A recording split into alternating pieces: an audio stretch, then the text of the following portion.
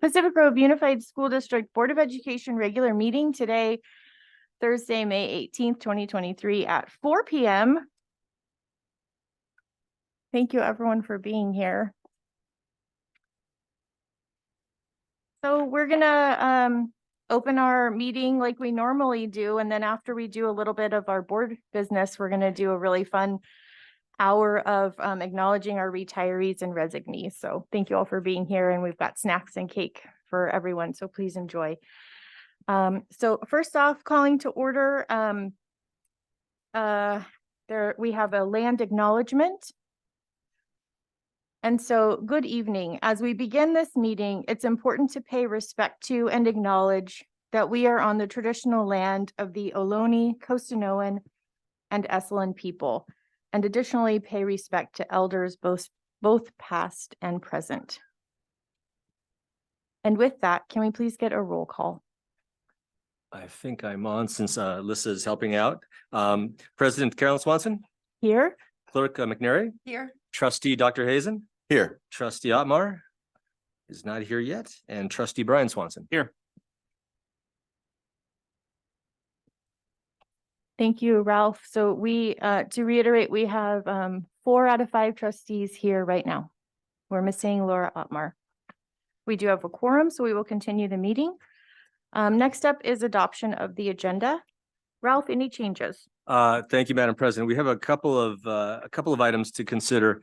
We're going to be, we did a revision on certificated assignment order 17. However, we're going to need to pull that item for action. We need to make another correction that had to be made. Otherwise, we'd have to rescind the order the next day. So we're going to take care of that. And if we pull that to action, we'll make sure to make note of the revision. There's just some corrections on action discussion item A. There's a resolution. We just needed to make some changes from PGUSD to PGUSD. The wrong resolution was printed. And then moving action discussion item J to consent. This was originally supposed to be on consent. And so we just want to move it back into consent, make it a little bit easier on the agenda as well. For board calendar, I have some adjustments for board calendar. I can talk to that one later. And then finally, we have a walk on that. The board was notified and it's in the blue folders. Contract for services with Positive Behavior Supports Corporation for the extended school year. This is getting us ready for the summer school. And that's all I have for you tonight. Okay, and so for clarity's sake, the action item J that we're moving to consent is the approval of the Desmos mathematics program? That's correct, yes. Okay. And what was the action item we're moving? We're going to need to pull item consent. D, the certificate assignment order. Okay, pulling consent D, and we're going to move that to action. Essentially, we'll do it right before action A. Yeah. And we'll call it pulled consent D. Correct? That'll work. Okay, thank you for those changes. Can I ask a point of order? Sure. Am I allowed to suggest we pull anything from the agenda as a board member at this point, or no? You can, sure. Okay, I was just gonna suggest we potentially remove item O, the board agenda format regarding individuals desiring to address the board from the agenda, if it's something that the board would also like to do. I understand if not, but just wanted to suggest that. Did you want to move it to a different agenda? Are you pulling it to postpone it? I was suggesting we pull it permanently unless it is something we wanted to as a group discuss. Well, if it's already, in my perspective, if it's already on the agenda, when we get to it, Perfect. we can discuss at that time. Okay, that Yeah. sounds fine. Is that okay with the rest of the board? I think that's how we're supposed to do it. That's why I asked point of order, so I'm still learning. Apologies. No problem. Okay, thank you so much. Any other board members? Welcome, Trustee Otmar. Thank you so much. I know that you did everything you could, and you're actually here earlier than I thought you would be. So it's only 4:04. We're only 4 minutes in. And Trustee Otmar, we are adopting the agenda at this point. So we're just discussing agenda items. And I think we are at the point where we can have a motion for the agenda and second it if the board agrees. So would anyone like to make a motion? And you know what, let me also, excuse me, ask for any public comment on the adoption of the agenda. And we've got some lovely folks here in person and maybe perhaps a couple folks online. So if anyone here would like to comment on the adoption of the agenda, this is your time. You're welcome to come up to the podium if you're here in person or raise your hand online if you are Online. Okay, I don't see anyone here in public making their way to the podium. And Louis, do we have anyone online? No one online. Thank you so much. Thank you so much for clarifying. We do have folks online, but they're not wanting to speak on this item. Do we have a motion to adopt the agenda? I'll move to adopt the agenda as amended.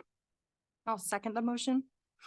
Thank you. Motion made by trustee Brian Swanson, seconded by clerk McNary. All in favor? Aye. Anyone opposed? Motion carries unanimously. Thank you all for that. Moving on now. Making sure I didn't miss any more of our business, but now moving on to the party part of our meeting this evening.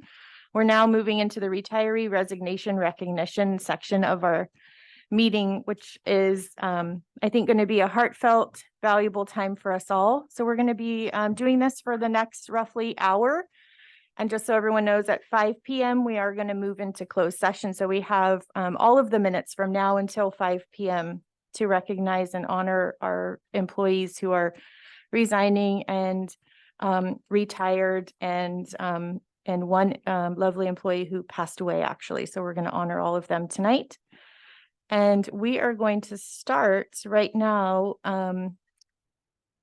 We're going to start by actually honoring our bus driver, noon duty supervisor, Vicki Miller, who worked for our district for 19 years. And I do believe Mr. Anderson, this is Director Anderson, would like to speak on that. Hi. So unfortunately, I didn't get to work with Vicki all that long. She retired shortly after I came here. What I could say about Vicki is that she didn't have an enemy in the world. She was fun to work with. She was joyful. She had a very contagious laughter. She loved the kids. She loved driving the bus. She loved her work. She loved PGUSD. We were fortunate tonight to have actually Wendy here. Wendy knew Vicki a long time ago and worked with her before Vicki came here. So she's a longtime family friend. So it's my understanding there is a plaque, and I would actually, if you don't mind, I'd like to invite Wendy up because she will be giving the plaque to the family. Thank you so So, much. Do you want to say anything, or no? She's a little too heartfelt. Okay. We're all very saddened by the loss of Vicki. It's very unfortunate that she unfortunately passed away shortly after her retirement. We miss her desperately. So. Thank you so much, Director Anderson, and thank you for accepting this on behalf. We have quite a few things here for you to take.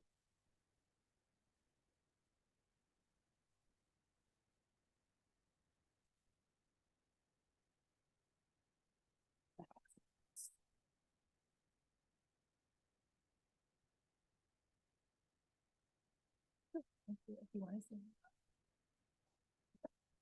All right. Thank you. Thank you, folks.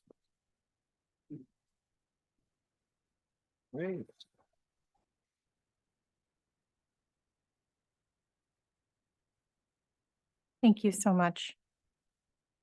Okay, moving on to our next retiree, Pacific Grove Middle School teacher, Wendy Milligan. And Wendy has worked for our district for 31 years.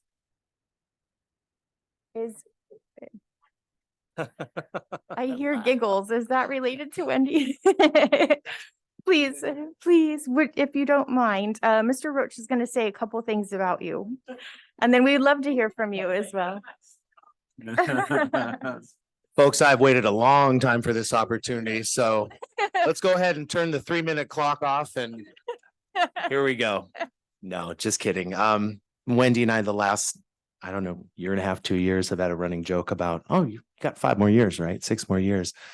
I love Wendy.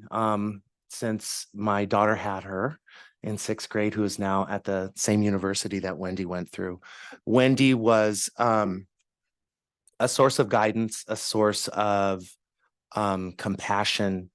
I learned quite a bit from Wendy, and not specific to language arts or history, but more about just kind of how to relate to this brand new middle school staff that I had.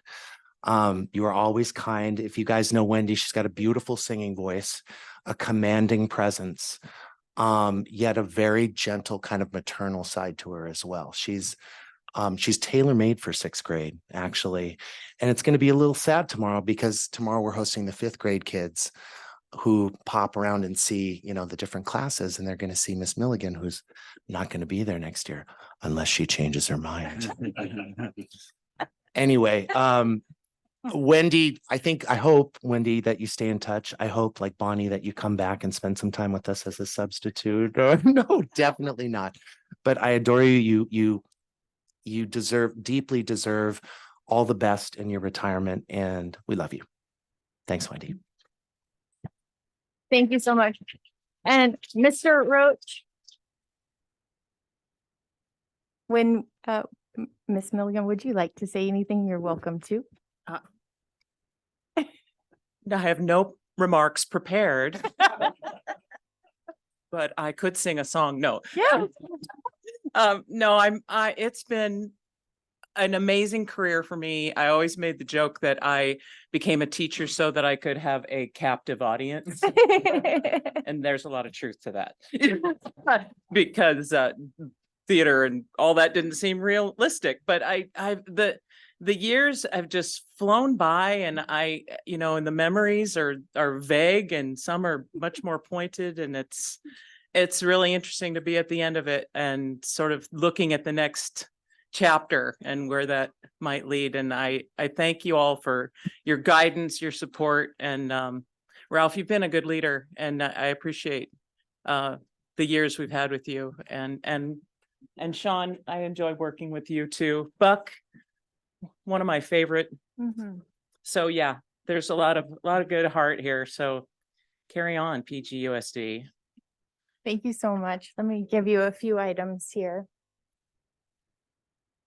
First, a flower.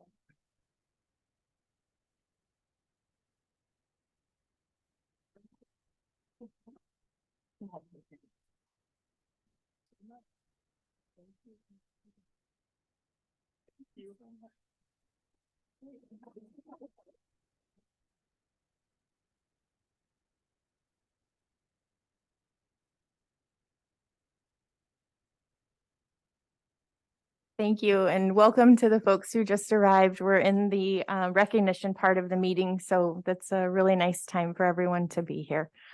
So next, we're going to recognize our recreation attendant and also special education instructional assistant, Evelyn Franco.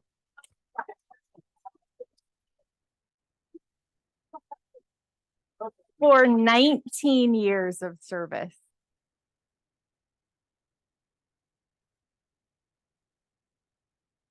And so we're going to have either Matt Bell or Claire Davies come up and say a few words about Evelyn Franco. There he is. Matt Bell, you're up. Would you like to say a few words? Can you hear me? Okay. Evelyn, where'd you disappear to? There she is. So Evelyn has been here the 9 years that I've been here and much longer. And what I know about Evelyn is absolutely her kindness, her gentleness, how sincere she is, her compassion for each of our special children. She's been a special education instructional assistant, providing direct instruction, intervention instruction to our students, and working very closely the last few years with Katie Krieger, totally intent upon closing those gaps, raising the achievement, but most importantly, raising the self-esteem of the child and letting that child know that they are well loved. And so we want to thank Evelyn. And besides that, she also did afternoon after school care. I don't know. I would always think, how does she have the energy? But she was always there. And so, Evelyn, we thank you so much for your years of service to our beautiful children.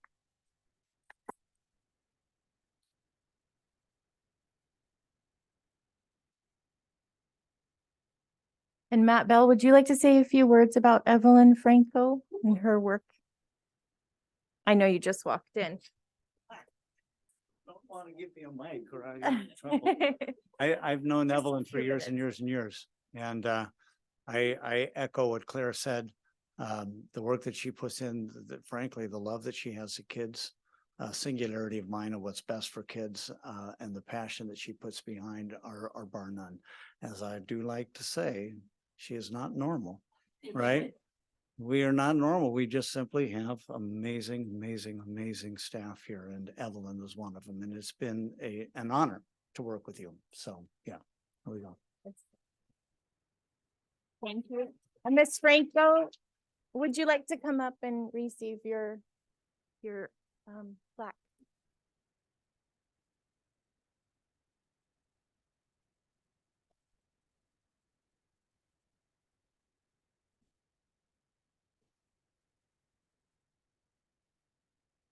Thank you, everyone. Thank you.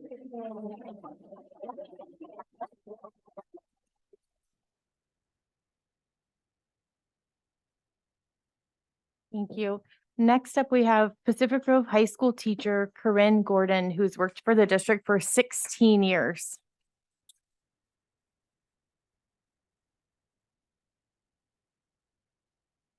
And Mr. Garcia is going to come up and say a few words, and then we would love to hear from Miss Gordon.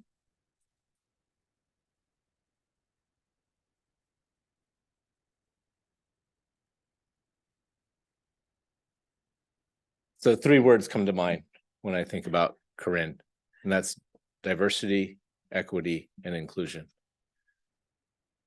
When I first met Corinne 3 school years ago now, I could just tell from the passion of those 3 words that she brought to the classroom and instilling that in her students. And it's something that honestly I looked at with a lot of pride. And I could see that what she was providing to our students and continues to do so, because she's still working, we got a few more days to go. What she's bringing to our students is something that they're going to carry with them throughout their entire life. And that's the impact of a wonderful teacher. And so, Corinne, congratulations. Very well earned, and I appreciate you.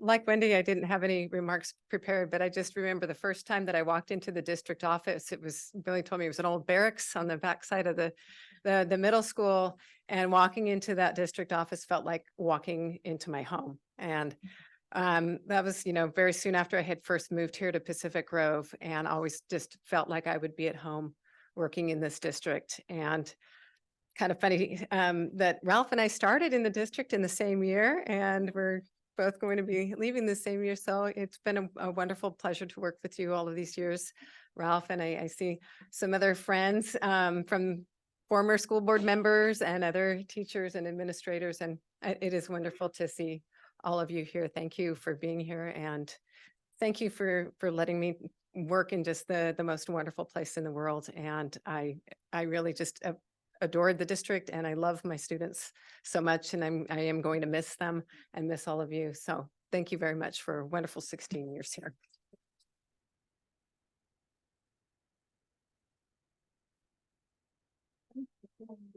Thank you. Thank you. Yeah, thank you very much.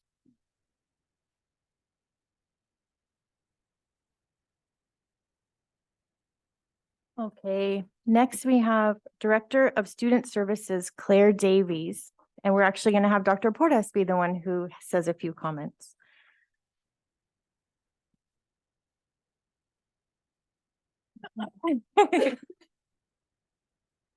Claire, I know Claire's here somewhere. There she comes.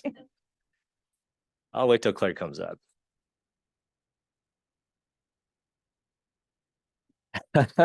With another beautiful piece of wood. Yeah.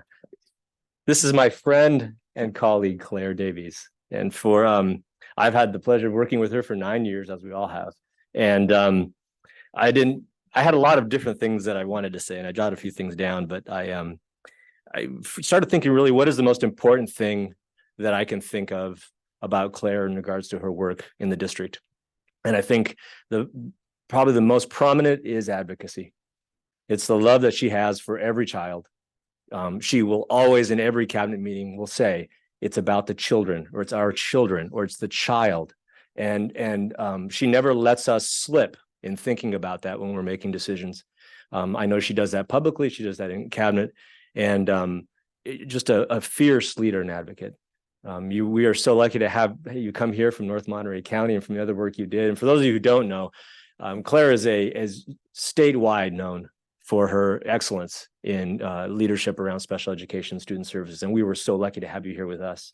Your smile, your great attitude, your funny sense of humor, the boots that you always bring.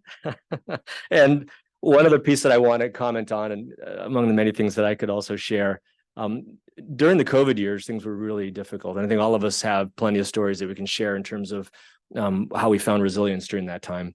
I found some of my resilience through Claire. Because she was the can-do attitude during that time, just lots going on. And she would constantly say, we can go to this district, we can go to that district, this is what we can do. And she found solutions for things that nobody else seemed to find. And it's that creative thinking that really, in me, made me realize we're going to get through this thing. And, you wouldn't necessarily think it comes from one person, but in my mind, Claire is one of those people that helped bring this district through. Claire, you're going to be missed in this district, huge shoes to fill. But you leave an incredible legacy here, and it's left by the students that have found so much success in their adult life, and the students that are coming up through the schools. Thank you so much for being a great friend to everyone and a great leader. I appreciate you. Thank you.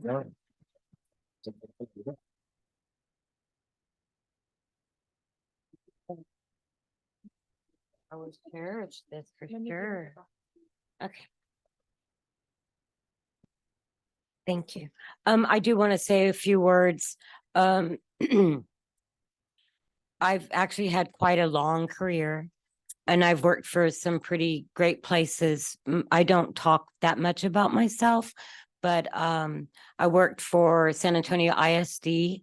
I worked for Edgewood Independent School District. Then I moved to California, worked for Berkeley Unified. I worked for Benicia, Santa Cruz County Office of Ed, San Francisco. Went home a year to take care of my father in his last year of life. I was the vice principal of an all-girls Catholic school, of which I had gone. And then came back to California, worked for North County. And then this opportunity came up. And when I came here, my commitment was that I would stay until I retired. And so it's been 9 years. The greatest gift that I've experienced in my career is working for Pacific Grove Unified. And it really is because of the beautiful community. It's fabulous administrators. I've never worked in a place where I love every administrator, my goofy brothers. I grew up in a house of 5 brothers. And so I feel like the principals, assistant principals are my goofy brothers again. And I just love everyone here. We do have absolutely the most wonderful, brilliant special education team that you can find anywhere. I love the district office ladies. And sometimes we're a little inappropriate, Billy, but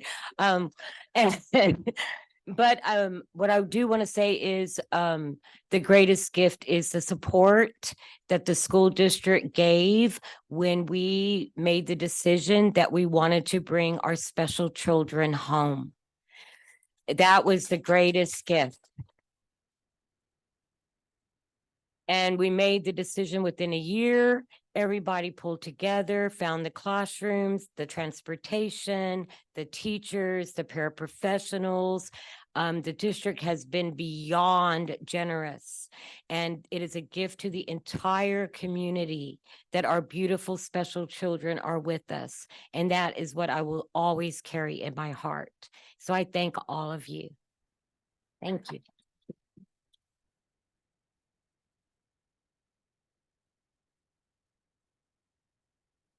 Thank you, Claire. And I do want to say one thing about you that's been incredible to me is that you know every single child in our district who qualifies for special education, and you know all of their needs. Somehow you know all of that in your mind. You have that memorized. So no matter what child, you pay attention and you care about them so deeply. You know our students. It's incredible. It really is. Thank you for that, Claire. Thank you. Next we have Director 2 of Human Resources, Billy Mackey, and Director 2 is the official name.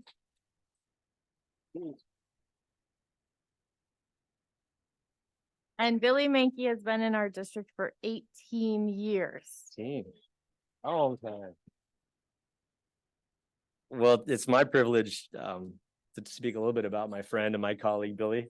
And Director 2, in other words, saying that the third person in command, basically, as it comes in terms of the administrative work. But Billy was one of the first people I met when I arrived at the district, into the beautiful old district office that we had. It was quite a building. Billy was one of the first people that I met, along with Robin.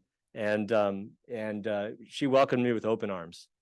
And she was completely gracious, introduced me to everyone that was in the district office at the time, offered to show me around the schools if needed, and really went out of her way, much more than you would think any one human resources person would do. It was pretty remarkable. And it spoke immediately about what was important to Billy. Be personable, be humble, be gracious, be giving, be kind, and to make sure people feel welcome. And I've known her long enough now to know that she does that for every single person. I wasn't the special one. She does that for everybody. And no matter who comes in the door, that's her style. And the other piece that is striking about the work that Billy has done and the legacy I think that she'll leave for this district, aside from probably, I think almost every employee has now been hired through Billy that's in the district now. Pretty close anyway. Yeah, maybe not, a little longer.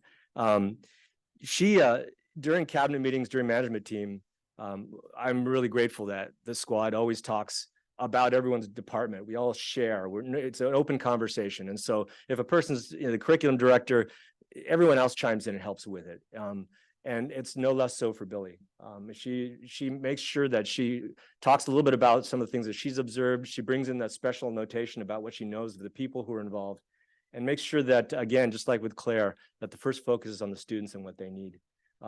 As a human resource director, she made sure that everybody, all the personnel got what they needed as well. And when someone needed something, somehow or another, she knew. And maybe it was some of the ladies that always help her figure that out. But when someone was in need in the district, Billy would come and let us know, so we could find resources for that person. And never once did she step forward to let us know that it was her that found out. She just kind of took a step into the background and let other people take credit, just as long as the work got done. So she's been an amazing friend. She's reminded me oftentimes when it's time to make decisions, make sure you got your head on straight and be thinking humbly. And it's been a good reminder for me. And this district is going to miss the work that Billy does. Again, huge shoes to fill, I know. And I know she's going to be enjoying her time in retirement with her grandkids and with the horses and with the work down in Paso Robles and with her husband, Graham. And I will miss Billy dearly. I know that Paso's not that far away, but certainly I know the district will as well. You've been an amazing friend to everyone here. So thank you, Billy.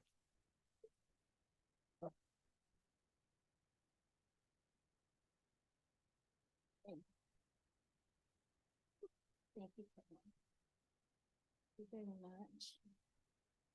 Well, thanks, everyone. I can remember my first day in the district, or my first breakfast, where everyone did the back to school breakfast at the beginning of the year. And I looked out at the audience and I didn't know anyone. And I was like, oh, what am I going to do? What am I going to say? How am I going to fit in here? But the people at the district office made it very easy to fit in. I felt very welcome. Oftentimes there were, curious things said from my dear friends. One thing that I'll share is that I was at the office for maybe a week, maybe a little longer. And when I first got there, we had anyone that's been in my office, my desk is huge, and it was my predecessor's desk. And we did some crossover time. I sat in a little student desk next to her big desk for a few weeks of cross training. And then after a little while, one of the employees in the district office said, I just wanted to ask you if you took a leave of absence from your previous district. And I went, what? I was like, oh no, I thought I was doing an okay job. And I explained to her, no, I did not. I just came fully into PG. And little did I know that 18 years later, I would still be here, but being, moving towards retirement. I just want to thank my the original board that hired me, every board member since, and our administrative team, our district office team. All of the work we do is, none of it is done in a silo. And we work together, and that's the only way we can get the work done for our teachers, our classified staff, and most of all, our kids. And I think sometimes people think it's the district office and everybody else, but it's not. The district office is here to support everyone else. And we are a team. Moving forward, you all know you have a wonderful management team. These administrators will do anything, to make things work and to support the kids and education in our district. Treat them well. They deserve it. So thank you, everyone.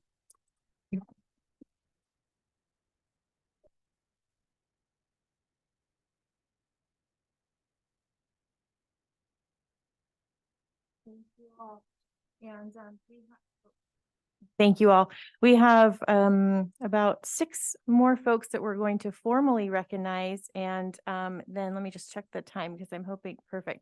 6 more we're going to formally recognize. And then the rest of the time is left open to any members of the public who would like to come up and speak and say lovely things about the folks who are moving on to new adventures. So our next individual is that we're going to honor tonight is Irene Preciado, and she was the the Forest Grove principal, and she is resigning after 1 year's term. And so if we have either Dr. Portas, thank you so much. Absolutely. And I know Irene is helping out right now at the adult school. I don't think she's here. But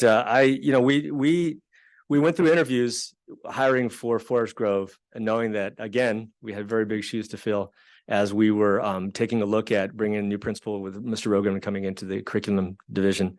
And as we went through the process of interviewing, along comes Dr. Preciado, who was just finishing actually her doctorate right at the time. And the presence that she brought and the dedication that she had immediately for our second language learners in particular just stood out. She was obviously devoted to all students and wanted to see them all do well, but she had a very keen interest in Forest Grove in particular and working with the population of students that needed more assistance with second language.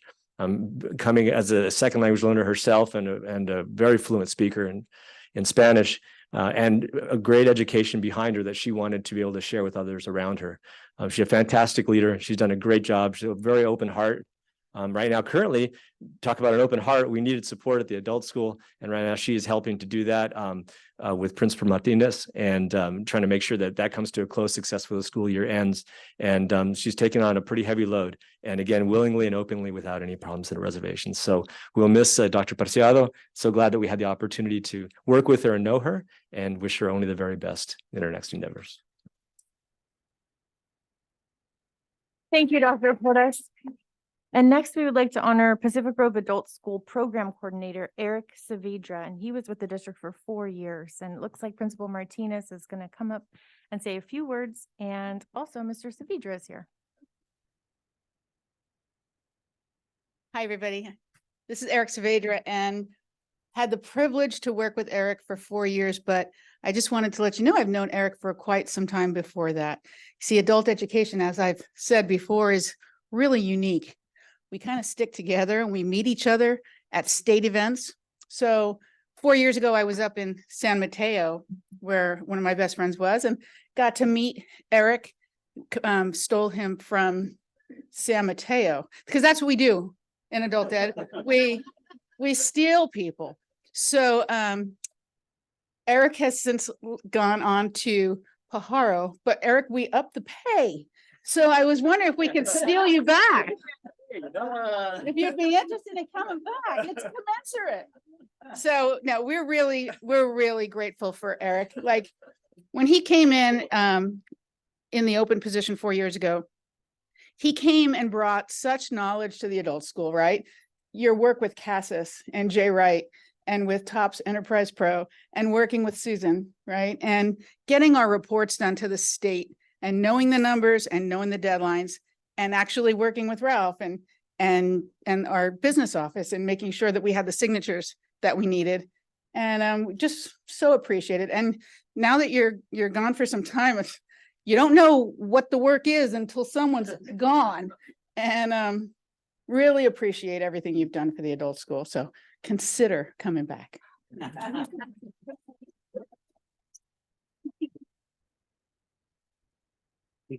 I'll just say a few quick words. I didn't know I was stolen. I thought I was the number one draft choice, actually.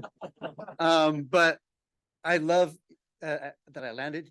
Well, I was drafted here. I felt coming from San Mateo, I thought I landed in paradise, and it's been like that. It's just such a wonderful district. I'm honored to have worked 4 years.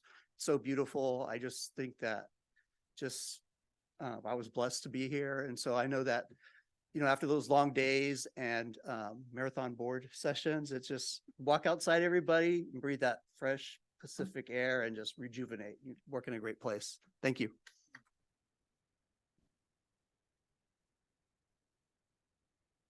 Thank you so much. And next we have honoring Nutrition Director Stephanie Lip, who is here tonight.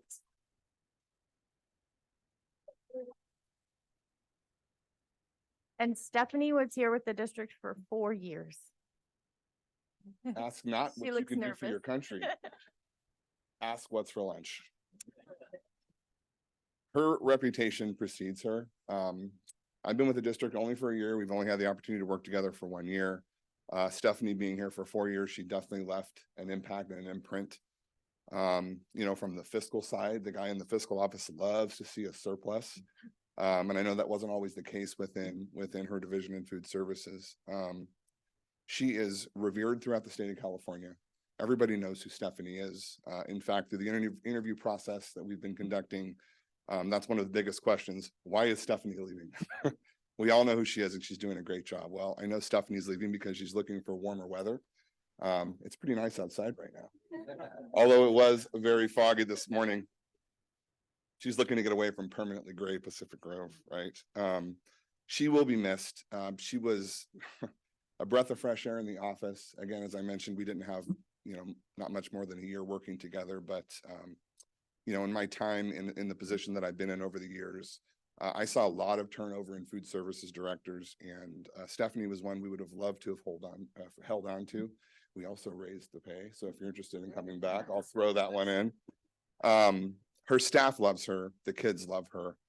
Going to the sites, I spent quite a bit of time in the first few months that I was here on lunch duty. And it was evident that just, her staff, the kids, the support she receives at the sites, it's phenomenal. And she's a big loss to this district, and I'm happy to see her here tonight.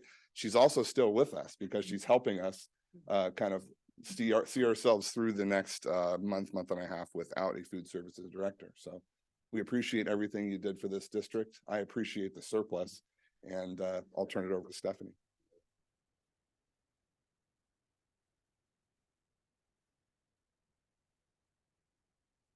Wow, it's weird.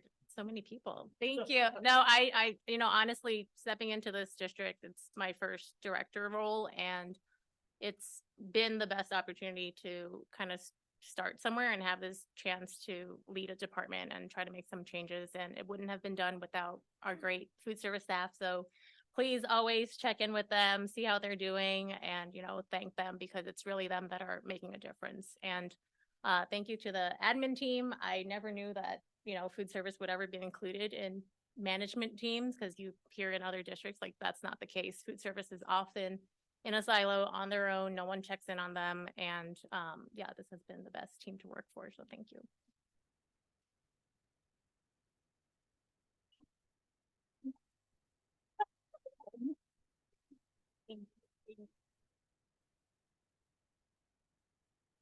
Okay, so we only have two more folks to honor tonight. Both of them have been in the district for 16 years.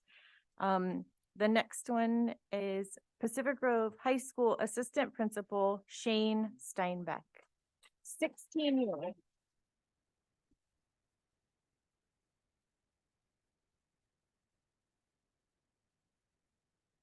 So Shane and I have only worked together for 3 years, but 2 of those were COVID. So those are like dog years.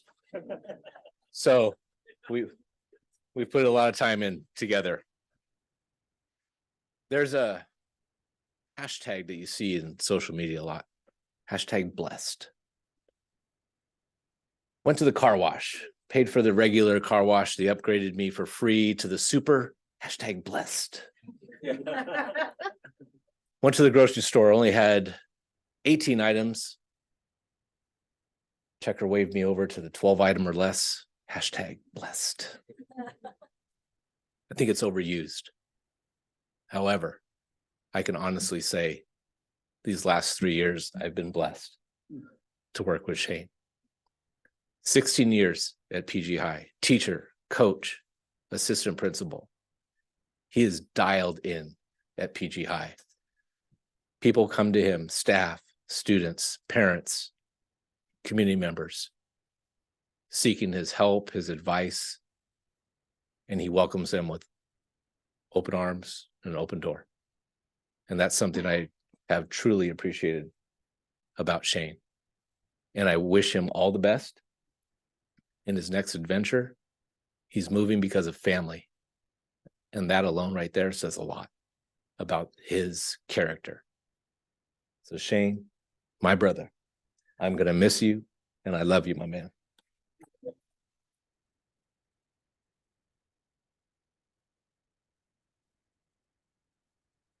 Boy, did I fool all you for the last 16 years. I'm just looking around the room. I see Jan over here. I see Billy. Obviously, you guys were the first two that I basically walked into, and I was like, "Hey, Shane." I was like, "Hey," like all scared and that, like wherever you guys were in back of the middle school over there, and just everybody just opened. Came when I came here with open arms, and you guys just hugged me, and it was just great. I was, for those of you who don't know, I started here 11 years as the Gov Econ teacher at the high school. I taught geography as well. So I saw freshmen and 9th graders and then 12th graders as they were leaving. It was a fantastic time. Had my second kid, and some of you guys may know, has a genetic disorder, very difficult, love her to death. And Claire stepped in and has helped me along the way. And you said it, like I had one conversation with Claire and she remembered everything about my daughter. Smith-Magenis syndrome. Nobody knows about that. And she's like, I know everything about that. And I'm just so awesome. And just back to Billy really quick, like it's just been so great to work with you, Billy. Just the most caring person I've ever met in my entire life. You know, you were just one of the greatest people to work with. And Corinne, you know, I'm honored to work with you for the last 16 years. It's been fantastic.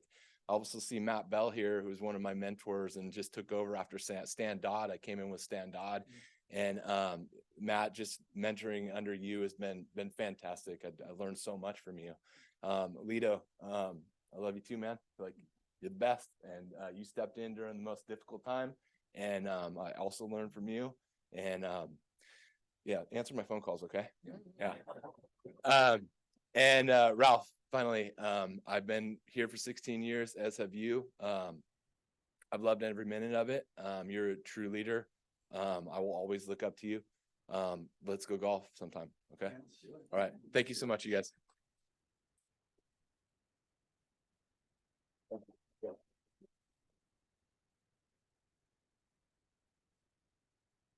And next we have our last employee that we want to honor tonight, and that is our 16-year superintendent, Dr. Ralph Portas.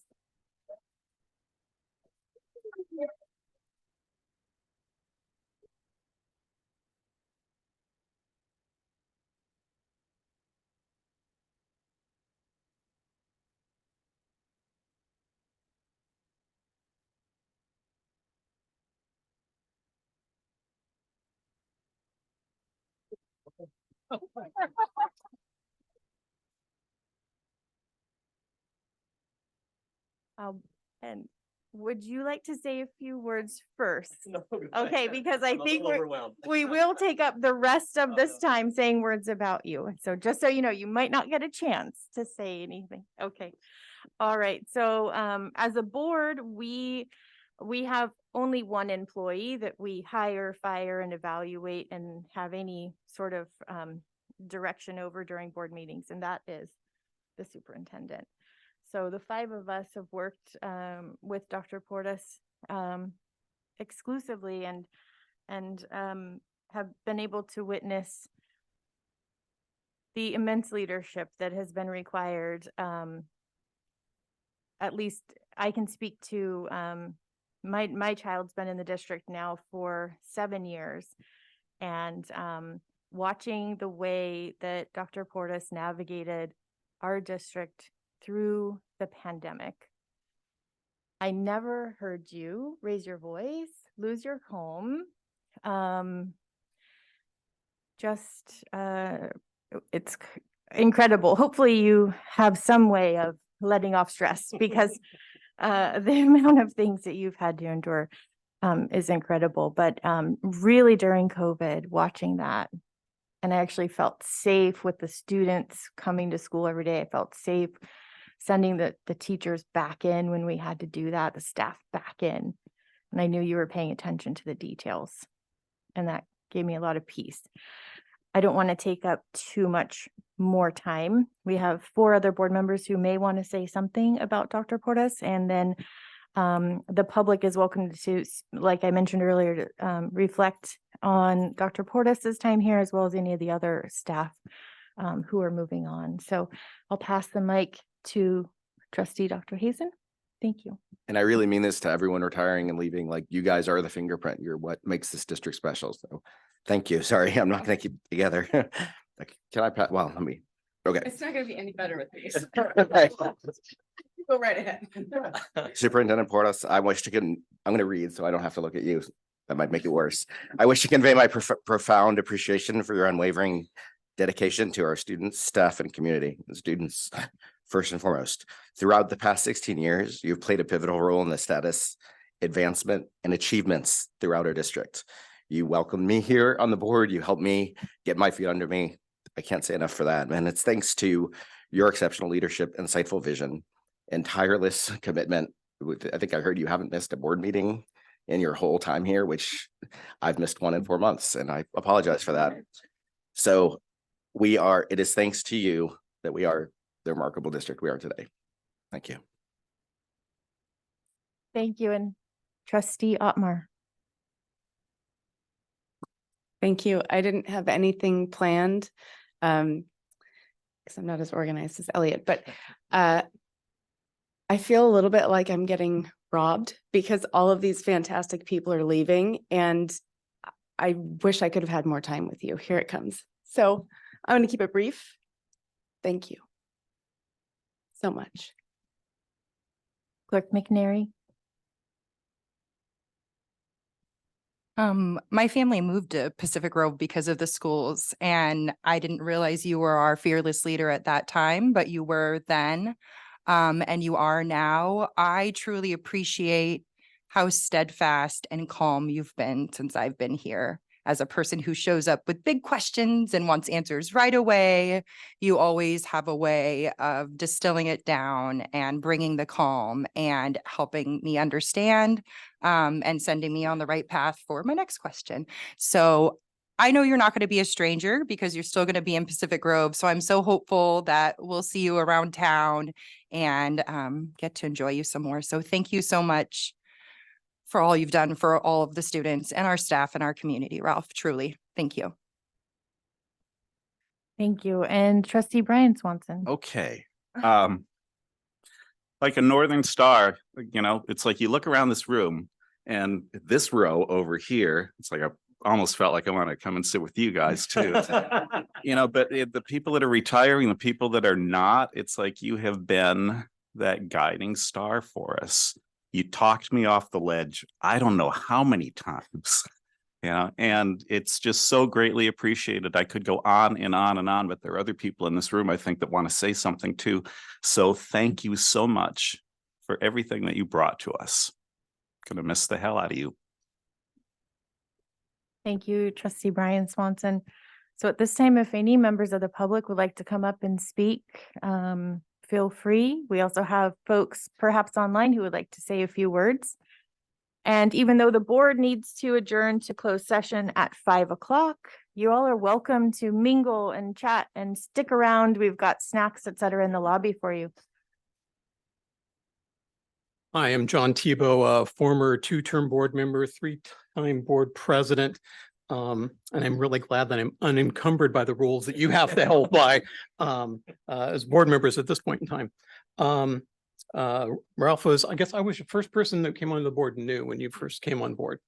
And it was an interesting experience to go through. We're kind of learning the ropes together. But a couple of things came to mind. One was that we were all fairly opinionated that were on the board. You didn't always get your way with us. And I always appreciated the fact that you were always willing to work with us, understand where we were coming from, take the direction that we gave, and it didn't have to be your way or the highway all the time. You really understood that it was a community that we lived in and we were working through this all together. Secondly, during one of my presidency years, was the year that you went off to be the president of the Northern California, AXA, the Northern California Board Administrators Association. And I thought for certain that was going to be your throwing out your resumes across the state. You had a big presence in big school districts. And I've always felt, and this is where I can actually talk a little more freely than I could have when I was a board member. You always worry a little bit in a small district like ours that you're either getting someone who's going to be at the end of their career wanting to kind of coast in with a comfortable gig after being in a bigger district, or you're going to come in with one of the up and comers and you're going to lose them to the San Jose, San Francisco's, LA's. It is an honor and a privilege for the Pacific Grove School District to have you take that tour and still come back and spend another 7 years with us afterwards. I did not think that was going to happen. You were well respected within the state. You are well respected within the community. You're well respected within the district. Thank you so much for everything.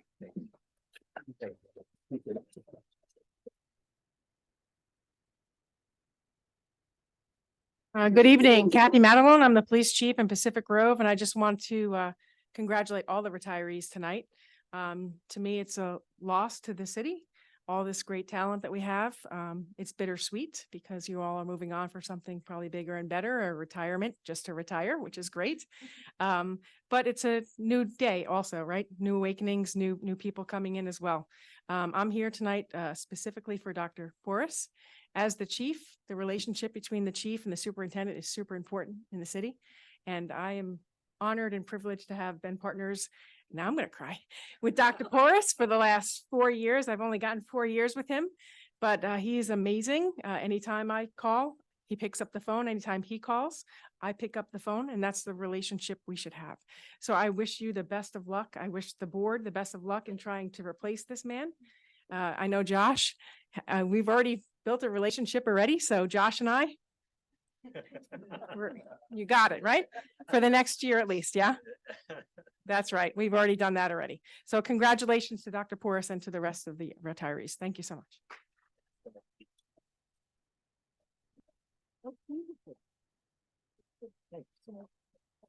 Appreciate you. Yeah, that's really. Oh my God. I've been deputized in case you didn't know.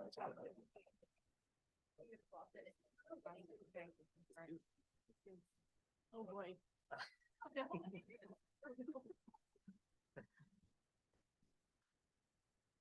I don't even know where to start. You know how I feel about you, but I just want to say I brought you a little something, so that will tell you a little bit more about how I feel.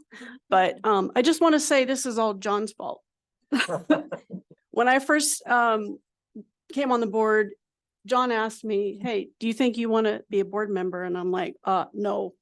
And I was doing PTA and all that. So I was scared, and Debbie Crandall does not get scared. But I didn't have one hesitation when I stepped in that first meeting with you because you made everything so easy and you explained everything. You're the kindest person I know.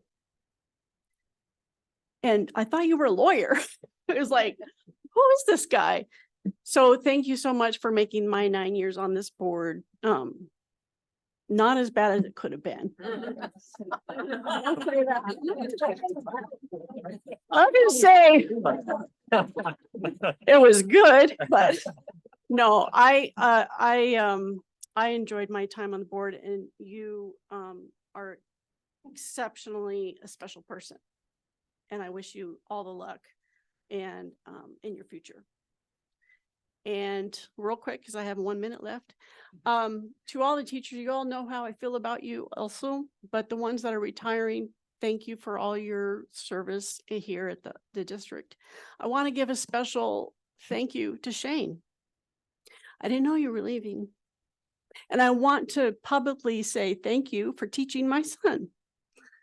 He is now going to graduate this December with history and anthropology majors. Wow. And it's because of you.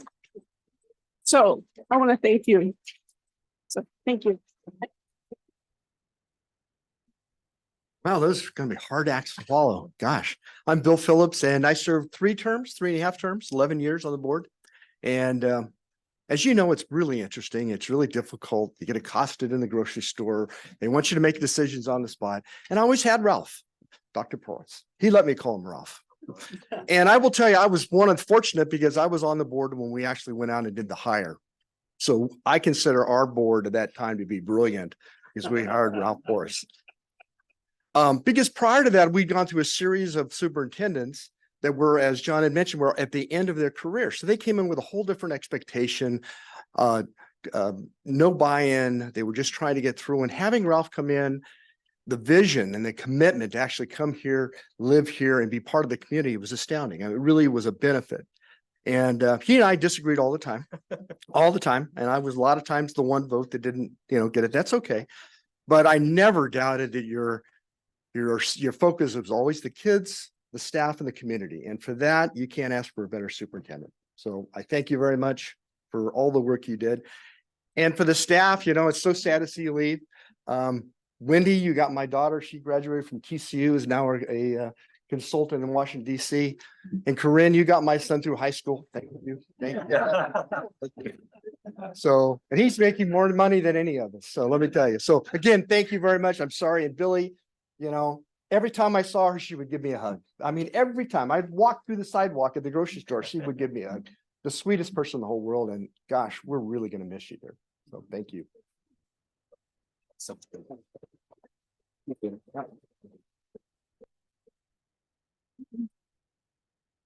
Hi, I'm Mike Nickum. I was on that board. Also, I served 10 years. In fact, my last 2 years, I was fulfilling the last term of Jesse Bray, who the building's been named after.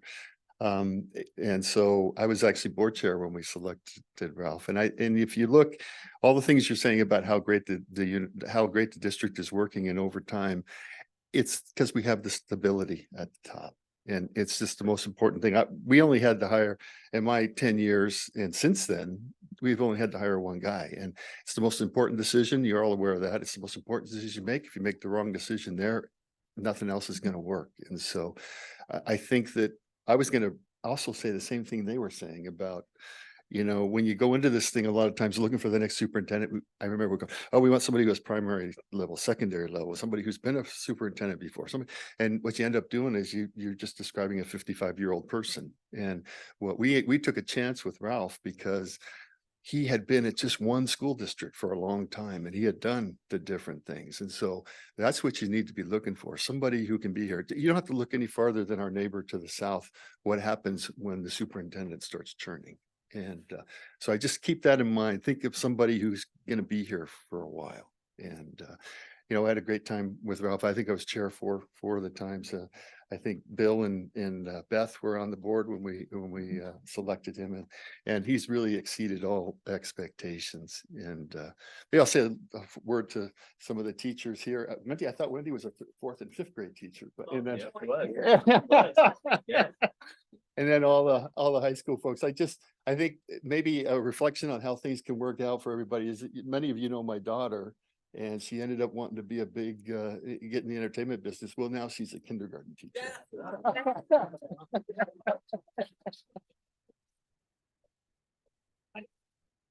Thank you. Thank you for your comments. It's now 5 o'clock, which means we are going to head into closed session, and we invite all of you to stick around for as long as you like. We'll be there until 6:30, so you have 90 minutes to have a party out here and enjoy the snacks in the hallway. Anything I'm forgetting, board? Anything? Thank you. I feel like I wish we had more time to chat. Oh, I have a plaque for you. Yes, let me give you that. Here, my fingerprints on it. Yes. It's heavy. Thank you so much. You're welcome. And here's your box for you.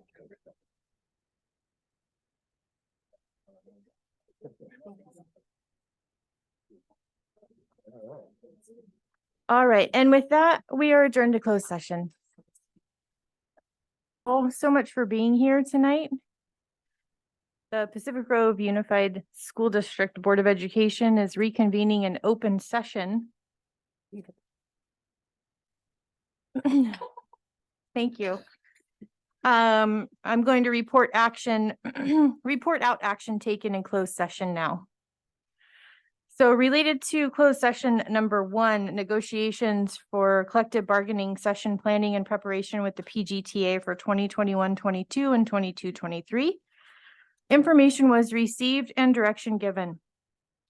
Item number 2, negotiations, collective bargaining session planning and preparation with CSEA 2021-22 and 22-23. No information was given.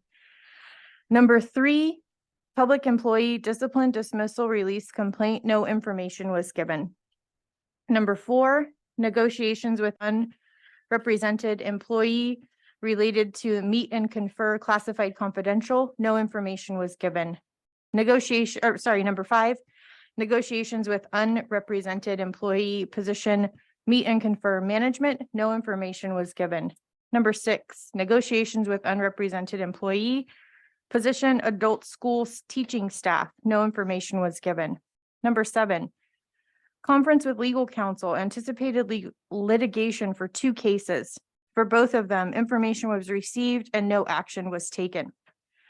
Number 8, negotiations with unrepresented employees, position assistant superintendent. No information was given. Number 9, negotiations with unrepresented employee, position superintendent. Information was received and direction was given. And with that, Ralph, will you lead us in the Pledge of Allegiance? You please join me in the pledge. I pledge allegiance to the flag of the United States of America and to the republic for which it stands, one nation, under God, indivisible, with liberty and justice for all. Thank you all. Moving on to the next part of the agenda, we have the Equine Healing Collaborative presentation. And this evening we have Executive Director Jennifer Fenton. Please go ahead. Talking to this? Yes, please. Hi, everybody. My name is Jennifer Fenton. That's for very short people. I'm sorry.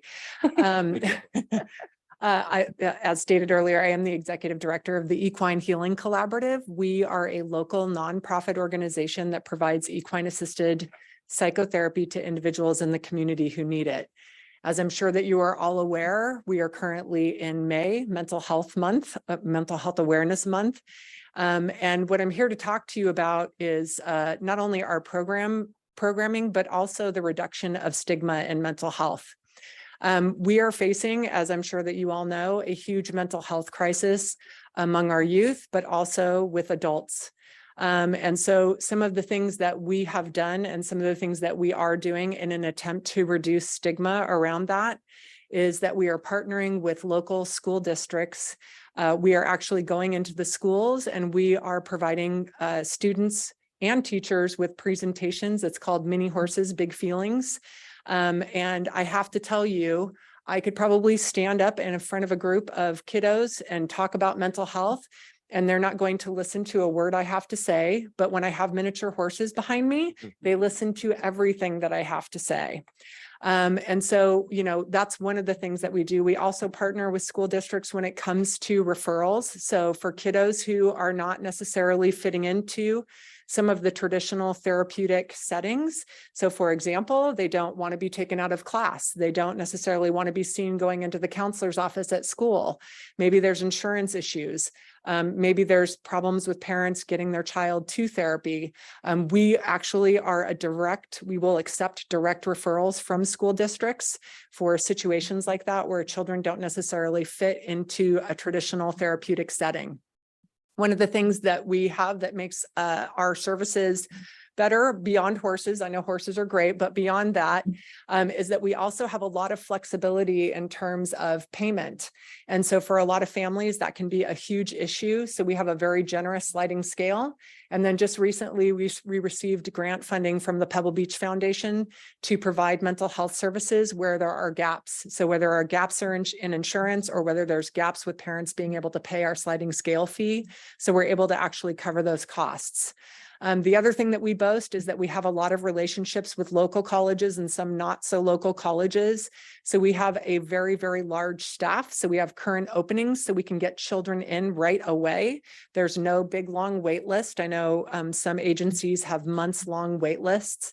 And so we want to make sure that when people are reaching out for help, that we're able to give it to them. We just recently signed a contract with CSUMB. So we're actually going to start taking their master's level social work students, as well as UMass Global, and again, some other colleges that are kind of sporadically throughout the country.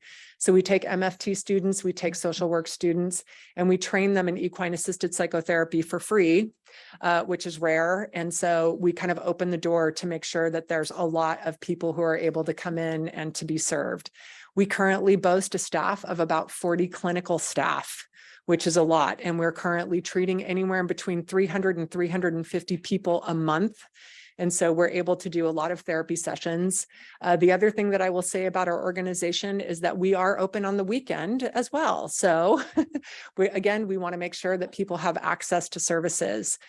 We have boast long after school hours as well. And then, like I said, we also have partnerships with other school districts to try and support their staff. We recognized early on in the pandemic that staff were struggling just as much as our students were struggling with the pandemic.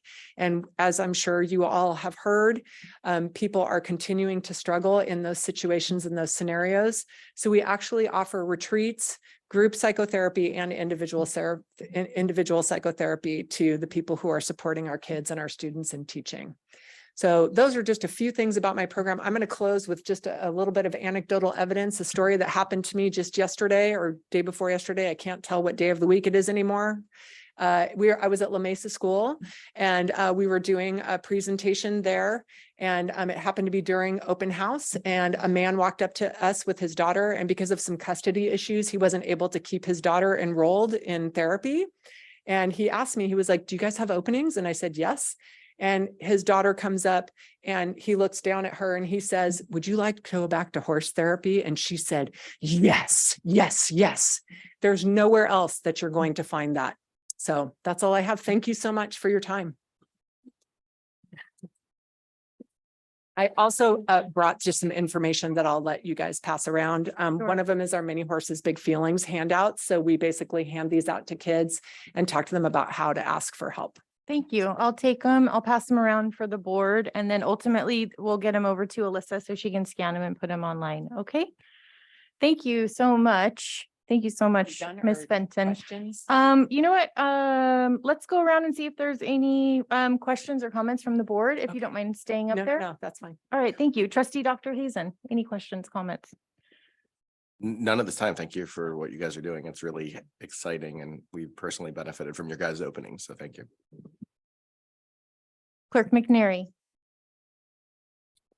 Thank you for the presentation. I think more of a comment. I would be interested in us exploring as a district what mental health services would be accessible through the Equine Healing Collaborative, but I guess that would probably fall under a future agenda item. So I will ask for that later in the meeting. Okay, thank you. Yeah, and we can also direct staff right now to kind of put that on your roster, right? To reach out to Jennifer offline and bring that back if the majority of the board agrees. Okay. Yeah, I Trust- would be in favor of that. Okay, trustee Otmar? Thank you so much for being here and for everything that you're doing. I'm excited to read about that and hopefully to have some little mini horses running around the school. I love that. I'll be there. Thank you. Thank you. And trustee Brian Swanson.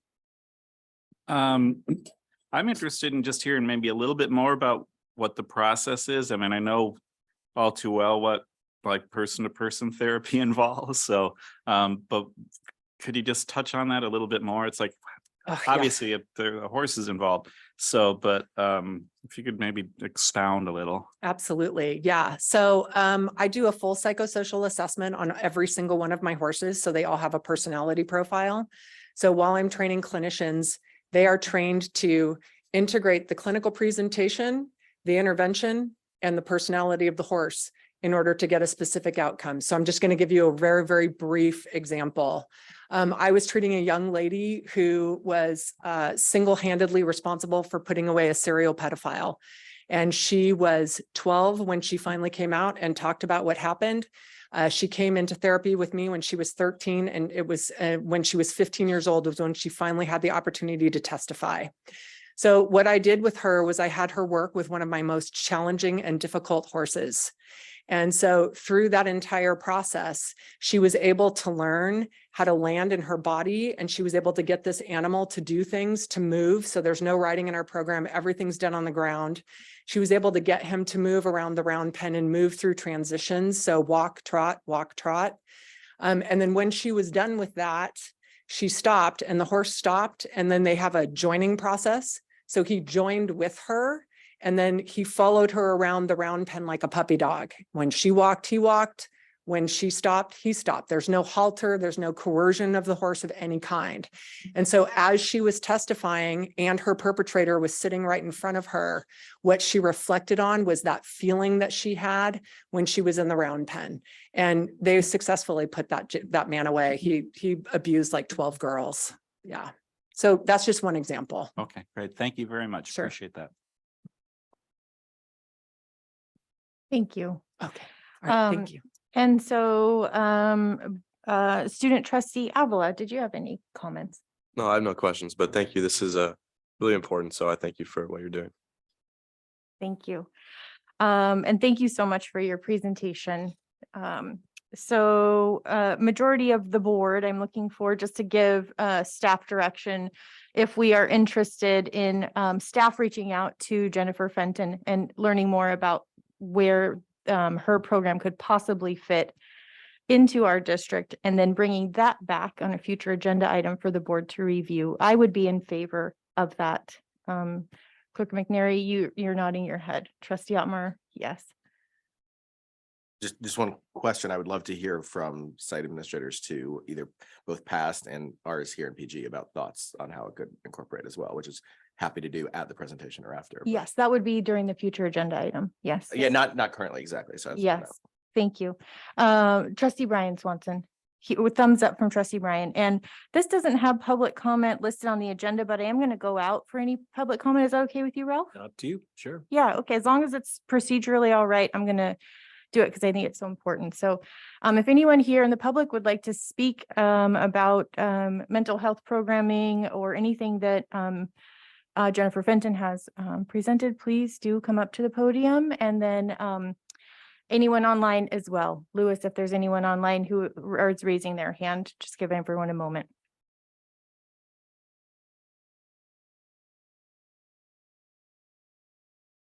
Okay, it doesn't look like we have anyone online who would like to say anything, and no one coming up to the podium. So with that, thank you so much for coming out and presenting your information for the work that you're doing in our schools. And Dr. Portas, do you feel like you have clear direction on what to do next? Okay, wonderful. Thank you so much. So we're moving on now into the agenda, onto our information discussion section, which is just a little bit early. We're kind of pulling this one info item to the side.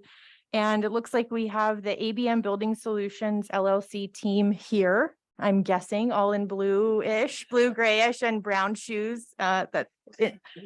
Okay, interesting.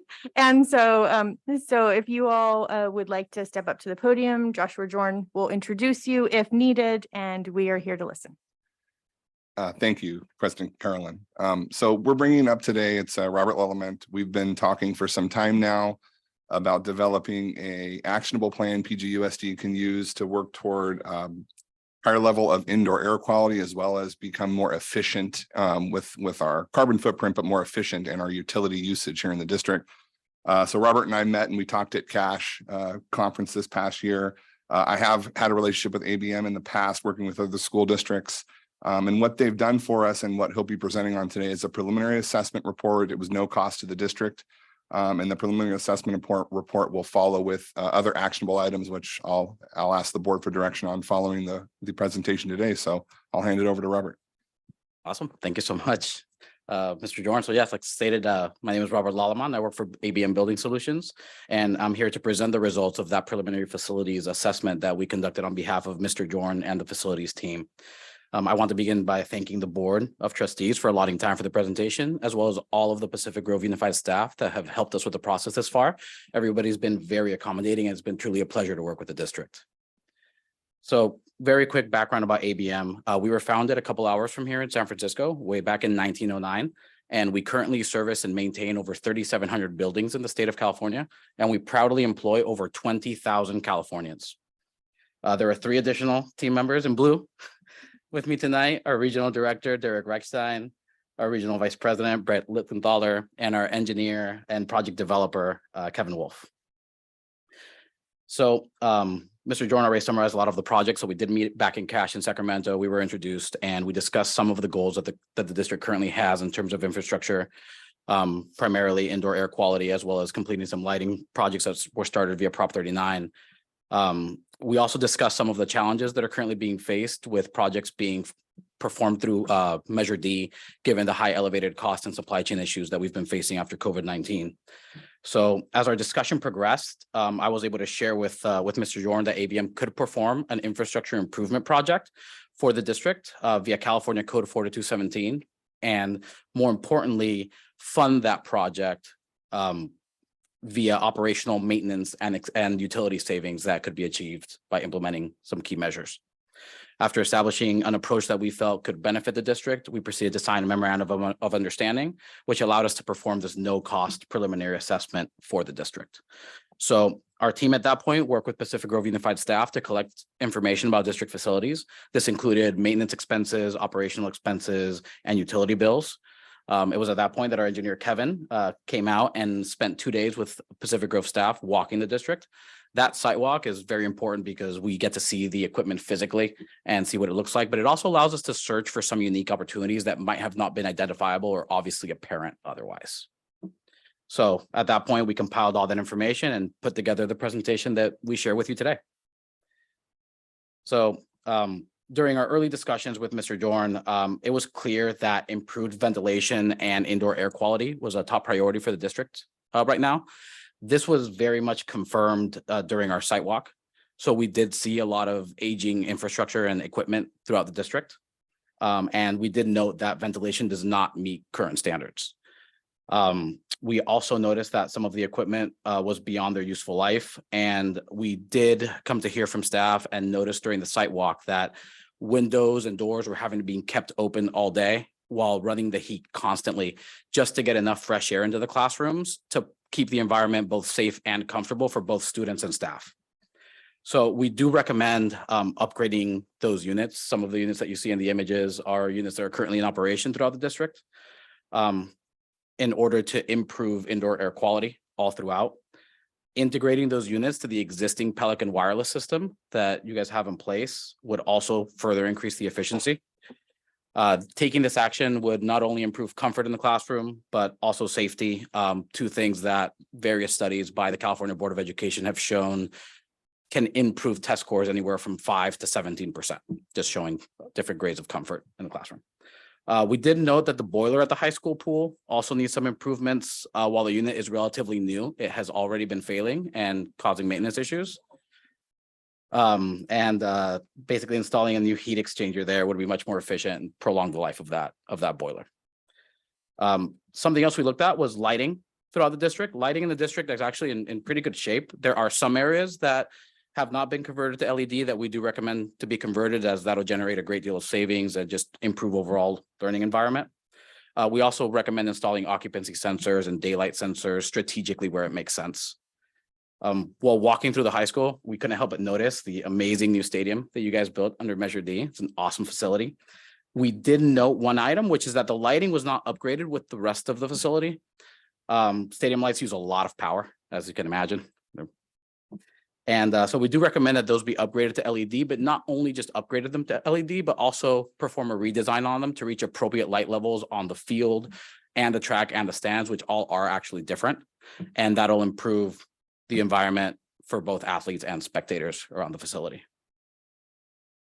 We also did take a look at building envelope and water conservation. So when we talk about building envelope, we like to think about it as the skin of the building per se. So think doors, windows, roofing, for example. So we did notice some aging buildings across the district, which again, isn't really a surprise. 69% of the structures were built before 1970. That being said, most buildings could use door weather stripping and sealing, some window sealing, and in some areas, we did find opportunity for window replacement. When looking at the water, is something that we did notice that water use for the district was actually exceptionally high. So typically, typical water expenses in a school district range anywhere from 40% to 50% of what the district spends on electric and gas. For Pacific Grove, water expenses were 88% of electric and gas, so double what we would have expected to see. So that being said, we would recommend upgrade irrigation controllers throughout the district, as well as installing leak detection. Replacing some of the water heaters and then installing pedal valves could be something, a smaller scale to reduce waste as well. The topic of energy resilience actually came through via discussions with district staff. So we're all a little too familiar with PG&E and their power shutoffs, unfortunately. It was brought to our attention that these shutoffs were actually causing a pretty big impact on instructional hours. And we typically think about a power shutoff causing problem with lighting or HVAC systems, but the challenge here is actually IT related. Power outages at the middle school, where the IT hub is located, has forced the district to lose crucial times of not only instructional time, but also operational time here at the district office, cumulatively amounting to about 6.5 lost days per year. While this would not really be an energy efficiency upgrade per se, it could be a considerable improvement to install a solar system with a battery backup or a generator to service the IT hub in the middle school, and therefore recover some of the lost instructional and operational time the district has been facing with those shutoffs. So the previous slide showed areas that have came into focus during our preliminary assessment. We did note some other potential improvements to be considered. For example, converting the baseball field to turf like the football field could provide relief from landscaping and irrigation costs. And it could also provide a potential revenue stream for the district by increasing community rentals. Is something that could be looked at. There's some opportunities to add plug load controls and make some building automation improvements. We identified some opportunities for added insulation in the attic, as well as roof repairs, which I know are actually being addressed via Measure D by the district right now. There are some opportunities for electrical service upgrades and some gas appliance that could be changed to electric. So that's pretty much what we saw during the preliminary assessment so far, but we can dig into a little bit what that means or could mean financially for the district. So here we can see the 7 sites that the district currently operates, along with their square footage and their annual utility cost. The average school in California, or school district in California, we take a look at your peers, they spend about $332 per average daily attendance on utilities. In the 2021-2022 school year, Pacific Grove Unified spent about $684 per ADA. So that's a little more than double the average district. Based on the information that we gathered so far, and please do know that this was still a high level analysis. We only spent a couple days on site and then did work back in the office. But we estimate that there are infrastructure improvements that are available right now that could generate about $190,000 annually in energy savings for the district. So our goal would be to, get the district as close as possible to the average, or, maybe below ideally. In addition to the energy savings, we estimate that there could be about $63,000 in annual maintenance and operational savings that could be garnered from implementing some of these improvements. And some cost avoidance savings could also be realized as well, but we haven't quite quantified those yet. When we talk about cost avoidance, it would be something like avoiding the expense of replacing the boiler at the high school pool on the early side by prolonging its life, installing the heat exchanger, or avoiding landscaping costs at the baseball fields if upgraded to turf, for example. So essentially, based on what we've seen, this puts the district in a position right now to implement a project that would generate about $4.5 million in infrastructure improvements. And in addition, some of those very measures that we've identified were set to be funded by Measure D. So those Measure D funds could then be redirected and spent on other high priority items that might not have been thought of back in 2020 when the bond originally passed. So I've mentioned California Code 4217 a couple times, and while I know that Mr. Jorn has completed a couple projects using it in his past life before joining the district, I do want to elaborate on it a little bit, as it is an important mechanism to be familiar with. So 4217 allows a public entity to single source into an energy contract so long as the anticipated cost for that contract is less than the anticipated savings that the district would receive under that. So essentially, the project has to pay for itself for it to be allowable under California Code 4217. In addition to that, there are many advantages to be gained from it. It puts the district in a position to select a partner that provides the best value to them, as well as design the project in a collaborative manner.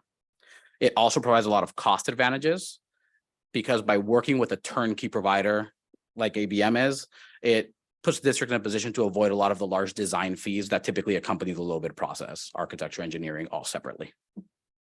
Using 4217 also puts the district in a position where the savings, once again, fund the improvements, right? So ABM will guarantee those savings, which is part of 4217, to essentially make the project pay for itself. It also helps the district avoid some of the pitfalls that happen during low bid. As part of the guarantee is that there will be no change orders or cost overruns, because once again, the project has to fit inside that bucket. Something quick that I'll mention, just because we did it a couple of weeks ago, is we do also have a team of grant writers that would work with the district to look for and apply for grants that might be applicable for the project. Just a couple of weeks ago, we worked with Mr. Jorn to help the district apply for a $2 million grant from the EPA. So good luck on that. Hope that comes through. As well as looking for applicable utility incentives and rebates. I know there's a couple that are available right now in this territory that could also help with funding. So we did identify a lot of opportunities for infrastructure improvements here at the district, and there are many benefits to be gained from implementing them. If we were to complete the key items identified, we could improve the productivity and health of both students and staff across the district. We could garner energy savings, as well as provide general fund relief for the district. In addition, we could also stretch the impact of Measure D. The world has changed a lot since March of 2020 when the bond was awarded, and those impacts are still being felt. Inflation and supply chain issues, while they have been somewhat alleviated, they are still elevating prices and causing delays, which therefore further restrict the ability of the funds to reach the goals that were originally set. We're in a position through one of these projects to strengthen the district's role as a positive steward for the community and help carry out its mission, which I've conveniently listed on the slide. And I won't read all of it aloud, but the last piece of it really does resonate with our building organization, which is to provide a positive, safe, and stimulating environment. It's actually something we strive to do every day. So through this process, we've learned a lot about Pacific Grove's facilities, as well as some of the goals that the district has in terms of infrastructure. And we would love to help you with that and be successful in achieving those goals. In order to do that, we would need to move on to the next phase in our process, which would be to conduct a full investment grade audit of the facilities here at the district and fully design a project. In order to do that, that does require board direction and a master development agreement to be signed by both the district and our team. The MDA would result in an outline of scope of work and would produce for the district a total turnkey, fully engineered, no change order, guaranteed project under California Code 4217. The goal would be to focus on the improvements that are of the highest priority for the district, but also those that generate the most savings, maintenance, operational, and energy, and therefore generate the most funding for the project and therefore for the district. Once that data is compiled and complete, we would prepare a presentation very similar to this one, but with a firm scope of work and financial analysis for the district to then review and approve to move forward if you so wish. So with that, I mean, I'd love to open it up to questions. Thank you once again for your time. We're all available to answer questions. Kevin, who actually walked the site, if anybody wants to get really technical. Thank you so much, Robert. Board, I'll go around and see if you guys have any comments and questions. Clerk McNary? Thank you for the presentation. I don't have any questions. I guess from my perspective, it looks like cost savings, increased safety for our students, better productivity in the classrooms, and a way to save some of our Measure D funds so that we might be able to stretch them a bit further. So I guess at this time, it looks like, it looks good to me. Mm-hmm. Yeah, almost too good to be true, right? That's what I wonder, like, what else Yeah, is there? what are the blue suits selling us today? Okay, trustee Otmar. Thank you very much for that. I don't have any additional questions. I had the same thoughts that Clerk McNary was just expressing. It sounds great to me. When you say that it will pay for itself over time, over how much time? So it really depends. California Code 4217 stipulates a maximum of 20 years, and it really depends on those measures that you implement, whether useful life will be 10, 15, or 20. I think in the basis for the analysis, we ran with 15 years just because of the way the pay scale penciled out based on the preliminary analysis, excuse me. But we can obviously look into that as well. Okay, thank you.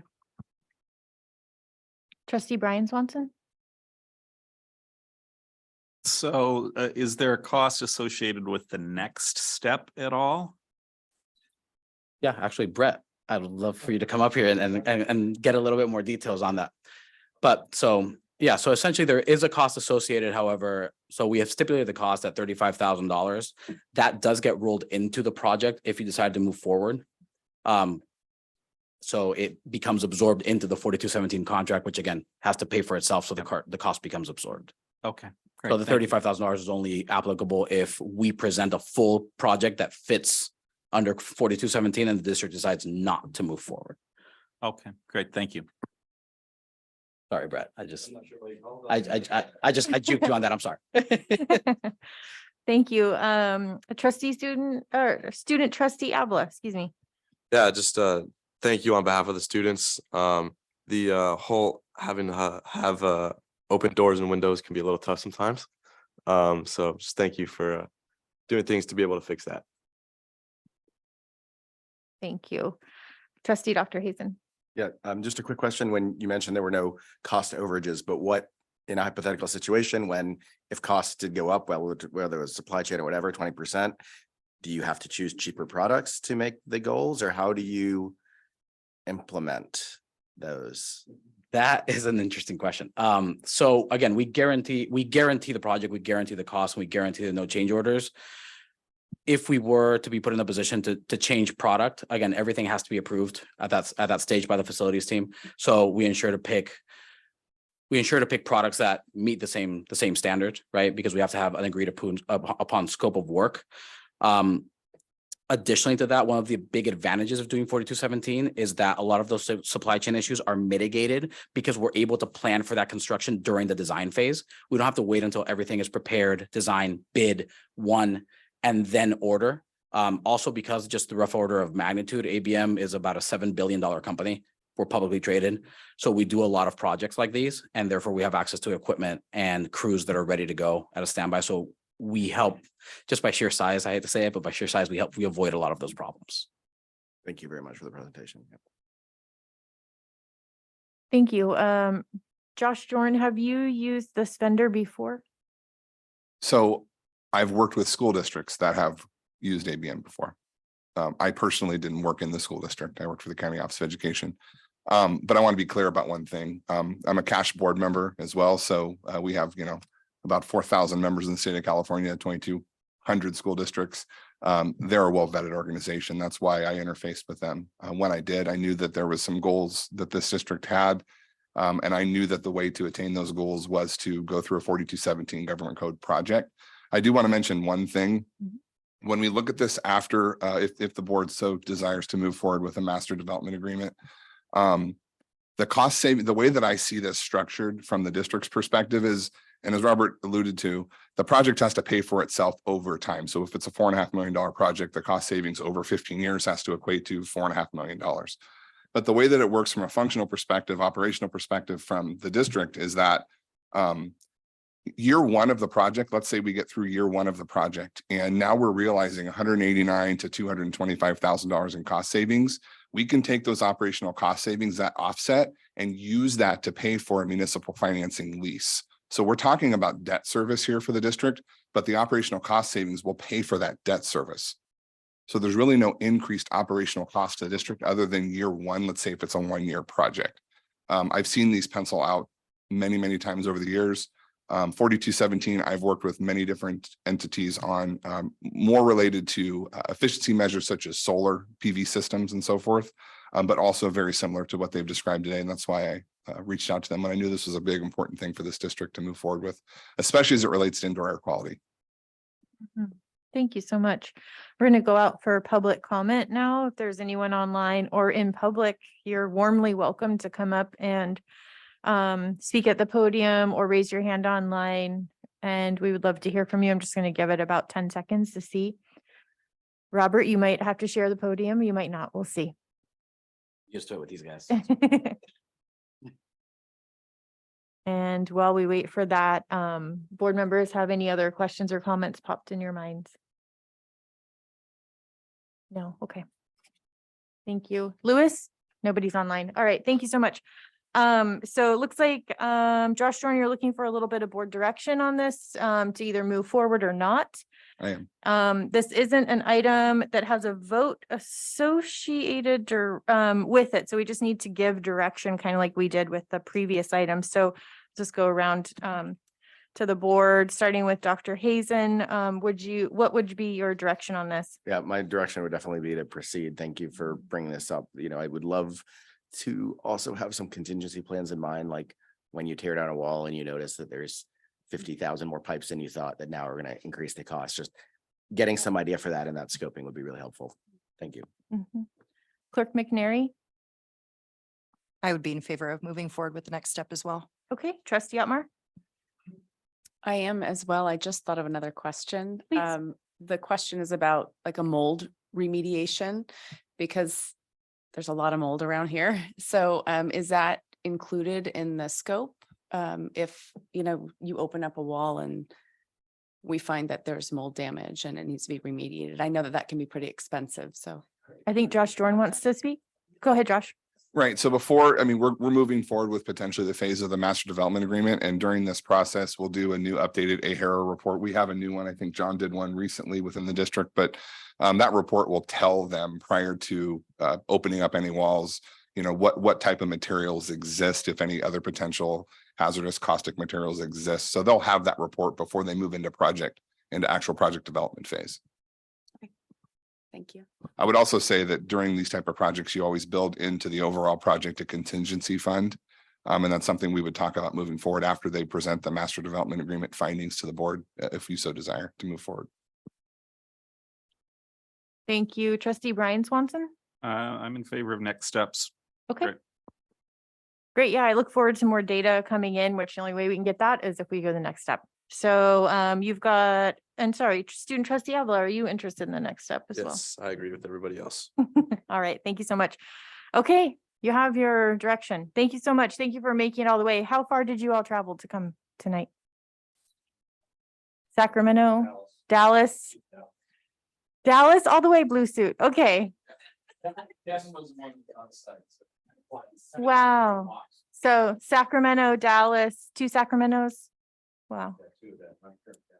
Kern County. Wow. Well, thank you so much for making the drive out to Pacific Grove. I hope you have a lovely stay here and have good food and good lodging while you're here.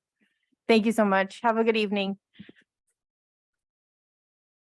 All right, moving on to the next part of our agenda is actually something really fun.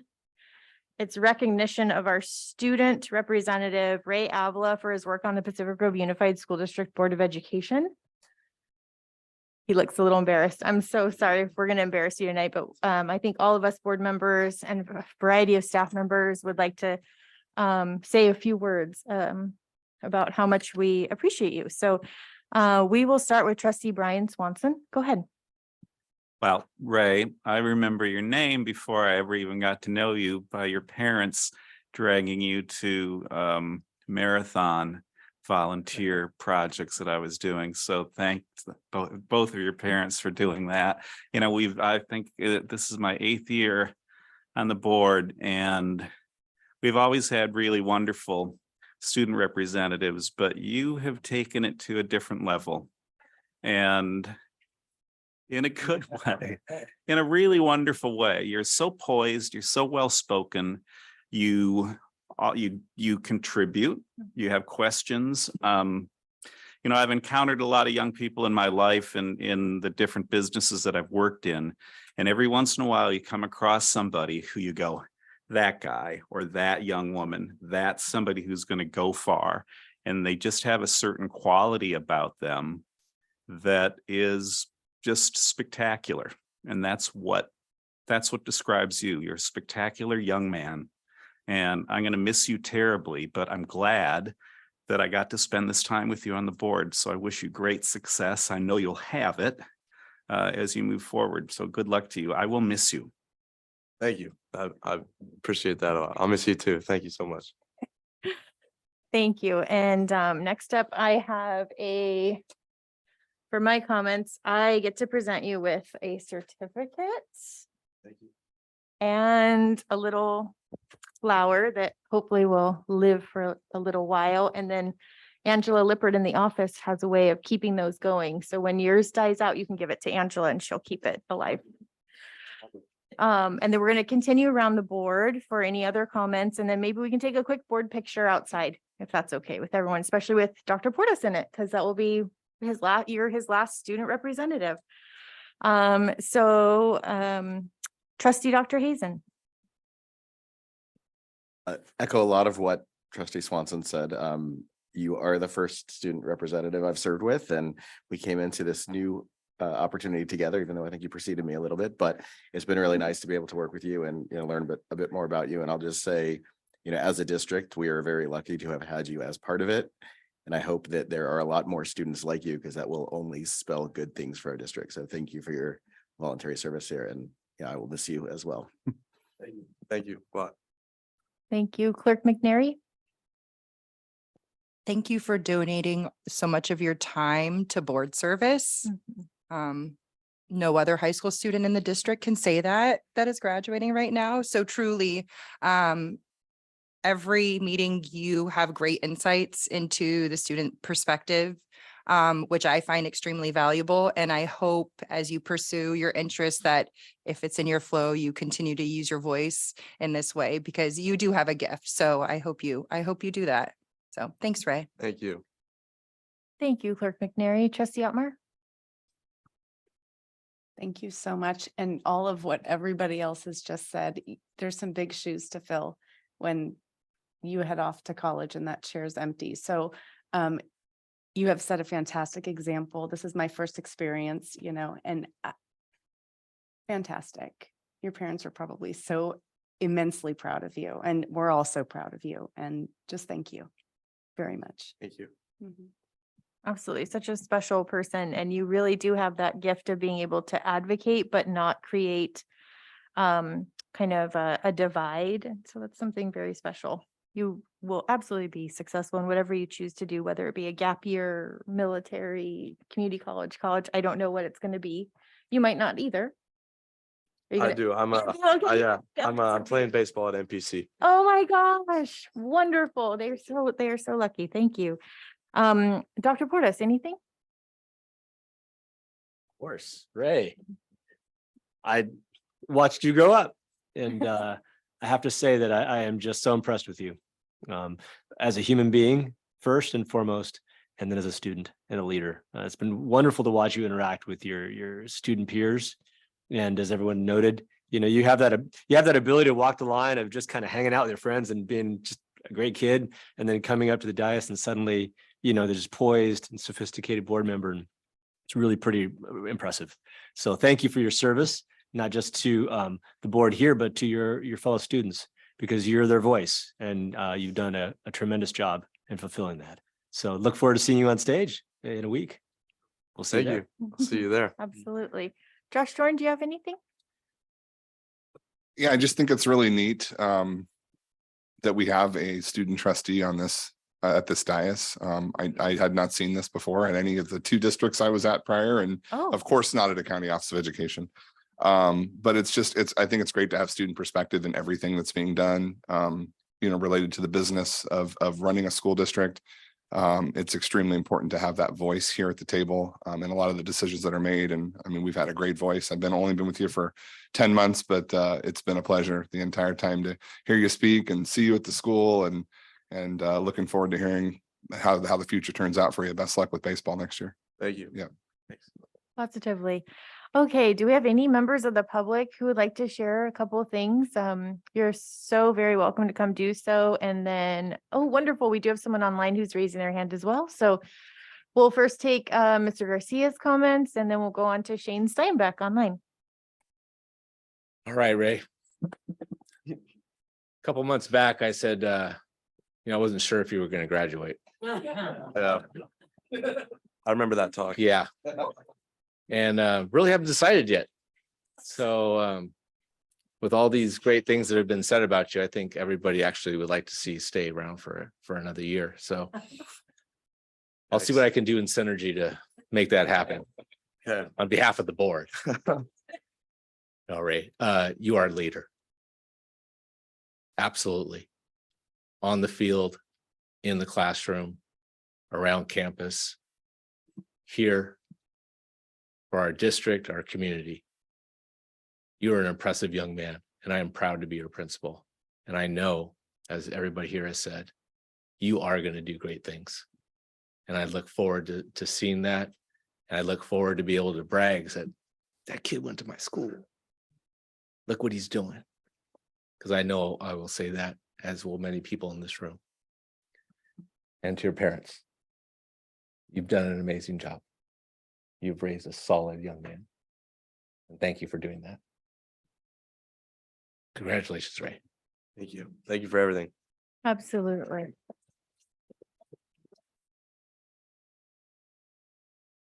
And you know that Principal Garcia means it, because he is a man of few words. So for him to speak so eloquently is really, really, really means something. That's really cool. Shane Steinbeck online. Yeah, hi everybody. Can you hear me? Yes. Mr. Garcia, you're a tough act to follow. Come on. Ray, I just wanted to say, and you know this, when I would stop you in lunch line or when we're in the student union, what would I say to you? You remember? Hey, buddy, come here, right? And I'd bend your ear. Yep.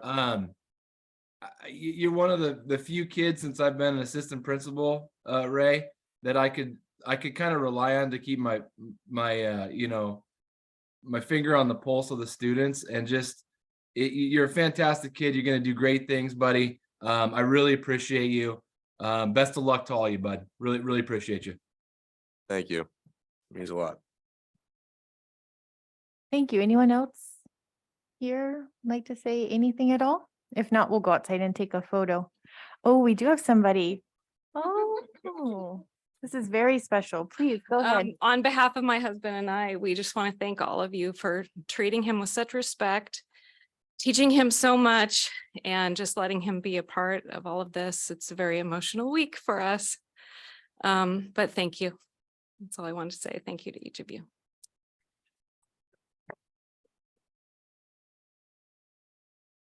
Okay, with that, perhaps we can go outside for just a quick 5-minute recess. We'll be back at 7:23. And if we could have a volunteer take Alyssa, do you mind taking a picture? Okay, thank you so much. We'll head out now.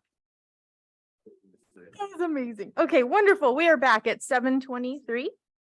And now we're headed into the communications portion of our agenda. So I will read off the written communications that I have received, and then the rest of the board members will do the same. All right, so these are the written communications I had as of today at about 2 p.m. An email regarding Monterey Peninsula Community College Governing Board Trustee evaluations, email regarding Pacific Grove Unified School District Network System Security. 2 emails related to board retreat information for community human services. An email related to the Congressional Art Award in Mr. Kelly's CTE class, which, by the way, one of our students won first place in that contest. It was presented by Jimmy Panetta. Very cool. An email related to board policy number 4131.7. I heard a cough, sorry.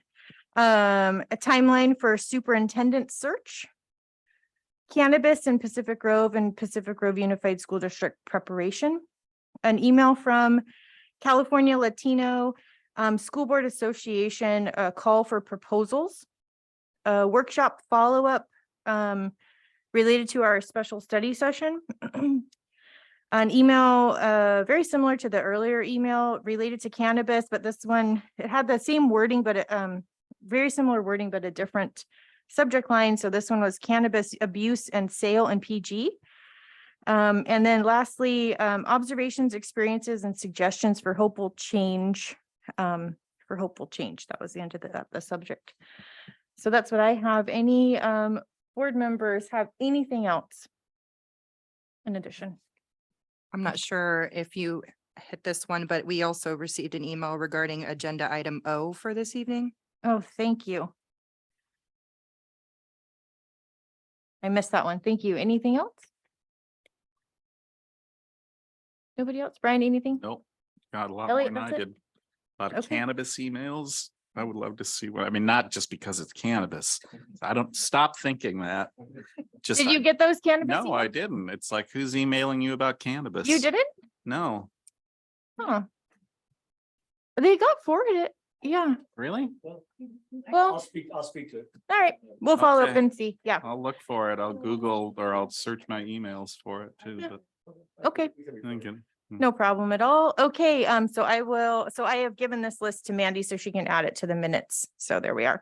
All right, moving on from written communication, board member comments. First up, trustee Brian Swanson. I think I've commented enough for tonight already, so I've got nothing else to add. Understood. I feel the same about myself, so I'm going to skip myself. Student trustee Avila. Yeah, just briefly, wrapping up the year, we had prom last Saturday. That was a very fun night. Thank you to Mr. Garcia and Mr. Steinbeck for all their efforts for that. It was at Wave Street Studios, which was a really cool venue in Cannery Row. So that was lots of fun. Today we had our Hello Goodbye rally, which we have every year, which is a rally that we have for the outgoing seniors, but also for the incoming freshmen. So the 8th graders from the middle school come up, and that was a fun rally. I saw a couple board members there. And then as far as sports are all done except for our softball team, which has their first playoff game on Saturday in Mountain View, I believe, right? Mountain View. So good luck to them. And it's just about it. Just finishing up a great school year. Thank you so much, student trustee Avila. Trustee Dr. Hazen. Yep, I've said enough as well. Thank you. Thank you. Clerk McNary. A board report item. I am our representative on the Community Human Services Board, and we had a meeting and an all-day board retreat today. So we met in the morning for our regular monthly meeting and spent the rest of the day talking about strengths and weaknesses and goals for the organization, and expansion of services for mental health, unhoused, and substance use prevention and abuse programs. I'm hopeful that in the fall, we'll be able to have a presentation from Community Human Services to see what additional services or resources we may be able to gain from that partnership. So that's all. Thank you. And thank you for spending your majority of your day there. Okay, let's see. Trustee Otmar. I have nothing to add right now. Nothing else. Enough Okay. comments for now. Yep. Board members, have I missed anyone? I think I got everybody. Okay, great. And so with that, we'll move on to the superintendent report. Thank you, Madam President. I want to just follow up on the cannabis question. just because I was asked to do so anyway, we had received an email from one of our community members, Mr. Gibbs, who had asked us to follow up on what the school and the school district is doing around education and prevention and just support of students in light of the new pot shop eventually opening up in town. And as the city council is discussing that item and all its impacts and effects.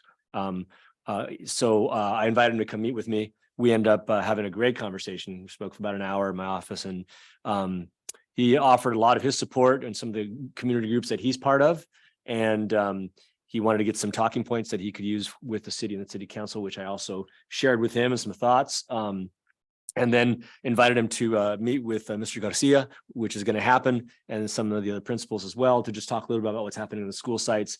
And he was very pleased with the interaction that we were having with our students and the education we're trying to provide, and knowledge of kind of being aware of what's coming down the pike for us. As you know, we over the past years, I've been very active in trying to oppose any opening of marijuana sales in the city. So now our next step is going to be doing the best we can to educate our students and inform them so they can make their best decisions. So that's what that email was about. And I think Mr. Gibbs will probably be back again at some point in time. I invited him to please interact with us as much as he'd like. So that's where that came from. Good conversation. I'm sure that more will come. And then the only other thing I'll add, because it's a large agenda. The rally, by the way, was a lot of fun today. That was a blast. I thought of all the teachers and administrators are watching the amazing flexibility of students on that gym floor. I think my back was hurting just watching the whole thing. I want to just say thank you to all of the staff, the classified certificate admin, for the work that's going on these last couple of weeks of school, especially. We're trying to close down, getting the last moments of education that you can with your students, and at the same time hosting the rallies, doing the field trips, doing the activities, helping students with their schedules. There's just so much happening, and it's sort of the unsung heroes out there. And staff is doing a tremendous job. And please know, we see it and we appreciate so much of what you're doing. And we're looking forward to a fabulous ending of the school year, culminating, of course, with our graduation of our 2 high schools. And we'll look forward to that. And again, thank you all the staff for the work that's happening, and looking forward to the last week of school coming up. And that's all I have for tonight. Perfect comments. Thank you so much. Okay, moving on to the next part of our agenda, which is individuals desiring to address the board. So I'm just going to read a quick disclaimer. It's just a couple of sentences here. Public comment on any item of interest to the public that is within the board's jurisdiction will be heard. The board will also take public comment on each specific action item prior to board action. Any individual wishing to comment on a specific item on the current agenda are kindly asked to wait until that item is being discussed. The board will allow a reasonable amount of time for public comment on each agenda item, not to exceed 3 minutes per speaker and no more than 20 minutes per agenda item pursuant to board policy 9323. So with that, moving into PGUSD staff comments on non-agenda items. Would anyone like to speak? You please do feel welcome. We've got anyone here in public, in person or online? Oh, we do have someone online. Wonderful. Okay, let's start with that. Go ahead, Lewis. We're unmuting Barbara Martinez. Hi, everybody. Barbara Martinez, principal of the adult school and safety director for the district. I have a couple of things. I just want to say thank you to Irene, Principal Irene, for covering the adult school. She's been amazing, dropping in every classes, amazing with our ESL students, and just so thankful that she's there at the adult school. And I would be remiss if I didn't honor Ray right now. And I know it's going to be a surprise to him, but Ray, I've been your Grandma Judy's neighbor for years. And we meet and we talk about you all the time and how proud we are of you. So I just want to publicly comment on how proud your Grandma Judy is of you and how I am of you. And I just wish you the best. You've been just such a great student rep. And I'm really proud to have you on the board. Just want to say that. Thank you. My grandma talks about you a lot. So. Well, good luck to you in the future. Thank you, Principal Martinez. Thank you. You're welcome. Anyone here in person? Matt Bell, go ahead.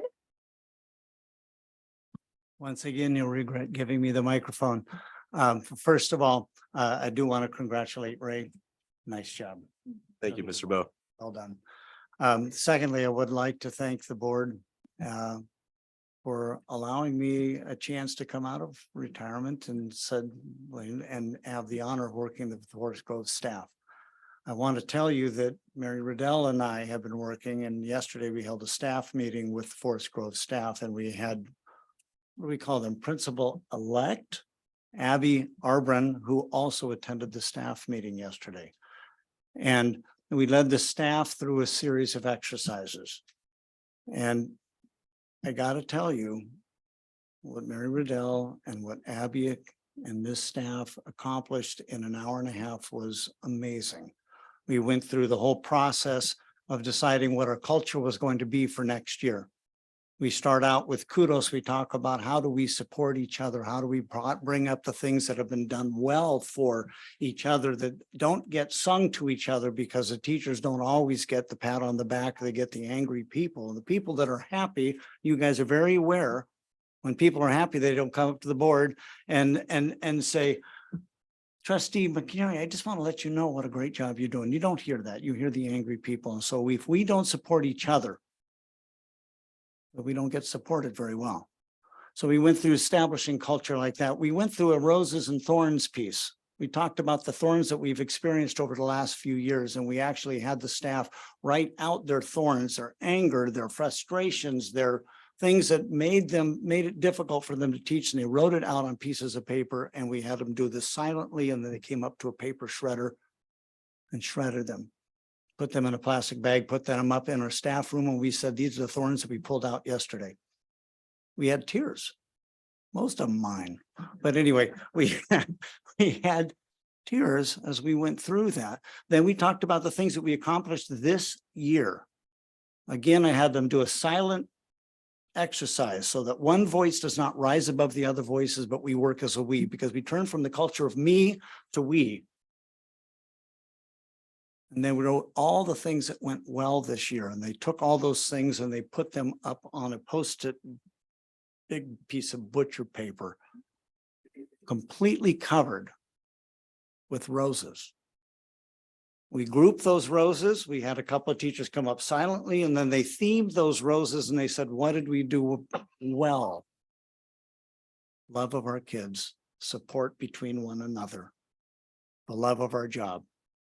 Amazing things. Every school could do this. Every principal can do this, but this is not normal. We don't have districts all through the state that can do this sort of thing. You know that. Then when we were through with that, I'm going to cover up this blinking piece here. And I'm going to tell you that we talked about what are we about at Forest Grove? Who are we and what do we want? Every fifth grader that leaves our school going to middle school, what do we want them to have? What skills do we want them to have? What behaviors? We did not come up with they need to be able to solve the quadratic equation. We did not come up to they need to be reading at the 12th grade level when they leave fifth grade. We've had them where they accept and look for mistakes so that they can grow. They can be kind to each other. That they know when to ask questions when they don't know how to do things, and they can be good citizens. You guys are all nodding at this. This is obvious. When we talked about their why of why they are there, brought this up with the teacher yesterday because we had our site plan, which will be presented to you soon. Talked about our site plan. We talked about what are our goals and the at-risk students that we have and how do we bring them up. And I asked one of the teachers, gee, we talked about this. We can come up with some funding. How do we come up with some funding for our EL students? And how do we bring our EL and our English language learners up higher? You go, I don't know if we can do this. I said, no, you get from the 10-foot level, get to the 30,000 foot level. Tell me what you want. She physically responded and she goes, what I want. And I said, right there, stop. That's your why. We will make this happen. Design it, we'll make it happen, because that's what we're about at Forest Grove. And frankly, Robert Down can do this, and the middle school can do this, and you know the high school can do this. What we have in this district is not normal. Abby Arbron is beyond excited. Staff is beyond excited to accept her in. Her leadership will bring this school into unity. Got amazing administrators here. You guys know that, right? It's an exciting time for this district. And you guys have a big job ahead of you to support your staff, support your administration. I wanted to say that because this is probably the last time I get to address you as an employee, right? So I go beyond, so I'll cover that up 14 seconds beyond or 14 minutes behind, I'm not sure, but I got to tell you, this is an amazing district.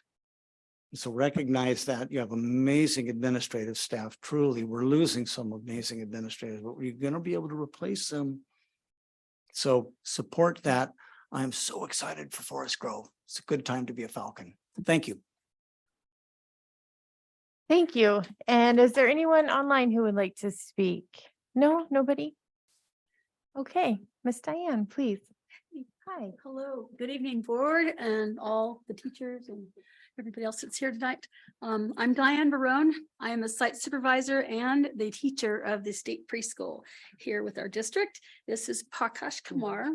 Prakash and I have been working together for, well, see, this is finishing my 19th year as in my position, and you're 35 years. 35 years. And I wanted to just say that our program is running strong. And I have parents that I had invited to come to talk tonight, but there's a little bit of a sickness going around. So a lot of parents are home with their kids for tonight. So I'm sorry about that. But I do have a couple of others that might speak up here. I want to say it's been a pleasure and honor this year. It's been a while since I've done a presentation for the board, since before COVID. And boy, that COVID, it was quite the experience, especially if you can imagine 39 weeks of boxed curriculum for over 20 children. Every Monday, driving up to our little preschool, and we had banker boxes full of curriculum that we circulated every week with lesson plans and activities for parents to do with them. But we did it, and we did it, with gusto. We're happy to do it. A learning experience, and I never have been a firm believer of systems. Been a little rebel along my lifetime, but I really wouldn't have made it without developing systems that would work. And we did that. So I'm so proud of that. So here we are, just letting you know we're alive and well. And we welcome you to come visit our program anytime. We have a morning class and afternoon class, and our graduation is going to be this Friday on the 26th at 11 o'clock at our little playground. And so we have 15 children going to TK and kindergarten this year. So we're so proud of all of them. But I want to say thank you again for all your support, because we couldn't do it without your support. And we've had some renovations of our playground, and that's still all in the process, and we're working on that, but we're looking forward to another year. It'll be my 20th year. And so again, thank you. And Prakash, do you have anything to say? Thank you. Okay. Thank you very much, board. Thank you. Miss Barone, was that Friday the 26th? It is. Okay. Yes. And what time is your graduation? 11 o'clock. 11. Okay. Thank you so much. Thank you. If you can make it. Thank you. I'm going to check my calendar. I hope I can. Okay. I love that school. Thank you so much. Yes, Miss. Wanted me to give my input, but I don't know if I should wait till the public comment part, or because you're still on staff. Yes, we are still on staff. Lewis, there is somebody. Okay, yeah, we'll follow protocol. We'll call you back up in a moment. Thank you so much, Mr. Moss. Is it Barbara Martinez? Barb, is that a current hand or an old hand? No, it's a new hand. New hand. Yes, Barbara Martinez, principal of the adult school, and I oversee state preschool. And I just want to say, oh my God, Diane, yes, you are a rock star. Prakash, you are a rock star. And yes, you are a rebel, and I love you for that. You are an institution. You both, you're a team, and the state preschool program is amazing because of you. Your Emilio Reggio program and your outdoor classroom and your input for state presentations. You have just done such an amazing job. I can't even start explaining how proud I am of you and the state preschool program. I adore you. and I want you to keep keep chugging on, and can't wait for Friday. Thank you. And to be clear, it's not tomorrow, right? It's next Friday? Next Friday, okay. Yeah, 26. Thank you. Okay, any other staff members here in public who would like to speak or online? Essentially, it's last call, so if anybody would like to speak. All right, I don't see anyone, so we're going to move on to community members wanting to speak about non-agenda items. And so if we have anyone here in public, Beth Jamas, thank you in advance. Beth Shamas. I have a couple things. But I was asked at the last minute, and I'm so happy to do this because I personally have a grandnephew that's in Diane's program. He's autistic. And when my nephew was trying to figure out what was possible, you know, I said, let's try the preschool. And he has had just an amazing experience there. He'd never been to any kind of preschool before. And so it was just, you know, I mean, he loves school. He comes every day. He says he loves school. He's got work on his speech, and but he's fit in so well. And really, that is to you two. Thank you so much. And so we should be proud of this program. It doesn't always get the attention maybe, but there they are. And they've been there for quite a while. So I support you. Okay, then the other thing, I didn't get a chance to talk to Ralph. And Ralph, I just want to congratulate you on 16 great years. And so I look back in my notes. Guess what I found? Well, here is your application on March 15th, 2007 to apply to our district. And did we do our interviews at Meals on Wheels somehow? I can see it. And I remember the other people, the other interviewers, viewers that we had. And then Ralph comes in. And he was the only one who came in with a note, with a yellow notepad and papers to, you know, he had things to give us. He was so prepared. And that always impressed me right off the bat. Like, and I couldn't understand why the other ones that were interviewing had been superintendents before. And I think they felt like they didn't have to do it, you know, like it was interesting. So I was reading this and I made notes on your application. And so I'm just going to read, if it's okay with you, Ralph. This one part that I underlined and I put, love that. That's what I put about what you said.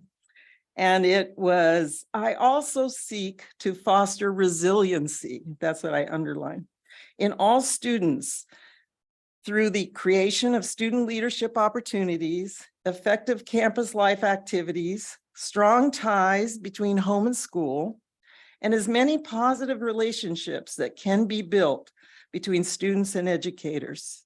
Ultimately, student success comes from a deep-seated belief that all educators wish to help students grow in their capacity to think, interact, and act as positive contributors to their community. And you have succeeded in that.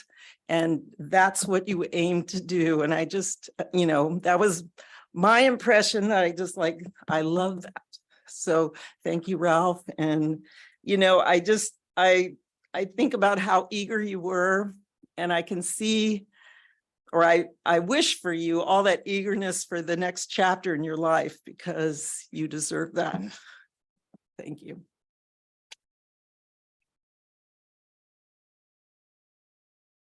I think that is a really neat piece of history, Beth, that you have, truly. So if you wouldn't mind, I mean, I would love to read that whole application. We should keep it.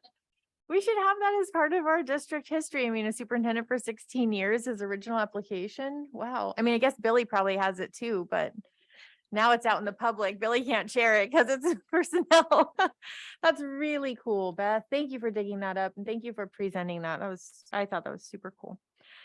Okay, everyone, any other community members wishing to address the board? Anyone online? We don't have anyone online, but we have, Ms. Akeem making her way to the podium, so please go ahead. Hey, nice to see y'all. Hello, my name is Dina and I'm here to save our Saturday choir. As you know, I've been coming before the board for the last 4 regular sessions to speak on how important the choir is and how much it adds to our students' lives. You've seen the proof of the program yourselves at the last board meeting when the Saturday choir came together with the elementary and middle school choirs and sang for you all up right outside. My purpose tonight is to find out where we go from here. We have yet to hear from the administration or the board on what is to become of the Saturday choir beyond you can make it into a club. To move forward at this point, we need facts and figures. So number one, logistically, what does that entail? Number two, is someone going to formally ask Michelle Boulware if she's going to continue on and provide a contract for that? Number three, what kind of numbers are we looking at faculty stipend wise after contract negotiations? So we know how much we need to fundraise and grant write to make up the shortfall and to provide scholarships for students who can't afford a club fee, which we would need to have. Number four, is there funding available for new club programs or art programs? Because if it is no longer a class, then it would be a new club and that takes funding. Number five, would it be possible to request a meeting for the administration to update the parents and the students and Michelle so we can continue to plan for the long-term success of this program? As parents, we just sat through a fabulous weekend of choir concerts with Monterey Peninsula Voices and Salinas High Choir, and it was entitled Stronger Together. I believe the district and the community can support the Saturday choir to continue this needed program. Our students now need us to be the stronger together and work towards our common goal of a successful choir and arts program. Thank you very much. Ms. Hakeem, would you mind submitting those questions to Dr. Portas? He will be the one who can follow up and get you the answers for those. Thank you. I believe a couple were also submitted an email to.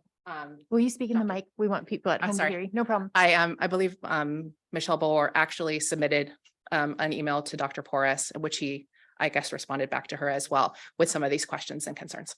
Okay, Okay, thank you very excellent. much. Thank you so much. Thank you. Louis, anyone else online?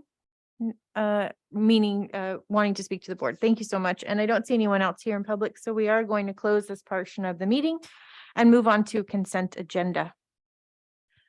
So consent agenda, I'm going to go around to the board and see if any board members have any items that they would like to pull off of consent. And I'm going to take a moment because we have been getting some items in the packet that have errors in them, or things omitted or things coming in after the packet has been produced. And so that's kind of what this blue folder is. And I'm just kind of scrambling because I'm hoping that we can limit these errors, et cetera, going forward, because it's such a scramble. I'll just be honest, as a person who works full time, having to read the packets, wake up early to read the packets, stay up late to read the packets, and having errors coming at us late is difficult. So I'd like for that to get limited. So anyways, we have consent items here. So we've got a certificated assignment order. That one has already been moved. We discussed that at the top of the meeting. Are there any items in the blue folder that are consent that got changed? We have a walk-on. I don't believe there are any on the consent, no. Okay. Just the action discussion items. Okay. We are moving one action discussion item to consent, however. Item J. We requested to have the item J moved to consent. That was the approval of the Desmos mathematic program. Yes, got it. I had the presentation on that already. Okay. That would be included in your approval of consent tonight if unless you decide to pull it back off. Thank you.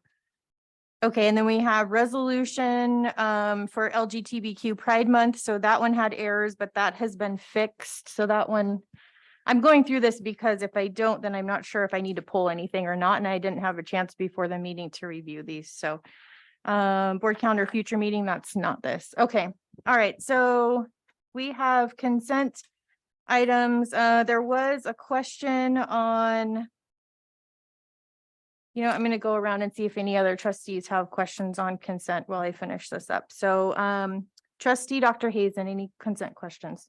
Nope, all mine were answered. Thank you. All of your questions were answered. Great. Clerk McNary? I either have questions or need to pull AA and BB. Okay. AA and BB. Trustee Otmar? I will be, can I pull at this time? Positively. I'd like to pull U, X, Y, Z. Double A and double B have been pulled, and then double C as well. Okay, thank you. And trustee Brian Swanson? Nothing to pull, thanks.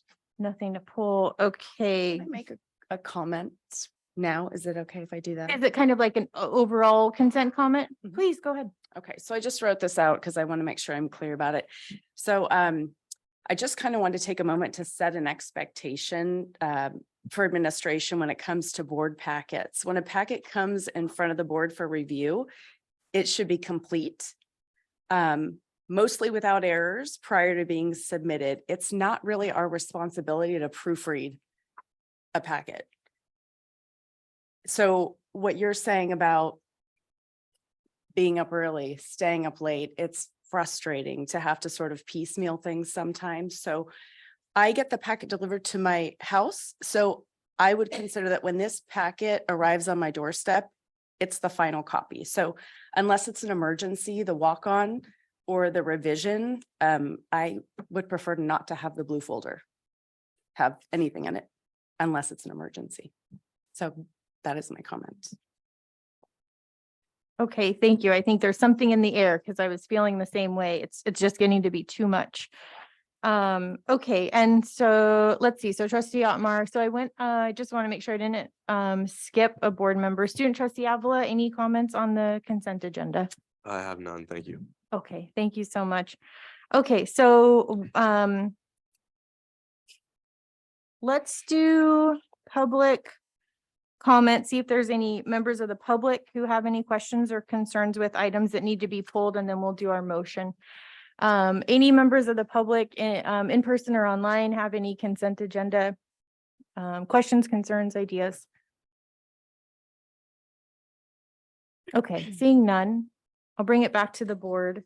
So board, what I heard was we need to make a motion that pulls AA, BB, CC, UX, YZ, and also adds action item J to consent. Can someone check me and make sure that that's right? Ralph? That's right. Okay, great. So I made that motion. And the Desmos math, there's a back page that's connected to K. When it was J, so Yes, half I of saw it was that. on the backside of K. So if that needs to be remedied somehow, I don't know if that matters, but. Yeah, for public record. Mhm. Does that matter? There was essentially like the back page of one item was on a different item. And it's labeled as K, so it's labeled as both J and K. The Oh, I Desmos see what math. you're saying. Mhm. Yeah, it shouldn't matter because the item itself is what you're approving. So as long as we know the two items are separate, we should be okay. Okay. Thank you for asking that, trustee Otmar. Okay, so so I made a motion. I will need a second and then we'll do a majority vote. So do I have a second? I'll second. Okay, motion made by trustee Carolyn, seconded by trustee Otmar. Alyssa, can we get a majority vote, please? Favor? Aye. Aye. Any opposed? Okay, motion passes unanimously. So we have now approved the bulk of consent, but we will now go through each individual consent item that was pulled. So we'll start with actually, sorry, I guess U is technically before AA. So we'll start with U, and U is contract for services with Fast Translation Services. This is a Director of Curriculum, Buck Rogum and item.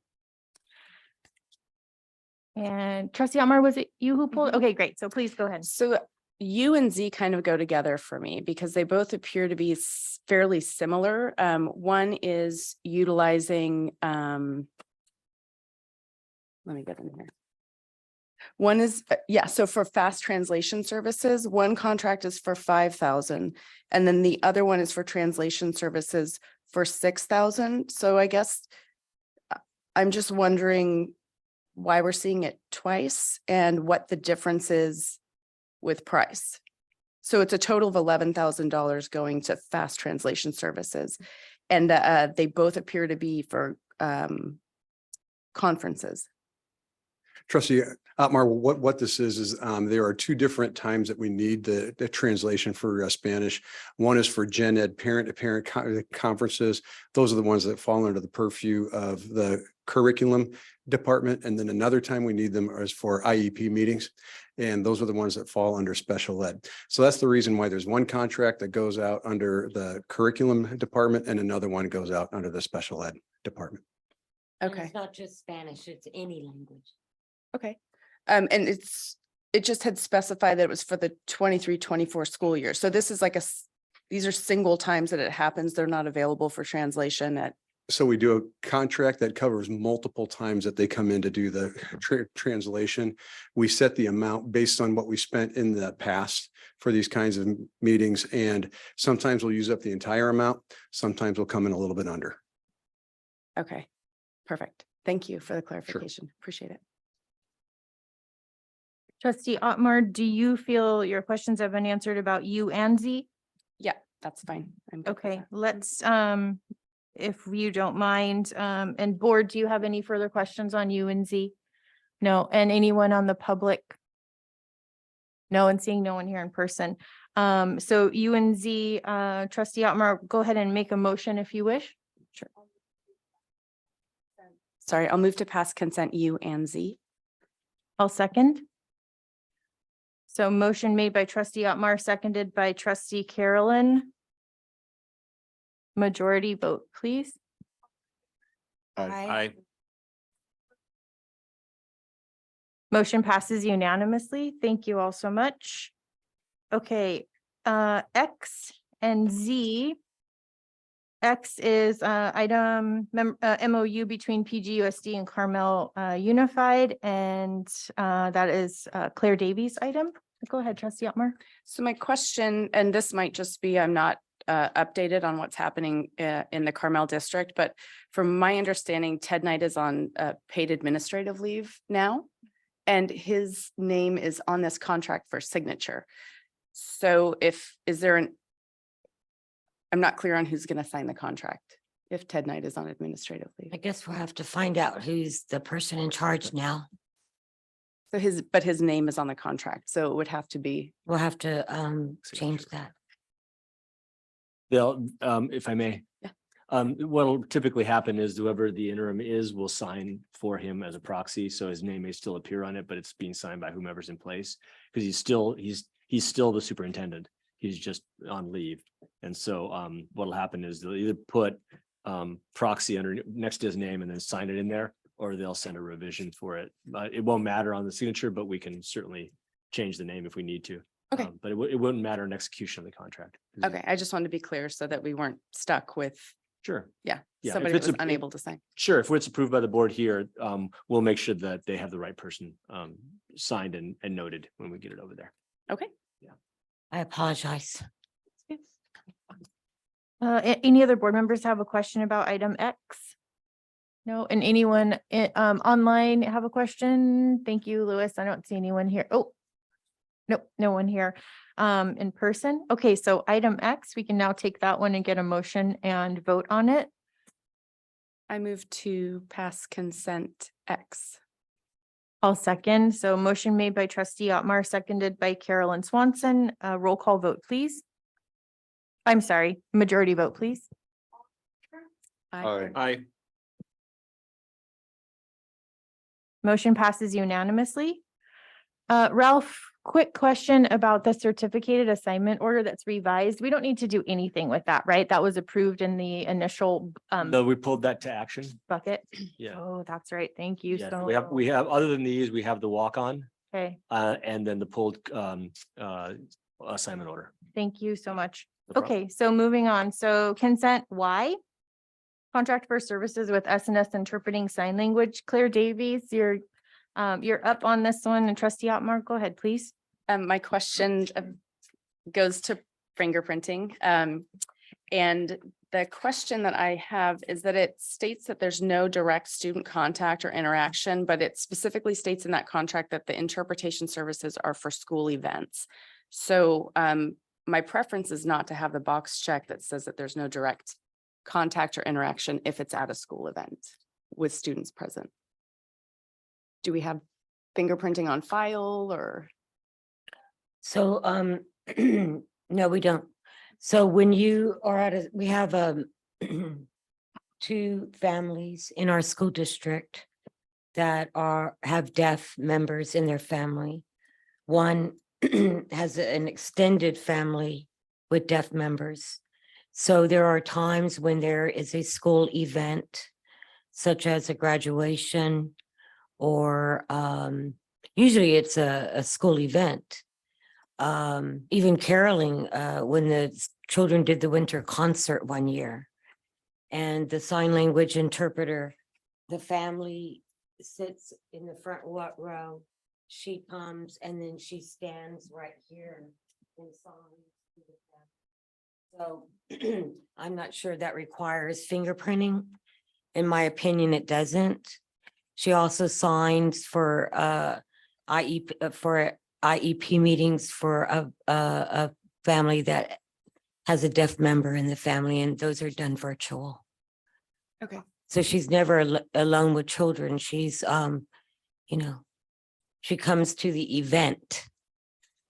Okay. Do you think Yeah, that would be all thank right? you. Yeah, Okay. thank you for clarifying. Oh, Okay. yeah, just as long as it's clear. Yeah, I just because wasn't we sure. did think that through. Mhm. And, I had to sit and think that through, and I thought, well, no, she's signing, to the community. And I guess in my mind, I think, if it's a stage event and people are backstage or kids are backstage and the interpreter's backstage. It's really, So it's for but the that's- families. Oh, no, I understand what you're Okay. saying. Yeah, and I understand the need. So thank you for clarifying. Thank you. Thank you, Claire. Any other board member have a question about consent Y? Pulled consent Y, I should say. No, okay. Anyone online, Louis? Okay, and I don't see anyone here in person. I'll make a motion to approve consent Y on staff's recommendation. I'll second. Motion made by trustee Carolyn, seconded by trustee Otmar. Majority vote, please. Aye. Motion passes unanimously. Thank you. Next up is pulled consent AA. Jen McNary, was that yours? Yeah, both AA and BB. Looking at the independent consultant agreement under the services and scope of work and the term, those are both blank. So I'm just wondering if the contracts need to be completed or not before the board approves them. Okay. Looking at AA, the contract with the Bay School, and then BB with Chartwell. Yes, ma'am. The first page of the actual contract, the independent consultant agreement. If you look at, I'll say term number 1, the services and scope of work in the contract that I have, there is no information about the service or scope of work nor the term. So I'm just wondering what we're approving in the contract, or if that needs to be completed before we can move forward. I would feel most comfortable with those things being completed, because I'm not sure what we're being asked to approve there. We have 2 students that are placed outside of the school district through the IEP process. And so the contract is for us to pay their tuition and their fees for related services. I'm not sure what I missed. Okay. Are those, I guess maybe I'll ask, I can- admin, are those provisions of the contract that need to be completed or I'm omitted? not sure. I'm just concerned when we have places that say click or tap to enter a date, or, what are the services and scope of work, and it says insert keywords. So, Yeah, all 3 contracts definitely are missing certain provisions. The board is, We can bring it back in June. okay. We can fix it. Because what I was just going to suggest is the board is Okay, the term is Thank an you. issue for us. The board is approving the total amount of the contract and the vendor themselves, and then the contract's executed by the administrators. So yeah, we did miss something. I'll be happy to bring this back in June. Thank you. Thank you, Claire. Okay, so we're going to postpone pulled consent AA and pulled consent BB to a future agenda. CC, who pulled CC? That was me. Thank you so much. Go ahead. On page 3 of 7 or 353 in the packet, under section 4 payments, there is nothing checked there. So the option was a flat rate of $550 per month or an annual lump sum.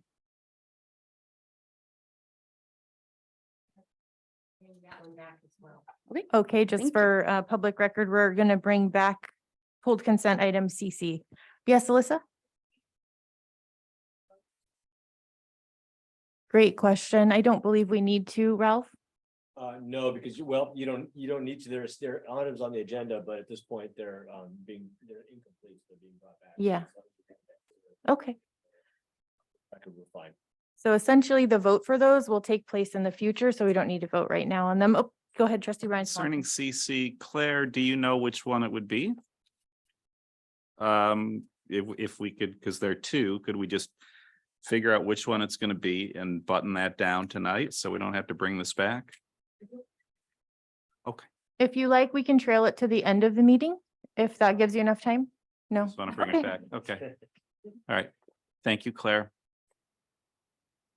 It's okay, no problem. All right, thank you so much. So that, I believe, fulfills our pulled consent items. Okay, and then we also have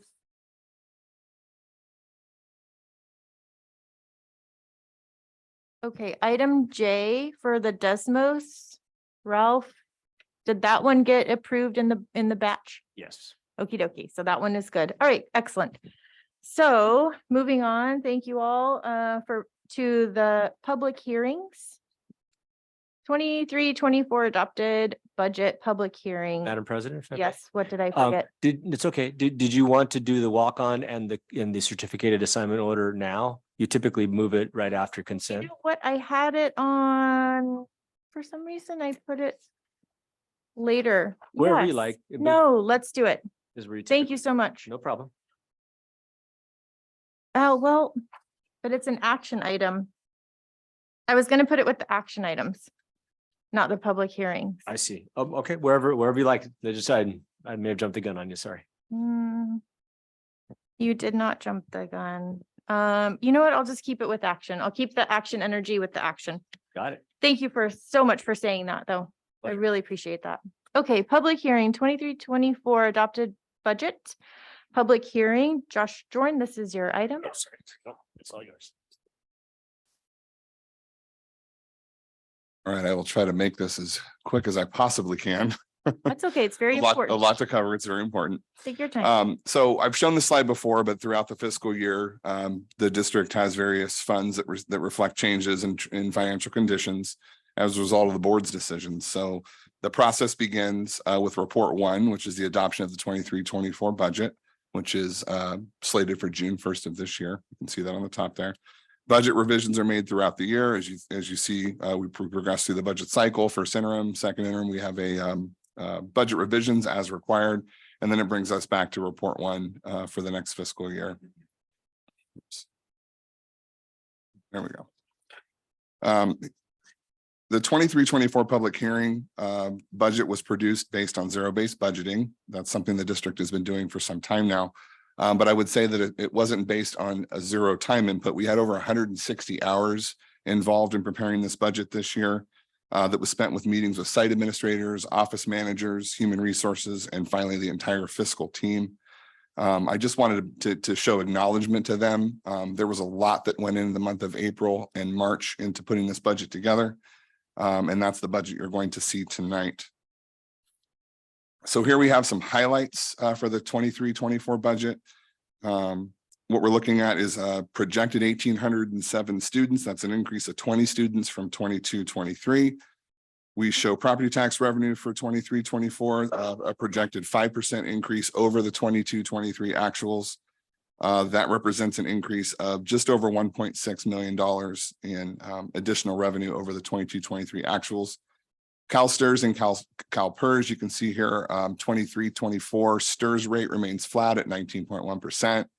The 23-24 PERS rate, however, is increasing. Previously shared with the board, it was an increase of 27.1%. It's now reflected at 26.8%. That's a 1.31% increase. And I will say that the CalSTRS board has not exercised this rate yet, so we're basically planning for what we anticipate the rate's going to be. Our LCFF funding, that's our base LCFF funding. It hasn't moved for some time now. That's in addition to our property tax revenue, just over $2.5 million. And then our site allocation, we budget $150 per pupil per site for site budgets. And that was raised in the prior year by my predecessor from $140 to $150 per site. And then one other note, throughout the year, we track CBEDs, and as our CBEDs numbers come in and enrollment increases, we increase that allotment for each one of the sites. Some more budget assumptions. We have no new programs on the one-time funding side as it stands right now. Let's see what comes in at the May revision from the governor's office. That would help us on the revenue side. Salary and benefits. I highlighted both PGTA and CSEA here. And both tentative agreements were brought forward in the packet later for action. PGTA 5% on salary with $1,000 to health and welfare, and the same for CSEA 5% on salary with $1,000 to health and welfare. The district reserve, you can see we've dropped quite a bit, but again, these are just projections. We're projecting a 1.4, almost $1.5 million deficit next year in 23-24, which results in a 7% reserve. So here's the quick district overview, which is in the tail end of the budget book that we put online. It's been updated for your viewing pleasure tonight. Some things to point out there. We do have the district broken down by demographic at the top. Enrollment based on CBEDS reporting, you can see for 22-23, we currently show 1,781 students enrolled. On the left, we have expenditure and revenue snapshots for 23-24.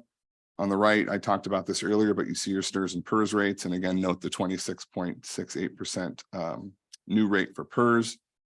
In the middle, we have general fund reserve trends, and you can note that we've seen a steady decline in the reduction of the general fund reserve over the course of the past few years. In the middle, you can see property tax revenue trends over the years as well. District combined projected revenue, which is the unrestricted, restricted general fund, breaks down as follows. You can see the county and district secured taxes make up about 84% of our overall revenue, just around 37,559,021. I'm going to start rounding. Federal revenue brings in about 2%. This is dropping steadily, and it will continue to drop steadily. A lot of the one-time monies have dried up, so 2% in our revenue projections, just over $1 million this year. State revenue, just around 8%, about 3.5 million, and our local revenue, 6%, 2.6 million. Total projected 23-24 revenue of 44,735,185. I'd like to give you a snapshot here of the unrestricted and restricted general fund combined. It reflects this as a summary. It mirrors what's in your packet, the fund form 01 in your SACS packet, in your board packets, the SACS cover page of page 375 on the agenda. The 23-24 proposed adopted budget has a beginning fund balance, as you can see here at the top with the arrow of just around 6.3 million. I will note that until we have our actuals from 22-23, this is just a projection. So when we close out our actuals for 22-23, we're more likely than not going to see the beginning fund balance increase a little bit. But this is our projection as it stands right now. As you can see down below, 44,735,185, that's our projected revenues. And then down below, total expenditures, just over 46 million, $46.2 million in expenditures. And you can see there circled the $1.4 million deficit we plan for this year. That's planned deficit spending. And again, down at the bottom, I circled and highlighted our components of our ending fund balance at the bottom. Property tax reserve, we maintain about $163,000 in property tax reserve, just under 1.3 million in basic aid reserve. 261,000 in deferred maintenance reserve, 131,422 in our STRS and PERS reserve. And that totals for just under 1.4 million in our reserves. And I'm sorry, it actually totals for 3.2 million in our reserves, but you can see in there we have our 1.3 million, 1,394, 155. That's our 3% reserve for economic uncertainty. It does leave us with just over 4.4 million in our ending fund balance with a 7% reserve. But again, as things progress into the new year, we close out the 22-23 year, we will have some things change, hopefully to the positive effect.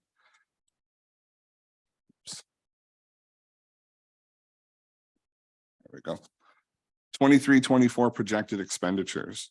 I'm showing you a side-by-side of the 22-23 second interim and the adopted budget that we're presenting today. You can see our expenditures are generally summarized by salary and benefits and operating expenditures. That's kind of how I like to lump them together. We had an increase to classified and certificated salaries proposed for 23-24. That includes vacation payouts, filled vacancies, proposed increases to stipends, which are pending final negotiations, and all negotiated settlements with all units. Next below, you'll see the district projected operational expenses, books and supplies, just over 850,000. Services and other, books and supplies decreased by just over 850,000. Services and other decreased by just over 260,000. Both of these have decreased based on the restricted, the drying up of the restricted resources that I've been talking about, both on the federal and the state side. Capital outlay projects and other outgoing had minor changes due to the unrestricted general fund contribution to Fund 12. And the 23-24 budgeted expenditure, we project a net increase over 22-23 of around $2.3 million.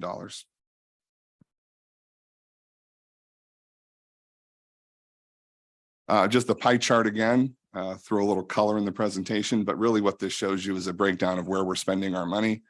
44%, getting close to 50% of our overall expenditures are related to certificated salaries. Just over 20%, 1/5 equate to classified salaries, 25% to employee benefits, 4% to books and supplies, and so on. You can see how that breaks down. Again, I'll mention around 90% of our total district expenditures are tied to salary and benefits, and this is around 6 to 7% higher than the average within the state of California. Quick snapshot of employee benefits. For the position controls been carried forward from the 22-23 changes in statutory benefits. I've mentioned those earlier. We have vacancies reconciled and or eliminated. And the takeaway from this slide, again, as I've mentioned before, is that 26.8% PERS increase. We are planning an additional increase in PERS in the out year, and it looks like as projected, STRS is going to still remain flat. Here's a quick snapshot of the books and supplies. That's our 4,000s. Just a couple of notes here. You can see that our expenditures are declining again, tied to the loss of restricted resources. So last year at 22-23 second interim, we showed just under $2.5 million in expenditures associated with books and supplies. Our 23-24 budget's just over 1.6 million. And you'll see this continue to decrease as our state and federal restricted resources are not replenished by the state and the feds. Okay, Object 5000s. This is a snapshot of services and other. Let's see. We had a decrease of 264,540. That directly relates again to the reduction in restricted revenues. Our projected totals for services and other operating for 23-24 is just under $4 million. There you can see that in the arrow at the bottom. Fund 11. Pretty big changes to Fund 11. Initially, the projected beginning balance for this fund was in the 2.3 to $2 million range at second interim. No, excuse me, we're projecting a $490,000 beginning fund balance. I will tell you the reason for that is that Fund 11 had planned expenditures, and you can see them in the, I wish I would have put an arrow there. In the second column, we had planned expenditures of around $1.9 million in books and supplies. That's yet to be realized. So as I mentioned earlier, as it pertains to beginning fund balances being adjusted, I do believe the Fund 11 beginning fund balance is going to increase substantially because they have not spent anywhere near what they had planned to spend in 22-23. So either way, when you look at Fund 11, we do show a deficit spend of 351,000, a positive ending fund balance. The takeaway from what I said just previously is that these are all going to increase as we true up the 22-23 actuals. Okay, Fund 12. Let's see here. Fund 12 is our Child Development Fund. We have a projected beginning fund balance of 51,217. We're showing a small surplus here of a little over $8,000, and our ending fund balance again stays in the positive range of 79,468. Fund 13. I was boasting and bragging earlier about Stephanie and the way she manages this fund. She's done such a great job in food services. You can see our adopted budget projected for 23-24 shows a 828,403 beginning fund balance. I think that's relatively accurate based on our receipts to this date. You can see that the federal revenue has been slowly declining. At one point, I can't show you 21-22 on here, but it was the numbers that almost flip-flopped. The state side was around 340,000 and the Fed side was just over $900,000. And just to note that the state of California has more or less picked up the revenue source for the Feds, dropping off revenue source for food services. So this is helpful for us. We're showing a $189,000 surplus and an ending fund balance of just over $1 million projected for Fund 13 and 23-24. Fund 14, this is deferred maintenance. Again, we're going to true up the 22-23 actuals, but I feel pretty confident in the 224,427 beginning fund balance. We do show a small deficit.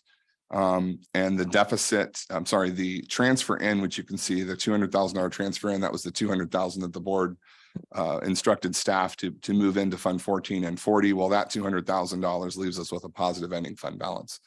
And we will continue to do that as we can moving forward per the instructions of the board.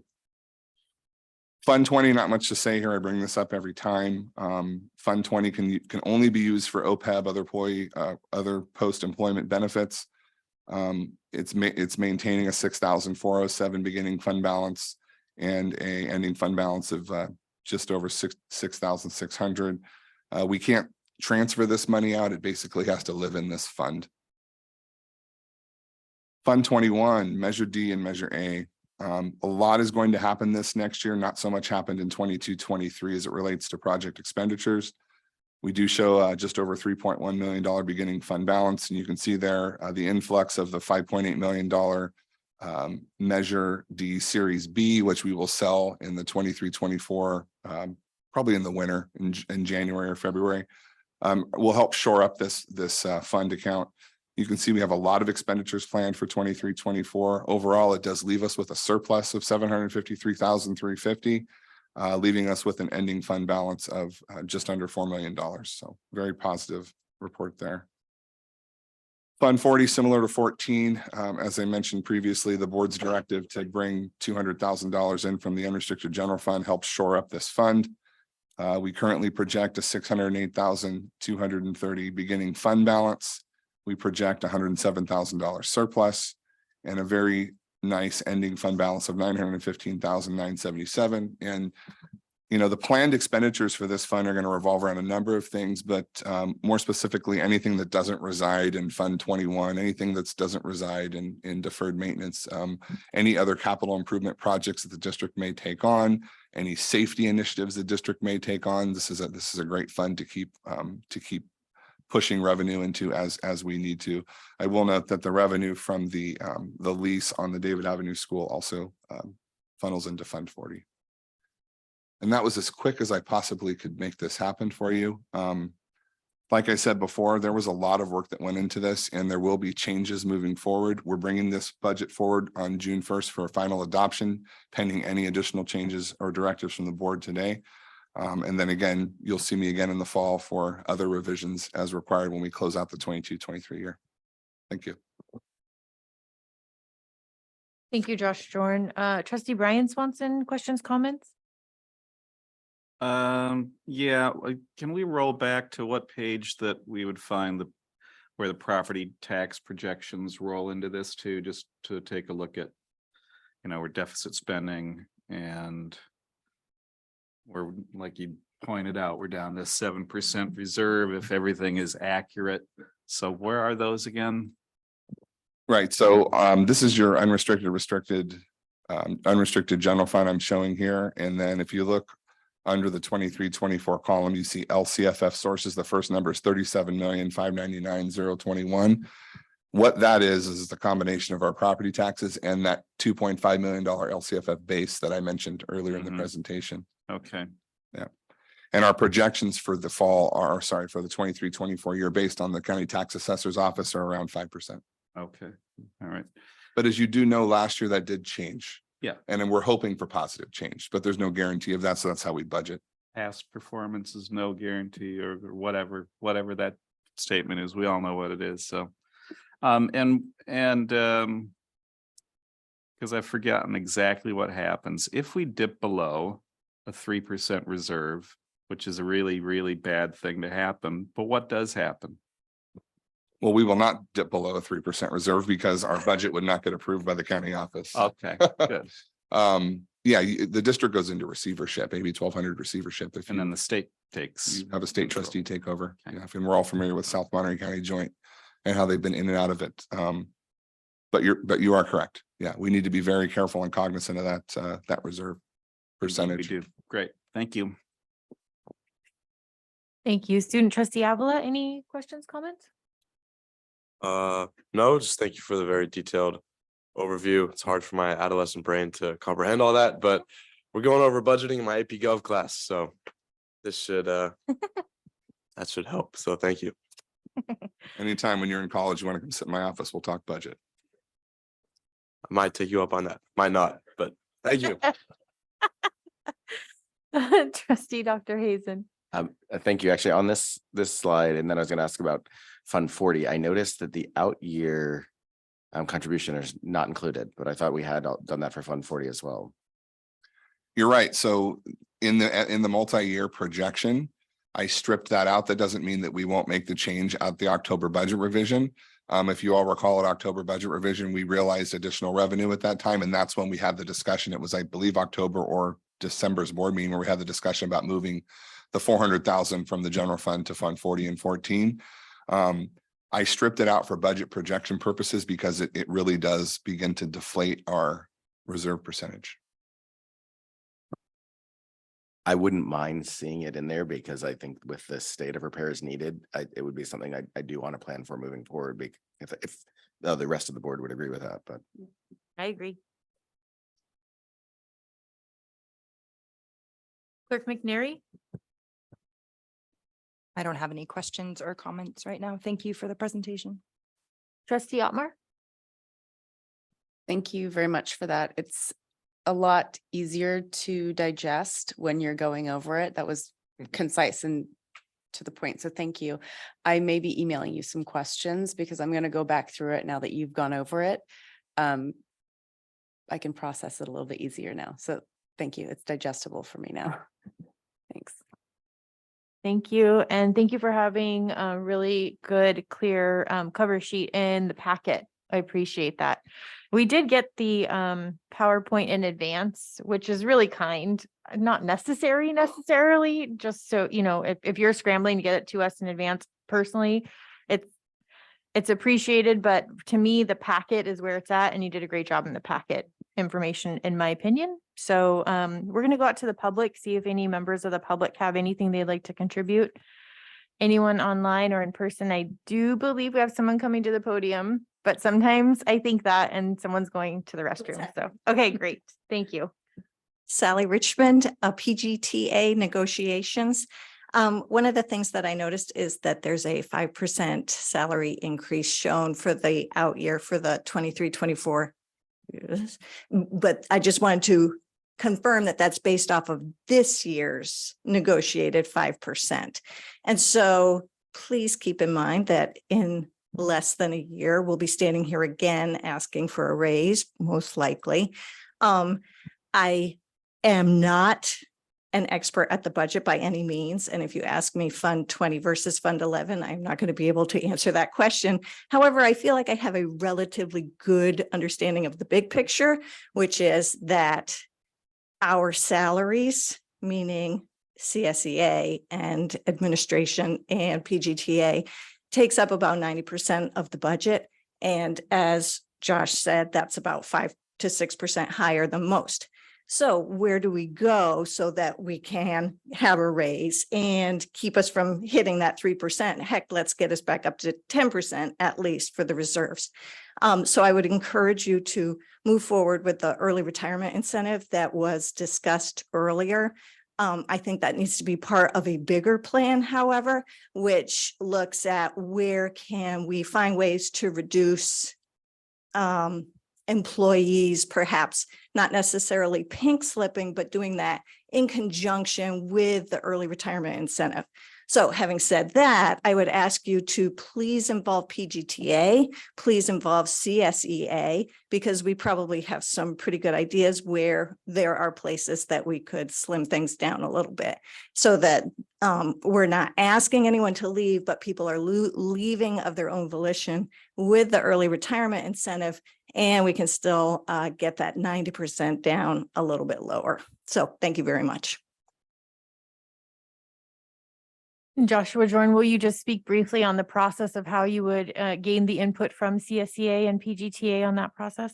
Absolutely. And first and foremost, as Ms. Richmond just mentioned, we're going to bring forward the SERP in the fall. So we were exploring the early retirement incentive a little bit late in the fiscal year. And we plan to initiate that process very early in the fall. That will help us for planning and recruitment. And that process will also coincide with negotiations with PGTA and CSEA.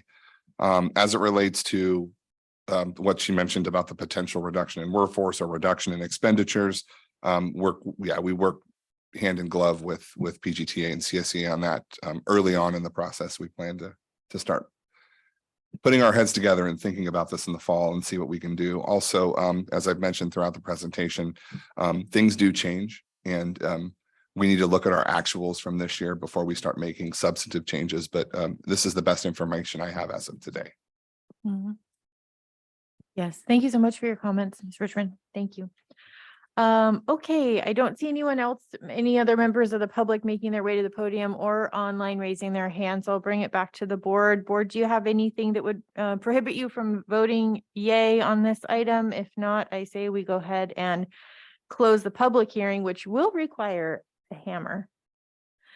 Okay, one sec. Are we ready to close the public hearing? Okay, hit it. Yay. Okay, public hearing closed at 8:35. Thank you all so much. And this item will, as Josh Jordan mentioned, come back on the June 1st agenda. Okay, next public hearing of Pacific Road Unified School District Local Control and Accountability Plan. This is spearheaded by Director of Curriculum Buck Rogeman. And we're going to open this public hearing at 8:36. And please go ahead. Thank you so much, President Carolyn.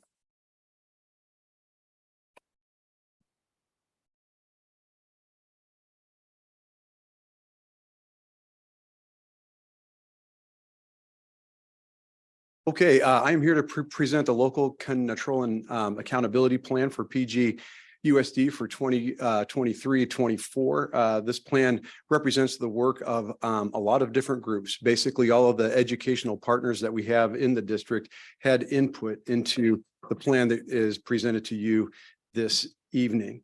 A little brief outline of what we're going to see. We're going to talk a little bit about the requirements of the LCAP as determined by the California Department of Education. We're going to look at the way that we engaged our educational partners. We're going to talk about how you build a goal within the LCAP. We're also going to look at the 3 goals that we have, including some of the key metrics, actions, and analysis of those goals. We're going to look at the increased and improved services that we're required to do as part of the local control and accountability plan. And then also we have a conclusion. So when you look at the local control and accountability plan, the LCAP is a 3-year plan that describes the goals, actions, services, and expenditures to support positive student outcomes that address state and local priorities. That's a definition straight from the California Department of Education. I think it's a good one, which is why I included it in the presentation. The requirements, these are things that every single LCAP has to have. So it's got to have a budget overview for the parents. It needs to have a plan summary. You need to describe the process through which that you engaged your educational partners. You have goals and actions that are crafted from the input that you've gotten from your educational partners. We look at the increased and improved services to our unduplicated pupil population, which are the foster youth, the low income students, the English learners, and also our students that are experiencing homelessness. Then there's some action tables. And then the last part of that packet that was in the board packet are the instructions. Okay, so how we gathered the feedback. This was actually one of my favorite parts of the process. We we formed our local control and accountability plan, parent ed advisory groups, and overall the groups that we got input from when we formed this plan were our parents and guardians, students, principals, our other admin at the district, the certificated staff, as well as the bargaining unit that represents the PGTA, and then also the classified staff and the CSEA bargaining units. The ways that we get input is multiple. So the student input typically comes to our admin staff at the sites, either through student councils, student focus groups, student surveys that have been done at the sites. And then also just the feedback that staff gets from walking around. It's hard to document that, but sometimes that's the most valuable feedback that our admin receive. Then the admin team's feedback comes in an organized format during our management team meetings, which are held twice a month. We also have meetings with the PGTA as well as the CSEA monthly. And then also through the bargaining process, we get feedback as we're working through the different language topics that we decide to discuss every year. However, the most structured part of the educational partner feedback comes from our parent ed advisory committee. Up on the screen, you're going to see kind of a year by year process of where we were last year, where we are this year, and where we're going to be next year in terms of forming this committee for the input. In 2021-22, you see we had 6 parent members. Our English learners were represented on that committee. There was one meeting and it was held remotely. In 22-23, we had 19 parent members. Students with disabilities were required to be represented on this panel, and we did that we met that state requirement. Our English learners were represented. We had 5 meetings. They were in person, but also with a remote option. So if people weren't able to attend live, they could still tune in and give their input. In 23-24, we're going to retain the parent members, and then we're also going to form a student committee. In 24-25, the student committee is going to be required. It's such a good idea that we thought that we would do it for next year and beat the requirement by a year. And we aren't exactly sure what the student committee is going to look like next year. In 24-25, you are required either to have a student attend the parent advisory committee meetings, or you can form a separate student ed advisory committee. Right now, we're leaning toward a separate student ed advisory committee, just because I think we'll get a greater amount of input that way. Ray, I would like to pick your brain. My thinking is maybe lunchtime meetings at high school might be a good time for us to have it. It might be the most convenient for student members rather than meeting outside of the school day. But I'd love to hear what you have to say about the student committee a little later on. Okay. Then we're also going to keep on having the meetings both in person with that remote access, and we do plan on having the 5 meetings again next year. When you look at the meetings and their topics, we had the LCAP overview with our parent advisory committee that was held in the first part of the year. In January, we talked about goal 1. February, we reviewed goal 2. In March, we reviewed goal 3. And then we did a review of the draft document that you see before you in April. When you're looking at making an LCAP goal, these are the parts of a goal that you are going to see. There is the written text of the goal itself. There's an explanation of why the district chose to write that goal. There are going to be a series of metrics that are used to measure our progress toward that goal. There are also going to be a set of actions that are intended for us to meet that goal. And then there's an analysis or a review of how we did in the implementation of the actions in the current year. So our goals really form the pillars of the LCAP for us.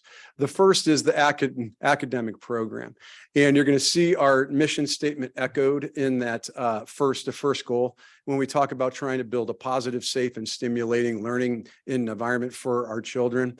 And this is the goal that our entire educational program is set to build toward, and that's making students college and career ready. So we want to make sure that when students get through our schools, if they choose to go to college, that they're ready to go to college.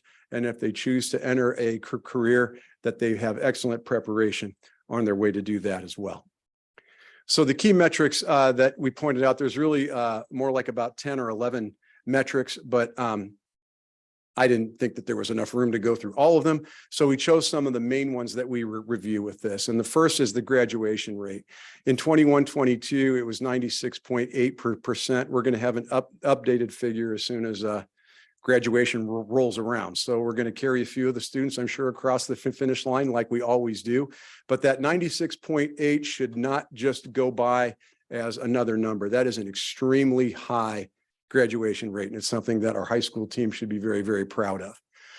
The goal that we have is to graduate every single student by 23-24.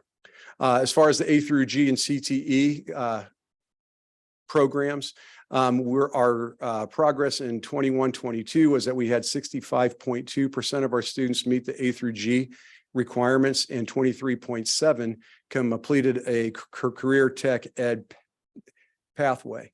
Our goal in 23-24 for the A through G is for 80% of our students to meet that, to meet those requirements, and then also 29% to complete CTE programs.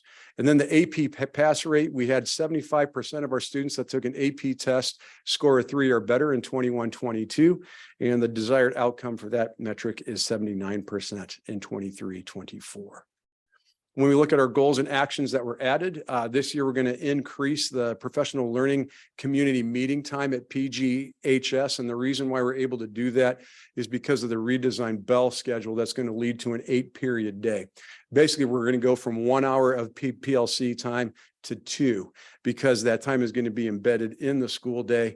The counseling team at the high school has done an incredible job of freeing up that period so that departments are going to have that time to be able to hold those meetings.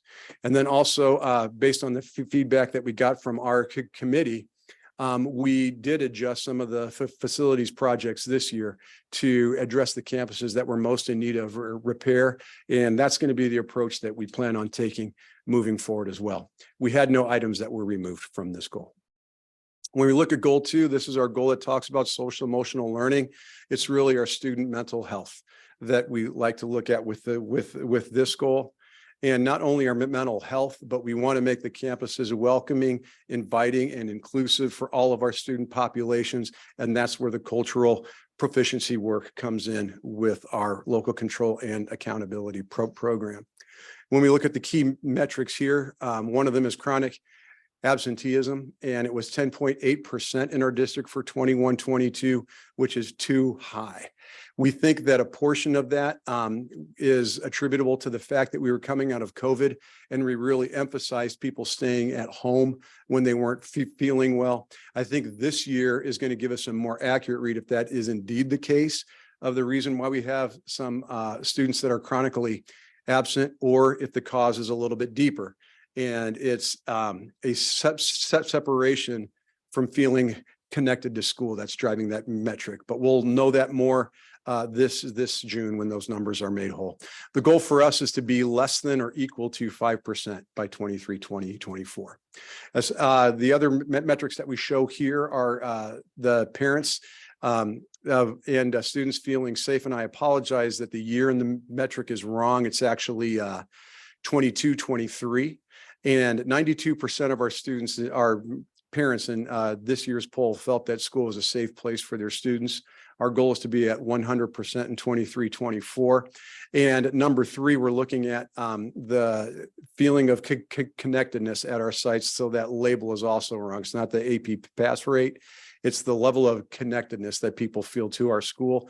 And our secondary students are at 51%. Our goal was for them to be at 90 by 23, 24. So that will also be an area of focus for us as we're moving forward. As far as the actions that have been added and removed, we are proud to say that we hired our elementary mental health therapist.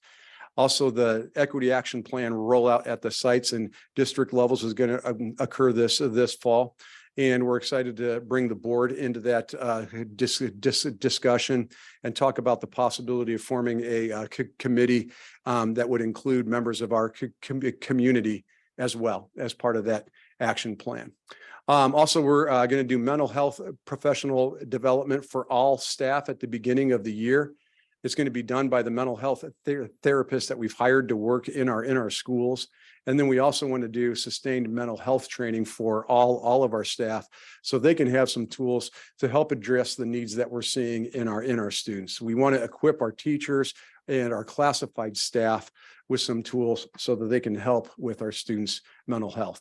What we've taken out of the LCAP plan is mental health training by outside organizations. I think that it's going to be more effective by people who are embedded working every day with our students and staff than trying to hire someone from the outside to do this professional development for us.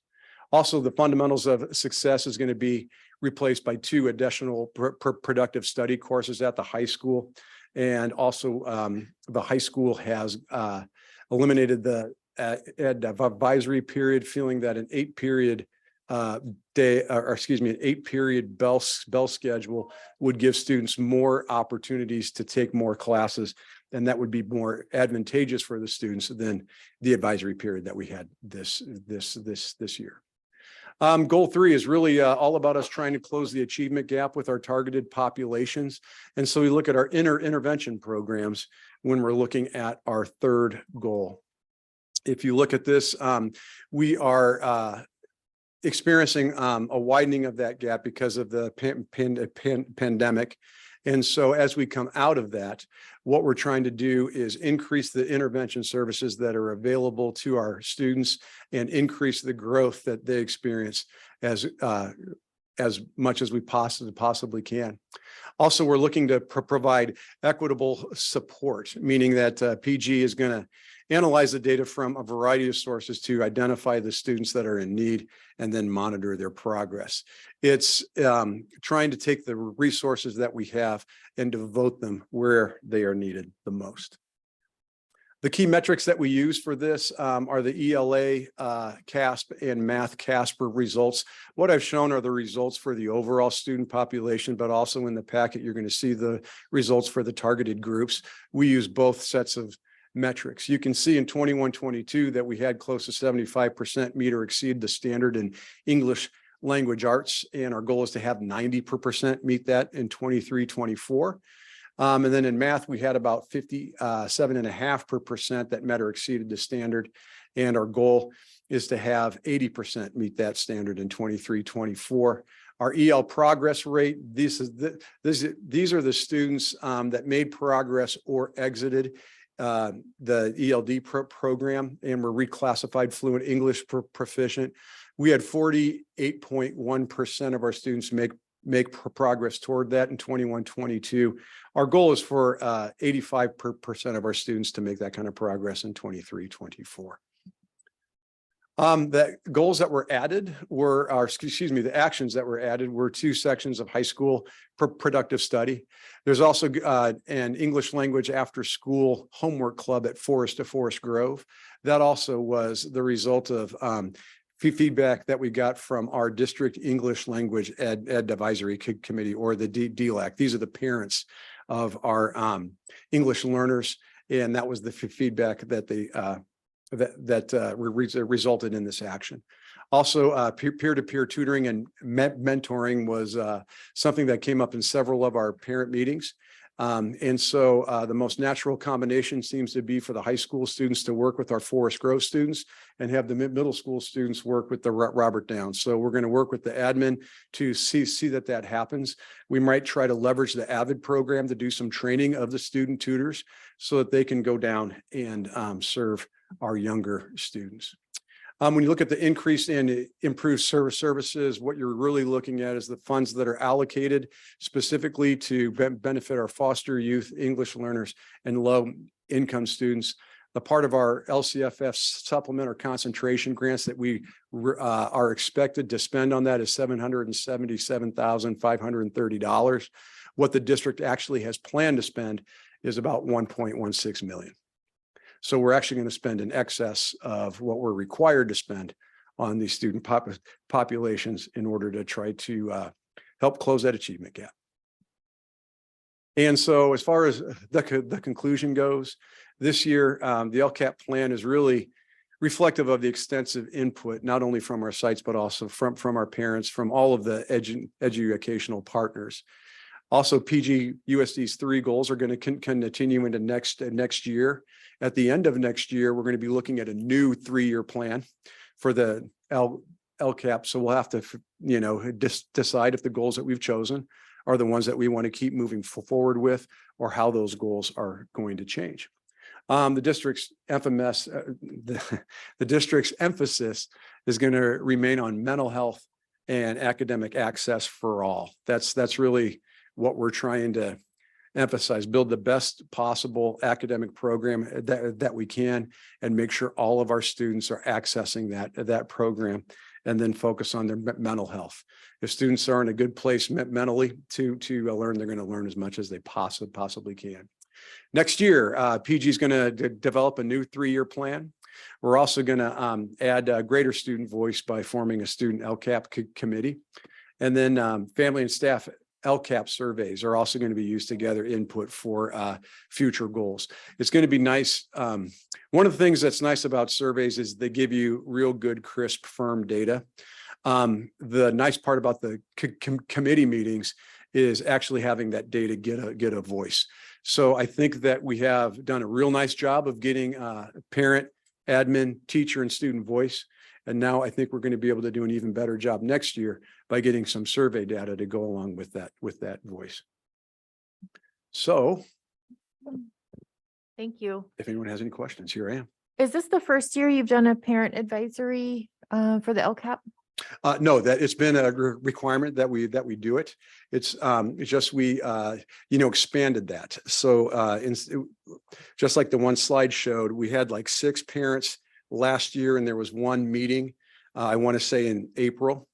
This year, we had the 5 meetings, because as I was looking at the LCAP, I didn't know how you could look at the whole thing in a single meeting, right?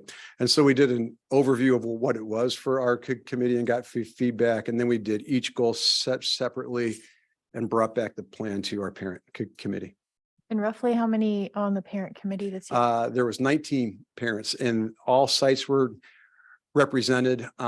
We had multiple people from various backgrounds too. It was a diverse group. Mhm. Is there any ideas that you have? One of my concerns is that first of all, I really appreciate that you have increased the number of meetings and increased the number of people there. But one concern I have is that we just continue to get the same information from the same parents over and over. So how did you select those parents that came in? What we did was, it was a combination of using some of the parents from last year so we could have some experience on that panel. And then we consulted with the site admin and got some recommendations for parents. And then I've also been here since 2000. And so I reached out and shoulder tapped some parents that I thought would be super valuable voices that maybe hadn't been part of the committees in the past. Okay. So we did try to reach out to, some of our parents that probably haven't had a chance to serve on these kinds of committees. Okay. Would it be possible like next year to have not an LCAP goal, but for the board to direct you to have a goal to have 25% new parents on the committee, so that we're at least kind of bringing, but like we're really thinking about it. Because otherwise, I've been to these things before and it's like the same group of us gets hand selected again and again and again. And I know that there's more folks out there. So Be happy to do that. I'd also be happy to share the parent list with you that were on the yeah, committee. that'd be great too. Just a little data, right? Like I love that there's 19 people there now. That's so wonderful. Sure. I did want to say thank you to Robert Down Leadership and Site Council. Oh, I see your eyes back there, Sean Keller. So when I was reading over the LCAP, specifically the part where I'm guessing, Sean Keller, you submitted this portion to be plugged in. And it said, it had specifics. So it got away from kind of like the resume speak of some of the majority of this document and actually said like, hey, we're doing anti-bullying, we're teaching, we're supporting teachers to help them learn how to analyze map data correctly so that they can implement tier 1 supports. We go to every PTA meeting and we ask for SIPSA feedback and how we can do better. Those types of specifics are incredibly engaging to me as a board member. As I'm reading the document, it feels like you actually took time to contribute to that portion. And so I really appreciate that so much. So thank you so much. That's kind of what I'm looking for in the entire document.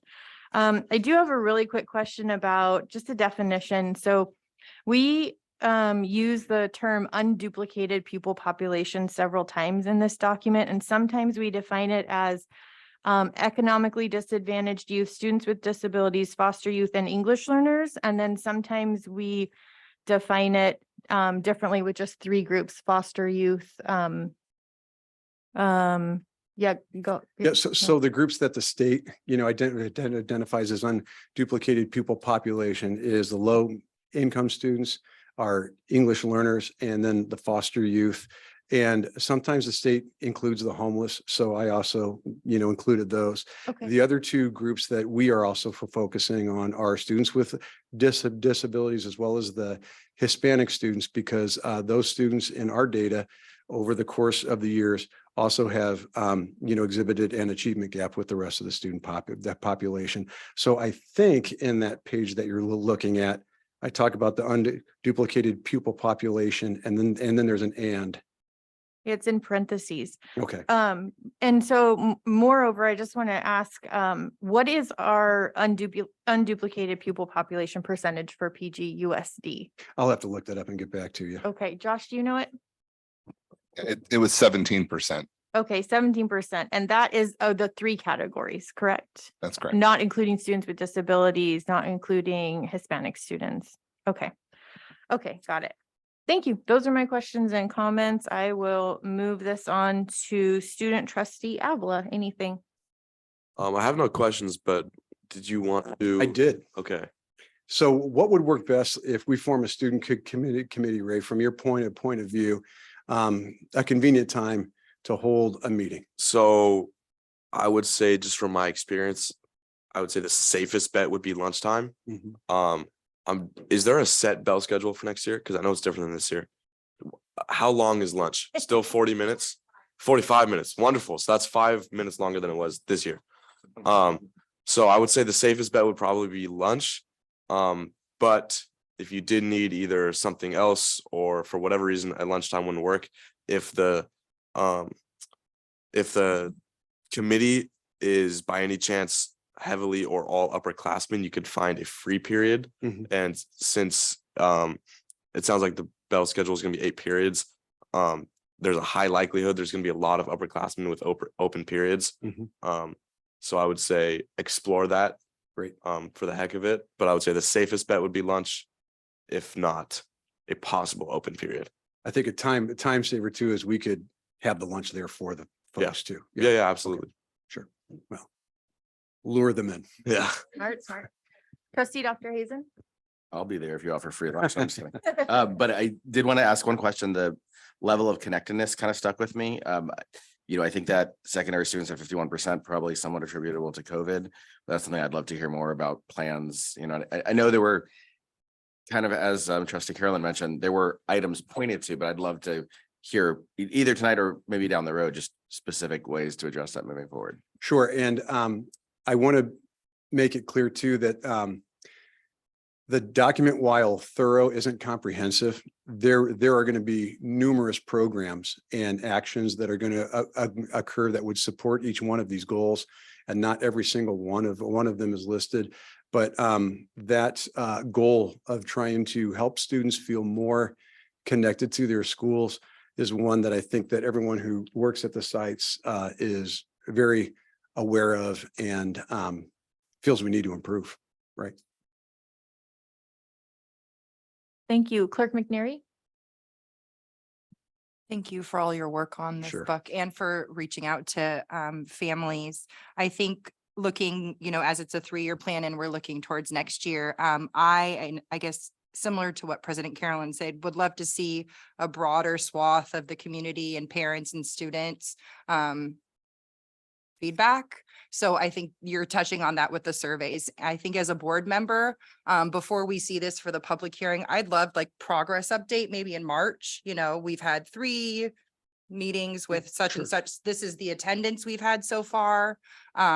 If you have survey data, just so we're kind of involved as the process is going on, that would be valuable for me. It feels kind of like checks for understanding. Sure. Yeah. One of the things that would be pretty simple to do is I could forward the minutes of our meetings to the trustees, and then you'd get kind of a good play-by-play. Our, administrative specialist, Leslie Turganello, does an amazing job with the minutes. And the way the meetings worked is about 25 to 30 minutes of it were kind of an explanation of the goal and the metrics and the actions. And then the other 30 was just a feedback discussion. So, yeah. Would you be open to, I'm not sure if this is appropriate for LCAP, so please let me know if it isn't, but to opening up meetings so that we have them for more people to be involved rather than just the parent committee, like a site specific, a meeting at Robert Down, a meeting at Forest Grove, so that we can gather more feedback? Interesting that you say that, because we did move the site of the meetings to each one of our schools. So we did a meeting at each one of the schools. I think if you open it up in a public forum, you have to balance the ability for a committee to function as a committee and have the input that you want from a smaller group that can be a little bit more in depth, rather than turning it into kind of like a town hall format, which is more difficult in that kind of setting to get kind of the nuts and bolts of the work done. So there's 2 kinds of things to balance there.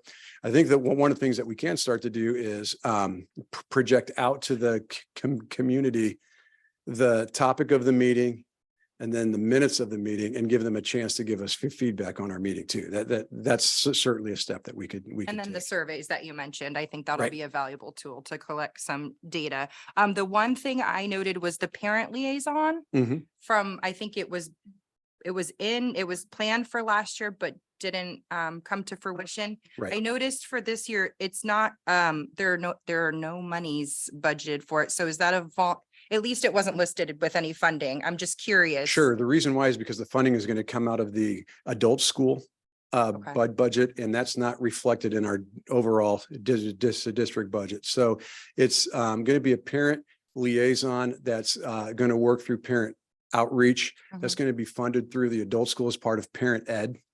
And so that's the reason why you don't see the money reflected there. I think it's about a $10,000 stipend for someone. Do you know if we tried to fill that last year or it had difficulty, or if the vacancy wasn't put out? I'm just not sure. And for Director Menke and We didn't post it, but I Come up to the microphone. So I'm not positive on this. What I'm positive about is that HR didn't post that, but Principal Martinez may have put out a flyer throughout the district. Are you? I don't know. Okay. I We'll have to find out more. and Okay. let you know. Yeah, please do. The board would love an email update on that. Just something quick. Yeah. That would be excellent. That would be really valuable. Yeah. And if there are challenges finding someone to serve in that role, I feel like the board as kind of the, I don't know, lead community members. I mean, we'd be happy to, I think, all of us to help find someone willing to serve as the go-between there. The only other question I have was about goal number 1 and students with disabilities.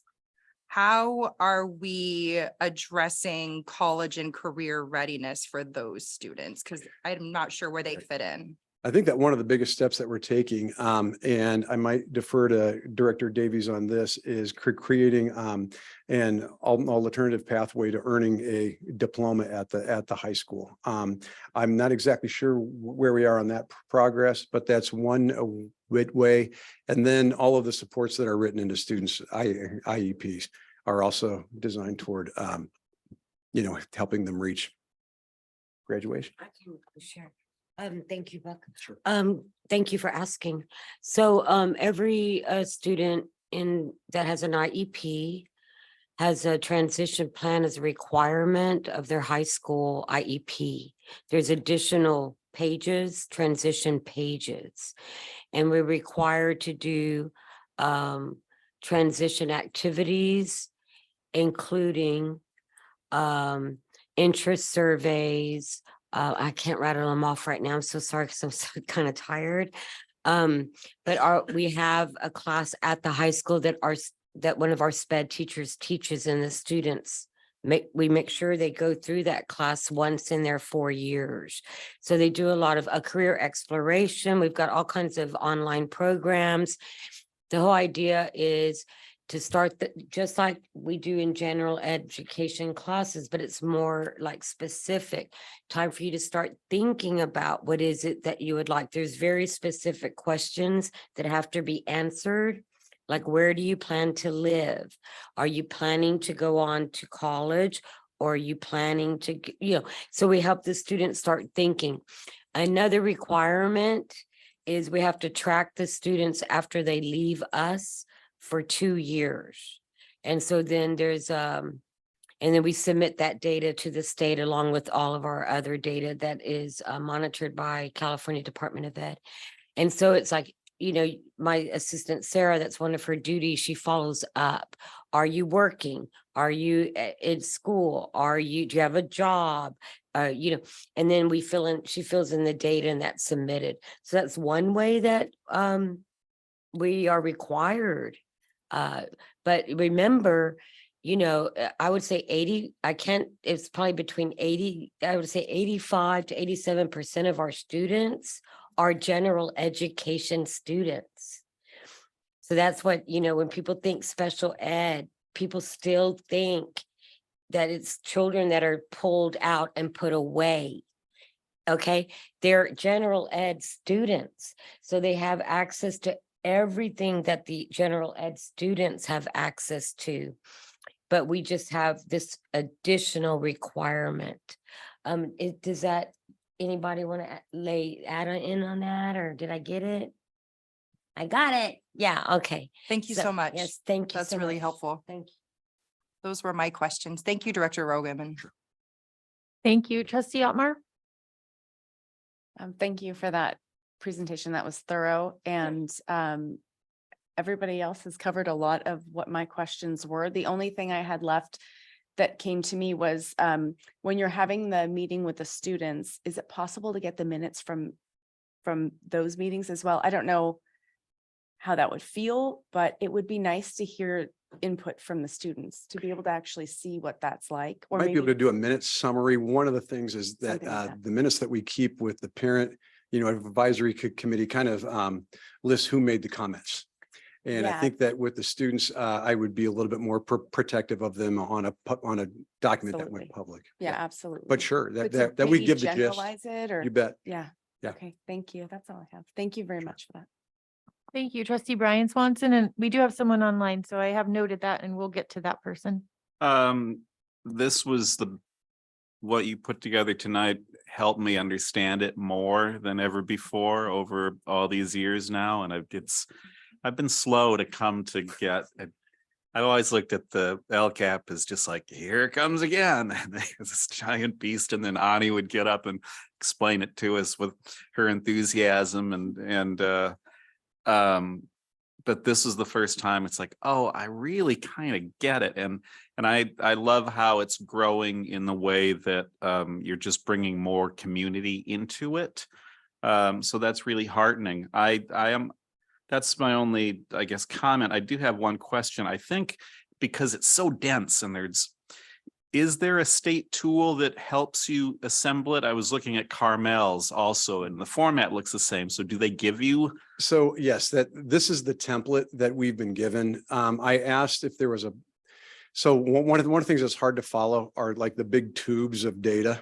And so what I had asked was it possible for me to link to some of the documents that I shared early in the year with regard to the state testing, which were a little bit easier on the eye? And the answer is no. Yeah. That is presented in the way it has to be. So what we tried to do when we built the metrics this year was at least line them up from year to year. So at least they align and they're easy to compare to each other.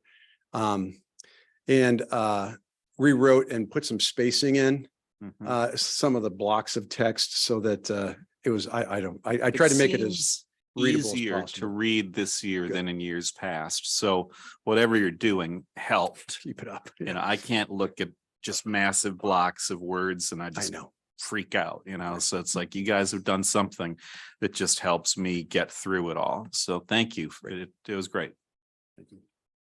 Yeah, agreed. The presentation was easy to follow, which I haven't been able to say in previous years. So thank you so much. Thank you. Barbara Martinez, you're online and you have your hand up. Yes, I just wanted to echo what Director Davies was explaining in that Barbara Martinez, principal of the adult school, that even through our transitions program and our Without Walls program, we really do try to adhere to the IEP and the goals of our students in their goals to move forward with registering for college and for attaining a high school diploma.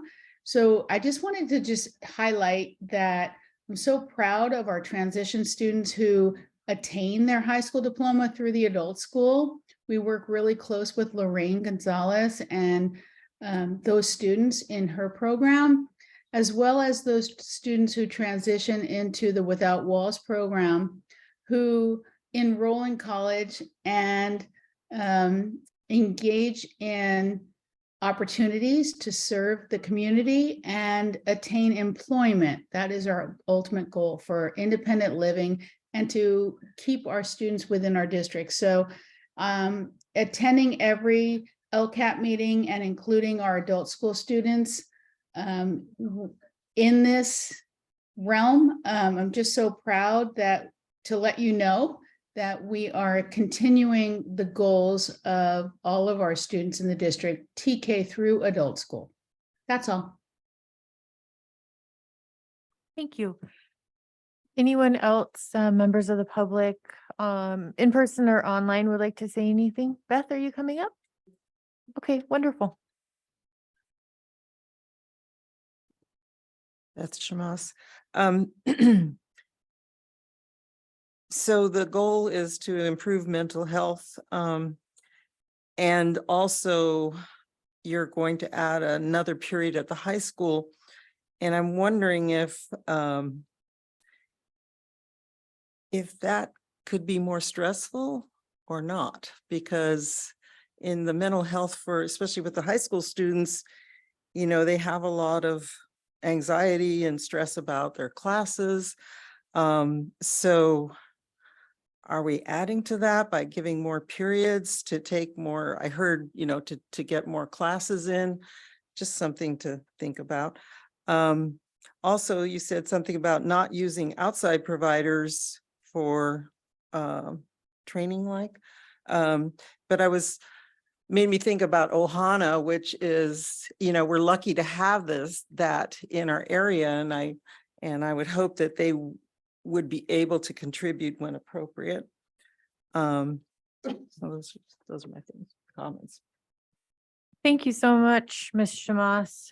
So Carolyn, can I just address the last comment about the mental health, or is it not appropriate? Well, we typically don't respond to Okay. public comment. However, if a board member also shares the same question, I think it can be worthwhile for discussion. So if anyone else I'm interested in hearing more about that. Excellent. Thank Sure. you. The goal was saying that we're making a shift from hiring like for lack of a better word, a company to come in and provide only professional development for mental health. We had the Institute for Social Emotional Learning that we had a contract with. And the training was done remotely, and the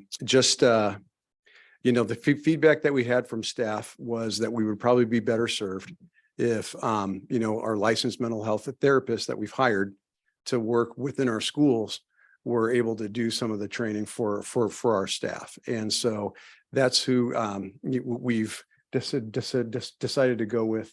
In no way does it keep us from accessing our local resources. In fact, one of the ideas that came out of our parent community was to have a wellness fair where we could have all of the communities resources represented at that fair. So on a Saturday afternoon, as part of our park party program, that people could have access to these different groups and find out information. And that I think so. It's not that we want to wall ourselves off from outside care. It's just that we want the people that are with our staff and children every day working with our staff and children. So Ohana would be an acceptable vendor Absolutely. to add. So what I'm hearing is actual counseling and therapeutic services are welcome, regardless if it's a vendor outside the district or not, but professional development that's kind of Like, how would you describe that? I don't want So- to say waste of time, but it's it's something that maybe didn't resonate with the teachers, and you're listening to them and you're I think that pivoting. the way that I would put it is that the training that we got didn't necessarily transfer into our work with the students as effectively and as thoroughly as we would have liked. Mhm. And so we think that if we craft the training around our specific student needs that we see on a daily basis and tools that will help our staff respond to those needs, that's the kind of training that is going to stick and be used every day. That's great. And that's Yeah. valuable information, right? It's not that you did anything wrong or had a inappropriate vendor or anything like No, that. It's like, let's try it out and see what works. And then the next time evolve. Try something else. Beth, I'm so glad you asked that question. It was really good clarifying. Thank you so much. Okay, I don't see anyone here in public coming up to the podium. Lewis is letting me know no one is online wanting to speak. Board members, shall we close out this public hearing? It's now 9:20. If that's okay with you, we will do that. Yes, appears to be okay. Okay, good. Appears to be okay with everyone. Go ahead, Ray, and whack the hammer. And then let's take a 10-minute break. So we will all reconvene at 9:30. Back into open session.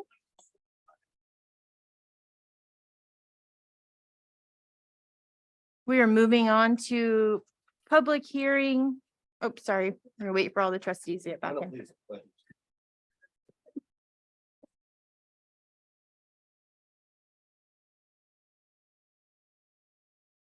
we have Laura? No. Okay, well, we are back in session. Laura will be joining us shortly. I'm sure we do have a quorum right now. We are going to open up with public hearing for the tentative agreement with the California School Employees Association for 22-23. Joshua Jordan, this is your item. I will make it very quick. You have my cover sheet. You have the tentative agreement as a backup. This is the AB 1200 disclosure. And the highlight of this is that MCOE has reviewed, the county office has reviewed and approved our AB 1200 documents reflecting the compensation settlement in the agreement. The agreement is for retroactively from July 1st, 2022, on schedule moving forward 5% and 1,000 to health and welfare as noted in the cover sheet. Thank you so much for that description. We will go briefly to the board. And student trustee Avila has departed for the evening. So we're going to start with trustee Dr. Hazen. No comment for me. Thank you. Thank you. Clerk McNary, Nothing, thank you. trustee Otmar, Nothing from me, thank you. trustee Brian Swanson. Nothing from me, thanks. Thank you. I don't have anything either. We'll go out to the public. Any member of the public, either in person or online, who would like to speak on this item, you're more than welcome to do so now. All right, nothing from Lewis, which means no one online is asking to speak and we don't have anyone here in public. So at this point, I will close the public hearing. It is 9:40. Okay, moving right along, we've got public hearing D, or sorry, public hearing item D, of tentative agreement with the Pacific Grove Teachers Association for fiscal year 22-23. Joshua Jordan, this is your item as well. Thank you very much. Again, in the package, you have the AB 1200 disclosure as well as the tentative agreement with Pacific Grove Teachers Association. In the tentative agreement, there is language reflected changes as well as salary and health and welfare noted on the cover sheet, 5% retroactive to July 1st, 2022 on schedule forward, and $1,000 to health and welfare. And the county office has reviewed and approved our AB 1200 disclosure for this TA. Thank you so much. Board members, I'm just going to glance at you if anyone has anything. No, everyone's shaking their head. Okay. Lewis, anyone online wanting to speak on this public hearing? No. And I don't see anyone here in public making their way up to the podium. Okay. So with that, we have gone out to public comment. We don't have any board comments. We will close the public hearing at 9:41. Okay, moving on to action discussion. So now we have a couple items. We have a walk-on item that we're gonna discuss. And we're just gonna call it walk-on item, contract with Positive Behavior Supports Corp for extended school year. And this is a Claire Davies item. Yes, thank you. So this is a walk-on item because up to the last minute, I've been analyzing our staffing for extended school year. And it changes from day to day, not only parents confirming that, yes, I am sending my child, and also staff plugging staff in where we need them, seeing where we have holes in our staffing. And so that's why it's a walk-on. And it looks like we will need 4 paraprofessionals through the agency that we have been using, Positive Behavior Supports, to help us be properly staffed for extended school year. But had someone contact me today saying, well, I think I might be able to work summer school after all. So that's an example of what I mean. So I think that it would be more accurate to say now that we may need to contract with up to 4 behavior. They call them behavior techs, but they're paraprofessionals. And so we have that projected cost for you. And I hope we didn't miss anything on the contract. Because this one we need now.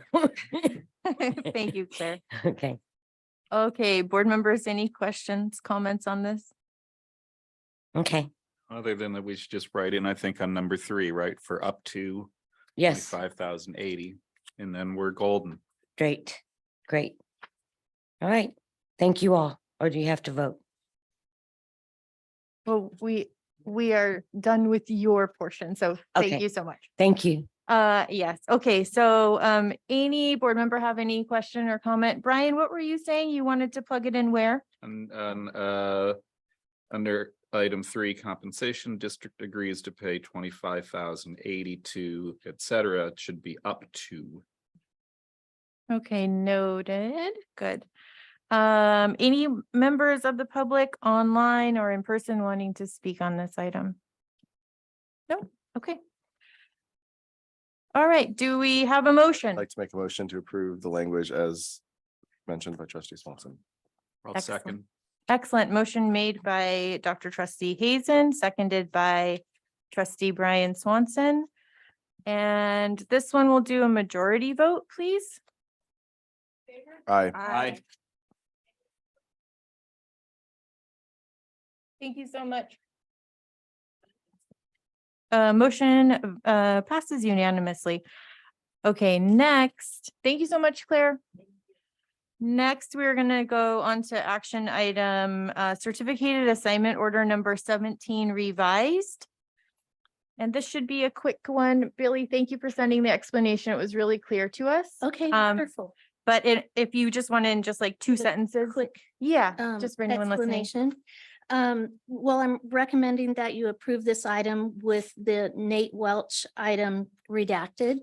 And the reason being is I jumped the gun on this one basically by when we posted internally and Jeannie did apply, but Jeannie's no longer a bargaining unit member. She's actually would be considered an external candidate. We did not post externally, so I need to pull back, post externally, go through those motions, and then bring back the outcome to the board. Thank you. You're welcome. Board, any questions or comments on this? I have a quick question. Maybe Okay. I'm misunderstanding, but the revised one that I'm looking at has Nate Welsh on here and Jeannie is a job share. yeah, Mhm. is that not supposed to be on here? Right. I'm requesting that we pull the Nate Welch, Jeannie Di Tomaso item off of the certificated assignment order. So everything else would stay and that would be removed. Okay, there's staple Oh. holes, so maybe there's something missing from mine. Oh, It just Nate is still on this paper. I was just looking for Yeah, clarification. he's still on. Did you want him to still be on the revised one? no. Okay, She's making a A- verbal a- revision. a Got it. full- got it. Okay. Got it. Yep. Thank you. Understood. Okay. Okay, thank you for that. Any, Okay. any Check. member of the public wanting to comment on this item? Okay, no one online wanting to comment, and I don't see anyone here. Excellent. Okay, so I'll make a motion to approve this revised order with the Nate Welch information removed. I'll second. Is that how- Okay, thank you. Motion made by Carolyn Swanson, seconded by Clerk McNary. We'll do a majority vote, please. Aye. Motion passes unanimously. Thank you so much. Thank you. Thank you. Okay, action discussion item A, adoption of resolution number 1107 proclaiming June 2023 LGBTQ++ month. Dr. Portis. Thank you, Madam President. As we've been doing every month, trying to capture the special notations in resolution for each of those months. And as you note here, resolution 1107 is to proclaim LGBTQ+ Pride Month. And resolution is included there in the packet for you. We did make the proper corrections on the final addition to be specific for Pacific Grove Unified School District. So I have no other parts for the presentation, but if there's something the board specifically would like to discuss, open for that. Thank you, trustee Dr. Hazen. Anything? No, thank you very much for this. Again, Clerk McNary?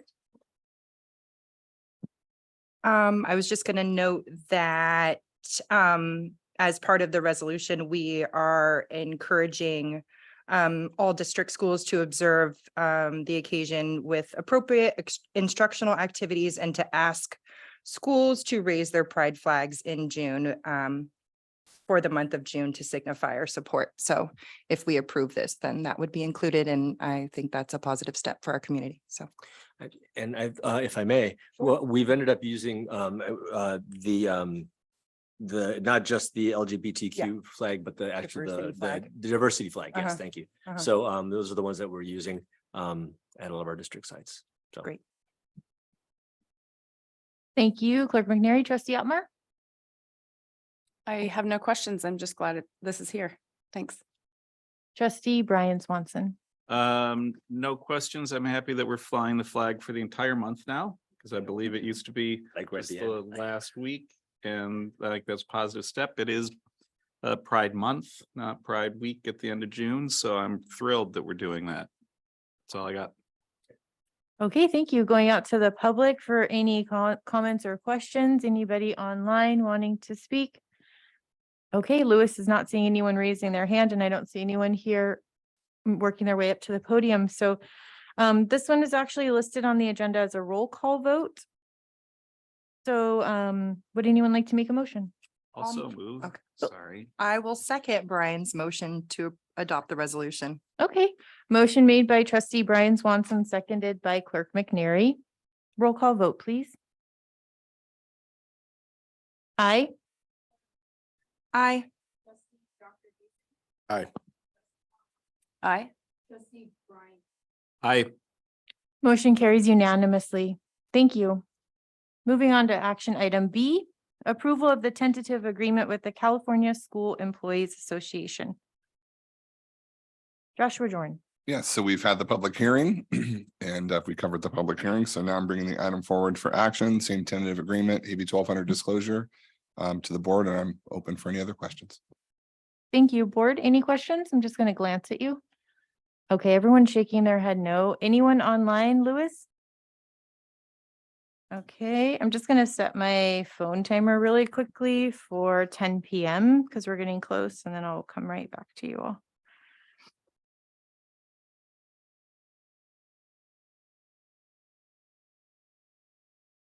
Thank you. Okay, not seeing any members of the public working their way up to the podium or online. A roll call vote, please. Motion second. Would be like, Oh, yes, thank you. Would anyone like to make a motion? I'll move to approve the agreement with CSEA. I'll second. Great. Motion made by clerk McNary, seconded by trustee Dr. Hazen. Roll call vote now, please. Aye. Aye. Aye. Aye. Aye. Thank you. Motion carries unanimously. All right, moving right along. Action item C, approval of tentative agreement with Pacific Grove Teachers Association. Joshua Jordan. Similar to the last item, PGTA's public hearing was held. All of the information is in your packet, and I'm open for any questions regarding the action item. Thank you. Board members, any questions or comments? Okay, I'm seeing everyone shaking their head no, so we're just going to briefly go out to public comment. We do have somebody here. Director Rogoman.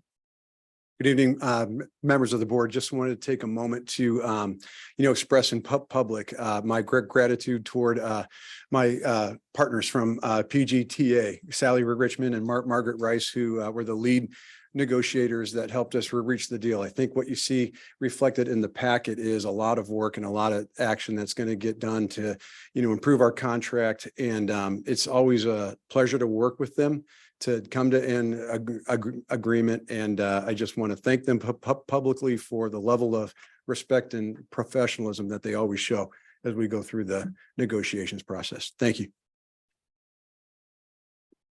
Right, Laura Ligona, Pacific Grove Teachers Association.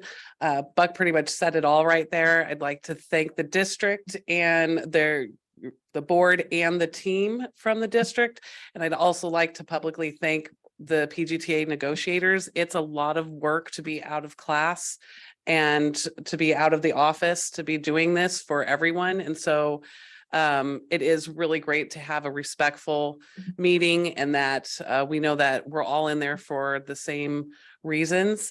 I look forward to continuing our negotiations with our last few items and for next year. Thank you. Thank you so much. And I actually do see somebody. Yes, thank you so much. Louis, do you mind unmuting Leslie? Hello, good evening. I'm Leslie Ternillo. I'm the CSEA president. I missed my opportunity to comment when it was our item. You guys moved through it so quickly, which is good. But I just kind of wanted to piggyback on what Director Rogoman and President Ganoa just said. Just wanting to extend my thanks to my negotiations team as well, and our tireless labor representative, and to the district team, Assistant Superintendent Jorn and Director Menke, and Eric Saavedra for the time that he was with us. And I also wanted to recognize the work of PGTA team and the other units in their negotiations. As the other commenter said, the negotiations process is a big undertaking, and I just would like to thank everyone for their service. And that also includes some district office staff for their assistance, our fiscal officer, the HR team, and the ladies in payroll. And of course, our gratitude to the school board. Thank you. Thank you, Leslie. And I'm sorry that we didn't see you earlier, but thank you for being persistent and raising your hand. We appreciate it. So is there anybody else, members of the public wise, that would like to speak? Please do raise your hand. I don't see any. Any board members just checking back to see if you have anything to say? All right. Can we get a motion on this? I'm happy to make a motion to approve this agenda item. I'll second. Thank you. Motion made by trustee Dr. Hazen, seconded by trustee Otmar. Roll call vote, please. Aye. Aye. Aye. Aye. I, Thank you. Motion carries unanimously.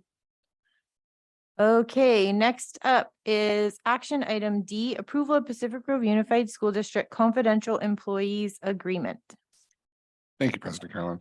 The next two items both are considered meet and confer. We don't require an AB 1200 disclosure, although the county office does review the impact to budget, not just on PGTA and CSA, but all negotiated settlements. So I'm bringing forward tonight action item D. This is for our confidential employee group.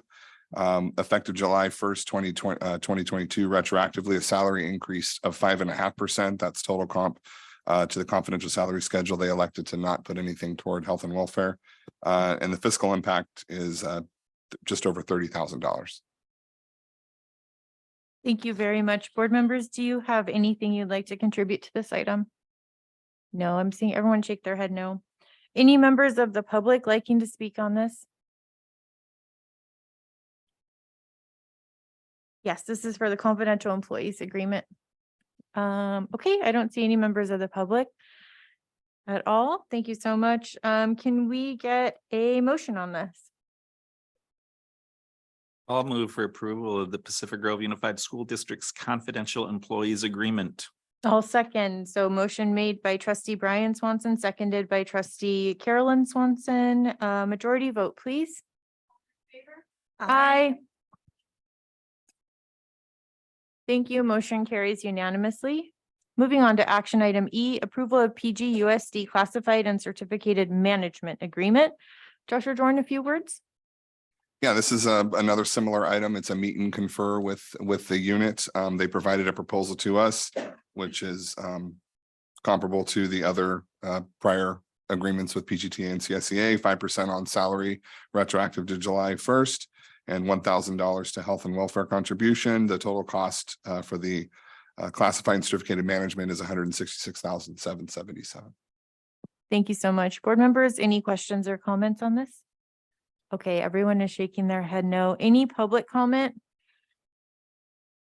Okay, not seeing anyone online wanting to comment or here in person. Can we get a motion? I will move to approve E, the Pacific Grove Unified School District Classified and Certificated Management Agreement. I'll second. So we've got a motion by trustee Otmar and a second by Carolyn Swanson. Majority vote, please. Aye. Thank you. Motion carries unanimously. Moving on to action F, approval of the Assistant Superintendent's 2023 contract. This is actually Dr. Portis' item. Go ahead. Thank you, Madam President. So similar to the other contracts that you've seen, we're requesting the board provide this approval of the Assistant Superintendent's contract. The contract has been provided previously in public. We are in a regular meeting and an open session for this. And as required by Ed Code, I want to make sure that the board understands by approving this contract, the fiscal impact would be an annual salary of $218,400 in 12 equal installments, retroactive to July 1, 2022. And also that the terms are renewing for 4 years. And so this is commensurate with the other bargaining units in terms of the 5% increase. Thank you. Clerk McNary, do you have anything to contribute to this? I'm just curious, on the cover sheet, it says the revisions include equal installments from July 1, 2019 to 2021. Is that just an? Yeah, that error? was off of a revision from that. And then you go Perfect. down below, it shows you what the renewal is. Okay, perfect. I just wanted to pull it from directly from what the old contract was. Got it. Thank you. Okay, trustee Elmar. No, I have nothing. Trustee Brian Swanson. Nothing, thank you. I have, oh, actually, I'm gonna pause for a moment. It is now 10 PM. So we need to decide if we're gonna continue the meeting or adjourn the meeting. Does anyone want to make a motion to continue the meeting? I'll move to continue till as late as 11 PM. Okay, we have a motion. I'll second that motion. So we have trustee Brian Swanson moving to extend the meeting until 11 and trustee Carolyn Swanson seconding. Can we get a majority vote, please? Aye.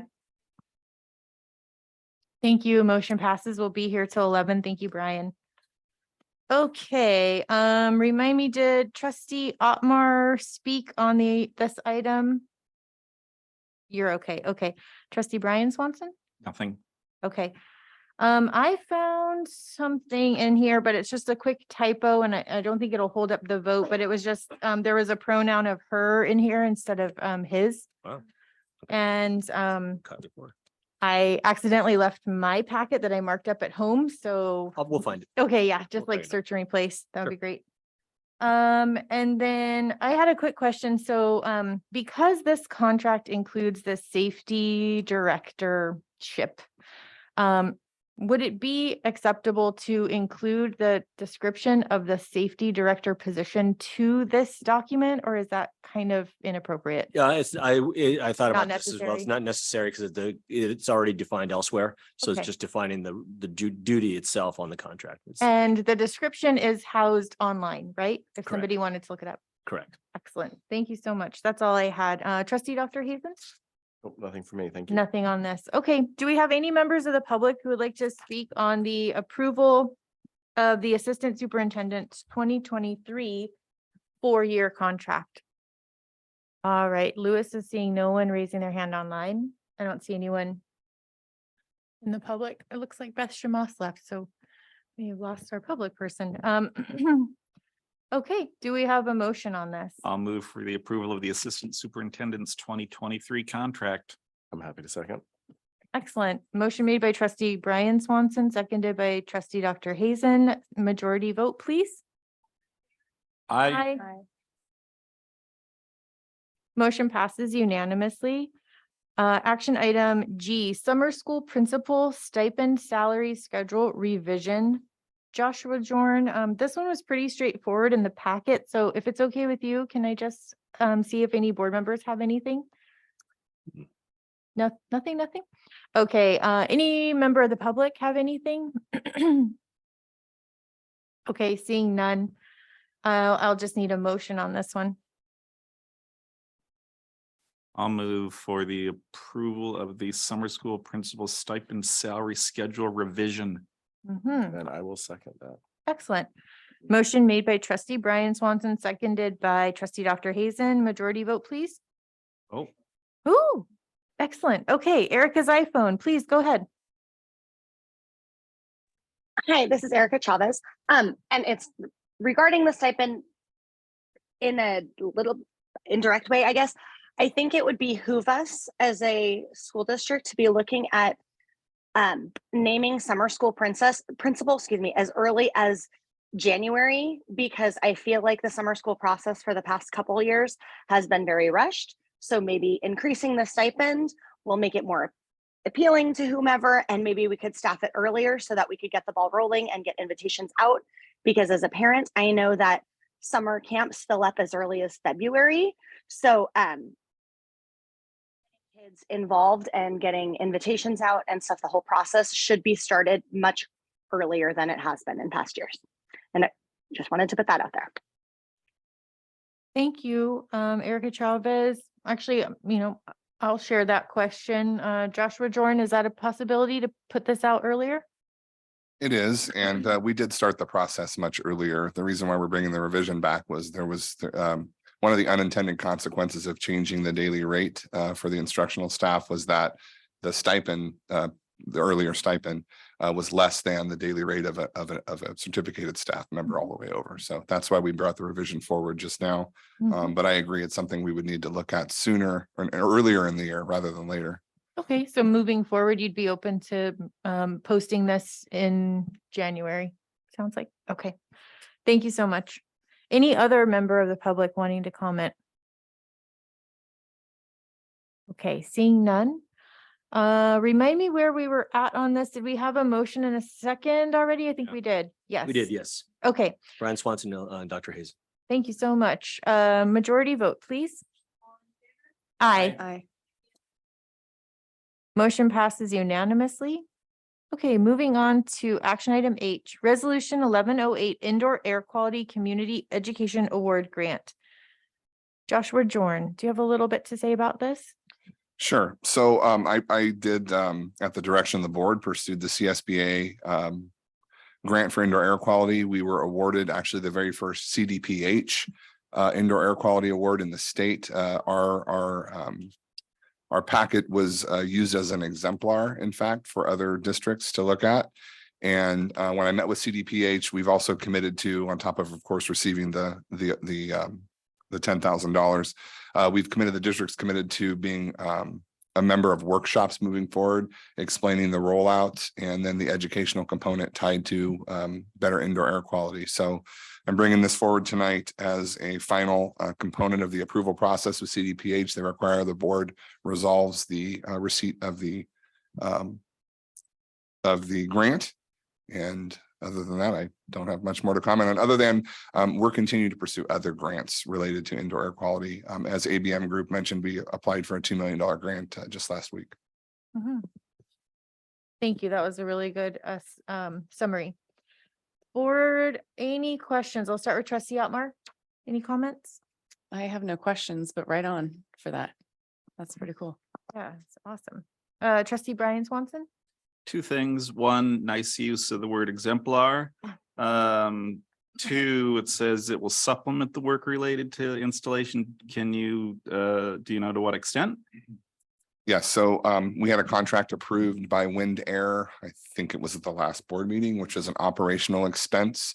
Or it's around $82,000 for implementation, and this grant supplements the initial installation cost from Wind Air. In fact, all of the IAQ units are currently installed in the district already. The project finished, I think it was last week, right, Director Anderson? Yeah. Great. So now we're working on the dashboard component, doing modeling of the spaces, and then we'll have dashboard reporting, which we'll have once that's finalized. Thank you. Excellent. Okay, trustee Brian Swanson, good questions. I don't have any questions. Trustee Dr. Hazen. Nope, no questions, just keep them coming. Clerk McNary. No questions, but same, thank you. And it's great to see. It's great when we can be the first and set a good example. So thank you. We could have a CSBA table on this or a presentation. Oh, yeah, CSBA next year, Josh. Yeah. Okay, things that we're doing that are innovative, that are used as examples. We'll just add to your list. Okay. Any member of the public wishing to comment, you're more than welcome to. And again, this is on the Indoor Air Quality Community Education Award Grant. That's the item that we're on right now. Okay. All right, going out to the public, we don't have anybody. Thank you, Louis.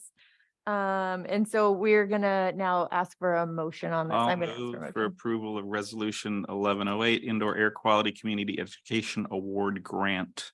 I'm happy to second as well. Okay, excellent. Motion made by Brian Swanson, seconded by Dr. Hazen. Roll call vote, please. Aye. Aye. Aye. Aye. Aye. Motion carries unanimously. Thank you. Okay, moving on to action item 8, district-wide comprehensive site safety and security threat vulnerability risk assessment. This is also Joshua Jorn. Please go ahead. It's the Joshua Jorn Show. It is. So keeping with the theme of safety and security within our district, we approved on consent earlier in the agenda the observation component of drills within the district with MC Kimball and Associates.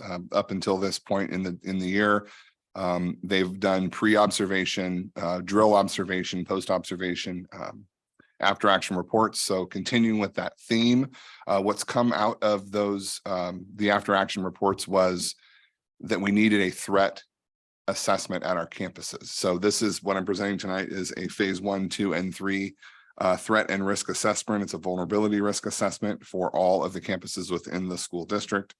There's a lot involved in this. I was involved at the county office when we did this with this very group with Salinas Union High School District. The deliverable in the end will give us really a summary of scope that needs to be implemented at each one of the sites to make our sites more harden. I don't want to say harden our sites because we like where we live and we like that we live without a lot of fences. But essentially that's what it's doing. It's going to give us a list of projects that the district would need to undertake to continue to provide a safer learning environment as well as a teaching environment for our staff. They will conduct interviews. They do drone footage. They do basically an inside out, outside in approach to threat and vulnerability at each one of the sites. Yeah, and as I mentioned, I've worked with this company before. They're very popular right now with Robert Down in Forest Grove, where they've been doing the drill assessments. And if this project or this contract is moved forward, a lot of this work will be done this summer, which would give us a deliverable at the end to discuss how we plan to fund that. And I open it up for any questions. Thank you. Trustee Brian Swanson. You're doing good. My only concern is Thank you. I am concerned about just the cost. It's and I know we've been doing these other things. I am a little bit on the fence and about dropping that kind of money. But again, I know we already got a toe in the water, if not, half a leg. So I'm going to just stop for a second. I want to see what everybody else has to say about it too. Okay, next up is me. I support it. Trustee Dr. Hazen. Yeah, just quickly, this similar thoughts, just is it possible to break the phases up? And one other just quick question, and what would the cost be, for example, just a phase 1 if we want to take that? The second quick question is there any possibility of having, our partnership or contract with the PGPD fill in a way to perform an initial assessment, or is that well outside of the scope of their duties? So I'll address the last question first. It's definitely outside of their scope of duties.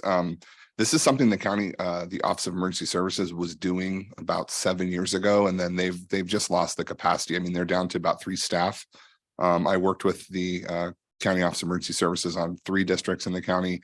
And then so essentially this is based on their initial model. MC Kimball was involved in that back then. In 2014, 15, we did Soledad, Greenfield, and then Salinas City Elementary School District. Salinas Union High, as I mentioned, went with Kimball and Associates. To parse this out, I think it may cost us more in the long run. We are getting a discount to complete the entire level phase 1 through 3 in kind of one fell swoop. And I do believe that the end product being a deliverable we can bring to this board and then discuss how to properly implement probably would serve us best if we looked at it holistically as opposed to parsing it out, because you may get a lot out of the phase 1 SWOT analysis, active shooter readiness, and the top 10 staff concerns, but that's not really a look at the facilities themselves. To answer all of the questions. Did a great job and explains it very well. So I'm leaning on the right side of the fence now. Clerk McNary. I'm in support of this. Trustee Otmar. Anything that is in support of student and staff safety, I fully support. So I definitely support this as well. And thank you for bringing this. Thank you. Any member of the public wishing to comment either in person or online, you're welcome to do so now. Please just raise your hand digitally or come up to the podium.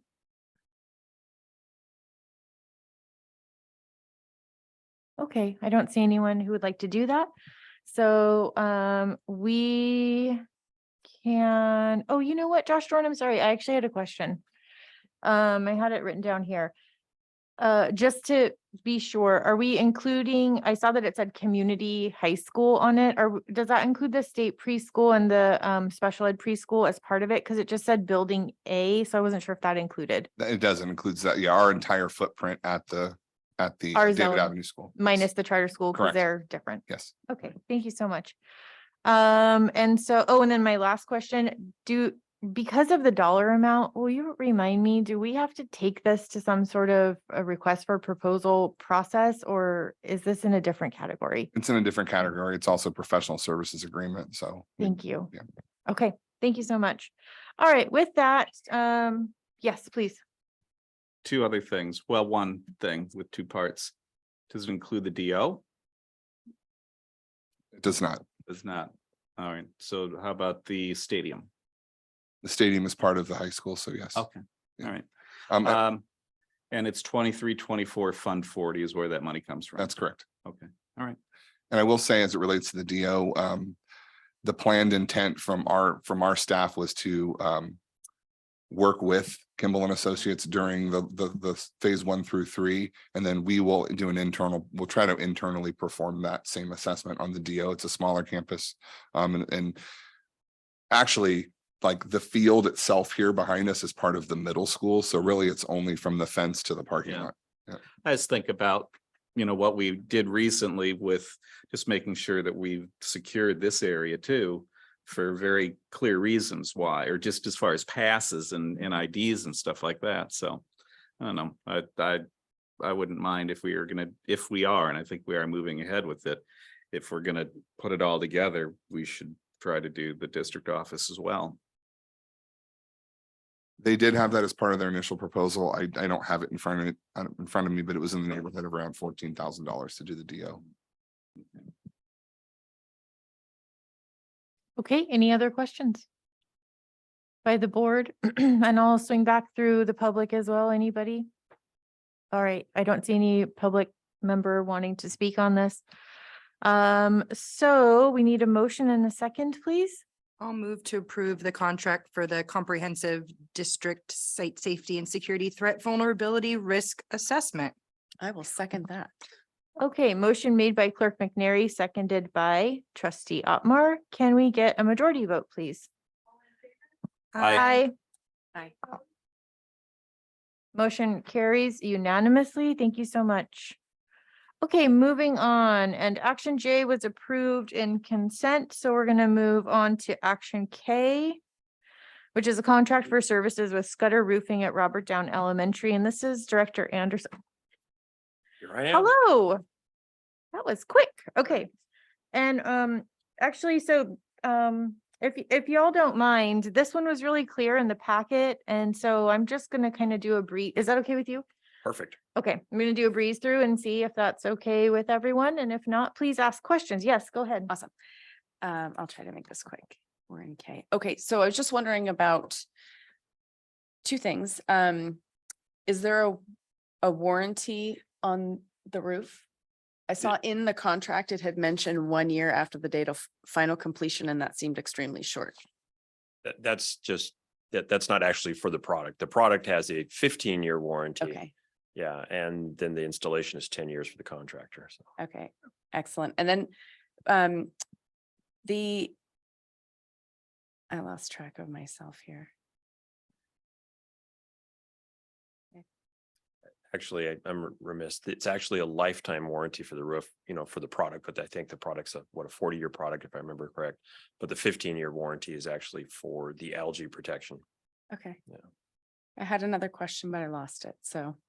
I'll come back. Okay, thank you. No problem. Oh, I've got it. No, Yeah, I got it. please, go ahead. There's a lot of writing on here. My question came while we were seeing the presentation from ABM, and I just wondered why the roofing wasn't going through ABM. Is that something that's totally separate? Yeah, it's separate. It's completely. Yeah, it's completely separate. ABM is focusing specifically on, like I said before, utilities, HVAC, lighting, water, sewer. Okay. They did mention insulation, Yeah. which is somewhat of a component, but it's attic insulation. So. Okay. So when they talked about building envelope, if you remember when we did the what made me reprioritization, I think of talked it about was envelope. building envelopes. So this was all in motion before we even contacted ABM. And this is a Title 20 floor reflective roof, so it's going to meet those requirements that they would be bringing to the table anyways. So we're there. Thank you. Thank you. That's all I have. Good questions. Trustee Brian Swanson. Nothing, no questions. Thank you. Thank you. I do not have any questions. Dr. Hazen? Nothing? Okay. Clerk McNary. All right.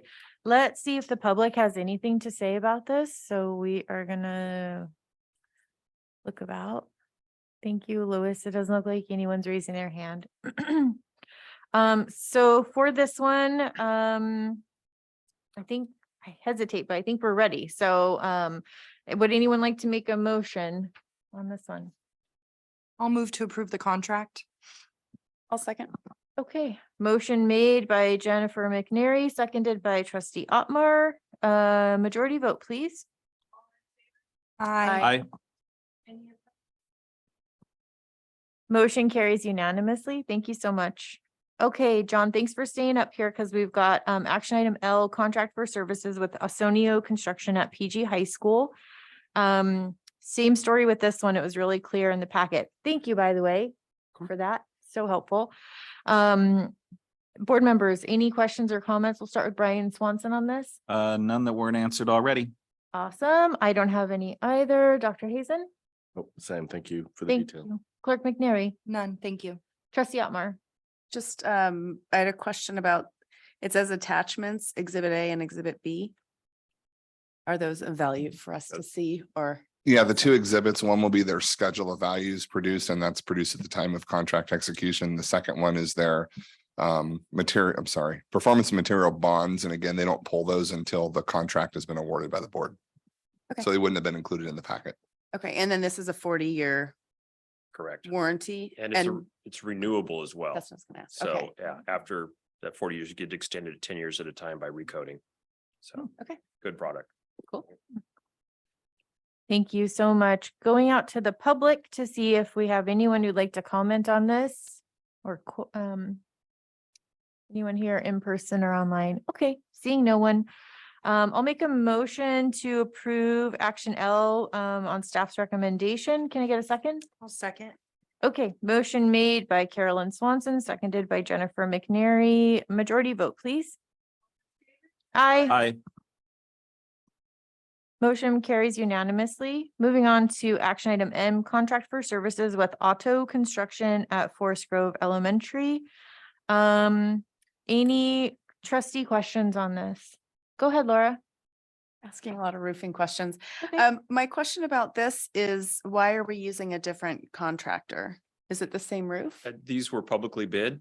It's the same roofing product and it's just a different contractor because they were the lower bidder, Okay, which is actually beneficial to us because we have multiple contractors working at multiple sites. I see. Okay. That was, I was gonna say, if we had asked for a bid for both together, could we have gotten a better deal? But tech- if it's, Technically, we kind of did by putting them all out at the same time. Okay. And you know, the competition is what won the lower bid. And I'll be honest, actually, I negotiated since we had a single bidder. I was able to negotiate and I was able to successfully negotiate $84,000 off the original bidded price. cool. Thank you. That's all I have. Christmas bonus for you. Yes. Thank you. Trying to pay for myself. Yeah, okay. Excellent. So that's action item M for auto construction at Forest Grove Elementary. Trustee Brian Swanson, any comments? I'm just gonna kind of glance at everybody on Nope. this one. Nope, nope. Elliot? Nope, nope. Okay. Public comments. Thank you, Louis. I don't see anyone, member of the public wanting to comment on this. Can we get a motion? I will move to approve this contract as well. Okay, I will second it. So motion made by Jennifer McNary, seconded by Carolyn Swanson. Majority vote, please. Aye. Motion carries unanimously. Moving right along to action item N, contract for services with Southern Bleacher. Another John Anderson presentation. Board members, any questions? Okay. Oh, yes. What do you have? But my question was only, and maybe it's in here, but are these repairs being done over the summer? The repairs, right now what this contract It's for been- it they've- is actually for demolition where it was damaged. And then temporary repairs to make it usable for graduation. Okay. So it's been done or it's being done? It's been done. It's been done. Okay, that's fine. I was just gonna I'm ask if asking there for was. forgiveness rather than permission. That's fine. Ratify, I see, yeah. Forgiven. My question was just gonna be, are there gonna be students like in the area when it's being No, done? and then the, It's done. the repairs that will be forthcoming will hopefully happen during the summer. I'm already negotiating with this, and Southern Bleacher is the original contractor for that stadium. So, and it's basically it's proprietary stuff, so it needs to come from the same contractor. So we're not, because it's a repair from damage, we don't have to go out to bid for that. We're having to do it with the original contractor because they're the only sole supplier for that. And is it a thorough repair now, or you're saying they're gonna have to come back? They'll have to come back and And- finish they'll have to replace the section that's missing. Okay. Be my guest, go over and take a look and you'll see that it's safe and ready for use this Cool, I coming believe it. weekend. Yeah. Okay, thank you. Just, Trustee Dr. Hazen. just a quick question too. Is this going to be covered by insurance as well? Hopefully. We've submitted a claim. Perfect. Thank you. Yes. Any other trustees liking to comment on this? No? Thank you for all your busy bee work over at the stadium. I've seen you you and your crew every day for, I feel like a couple months now. I don't know if it's been that long, but it seems like months. There's a lot of tree debris cleanup going on. Yeah, it's incredible. I can tell. There's so much work added to your plate for that. So thank you. Do we have any public comment on the contract for Southern Bleacher? Okay, seeing none. Thank you, Director Anderson. Do we have a motion? Happy to make a motion to Great. accept this agenda item as written. I'll second. Okay, wonderful. Motion made by trustee Dr. Hazen, seconded by trustee Otmar. Majority vote, please. Aye. Motion carries unanimously. Okay, we're on the back page. It's 10:26. We're doing great. Okay, action item O, board agenda format regarding individuals desiring to address the board. Okay, so I guess technically this is my item somehow. So we had a request from PGTA to kind of speak to board members, and after discussion by the board, it was decided that this could be an avenue for warmly inviting, having a place on the agenda for PGTA and CSEA to give union updates at a meeting if they chose. And this was a concept that was brought up. I guess it's done at many other districts. It's kind of a standard practice at other districts, not all districts, but some other ones. And so that's what this item is.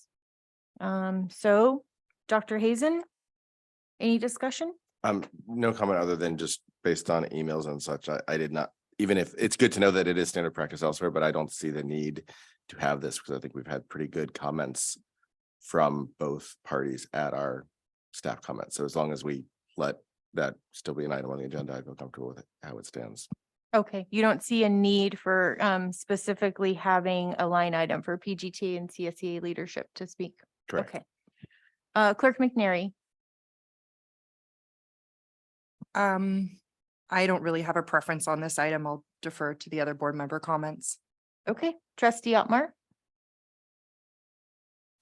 Just the same thing that Elliot was discussing, just based on the email that we received as a board. It sounds like this may not be wanted. I agree that it feels to me that there's a level of comfort that if there's something that needs to be said or a comment that needs to be made, they're being made.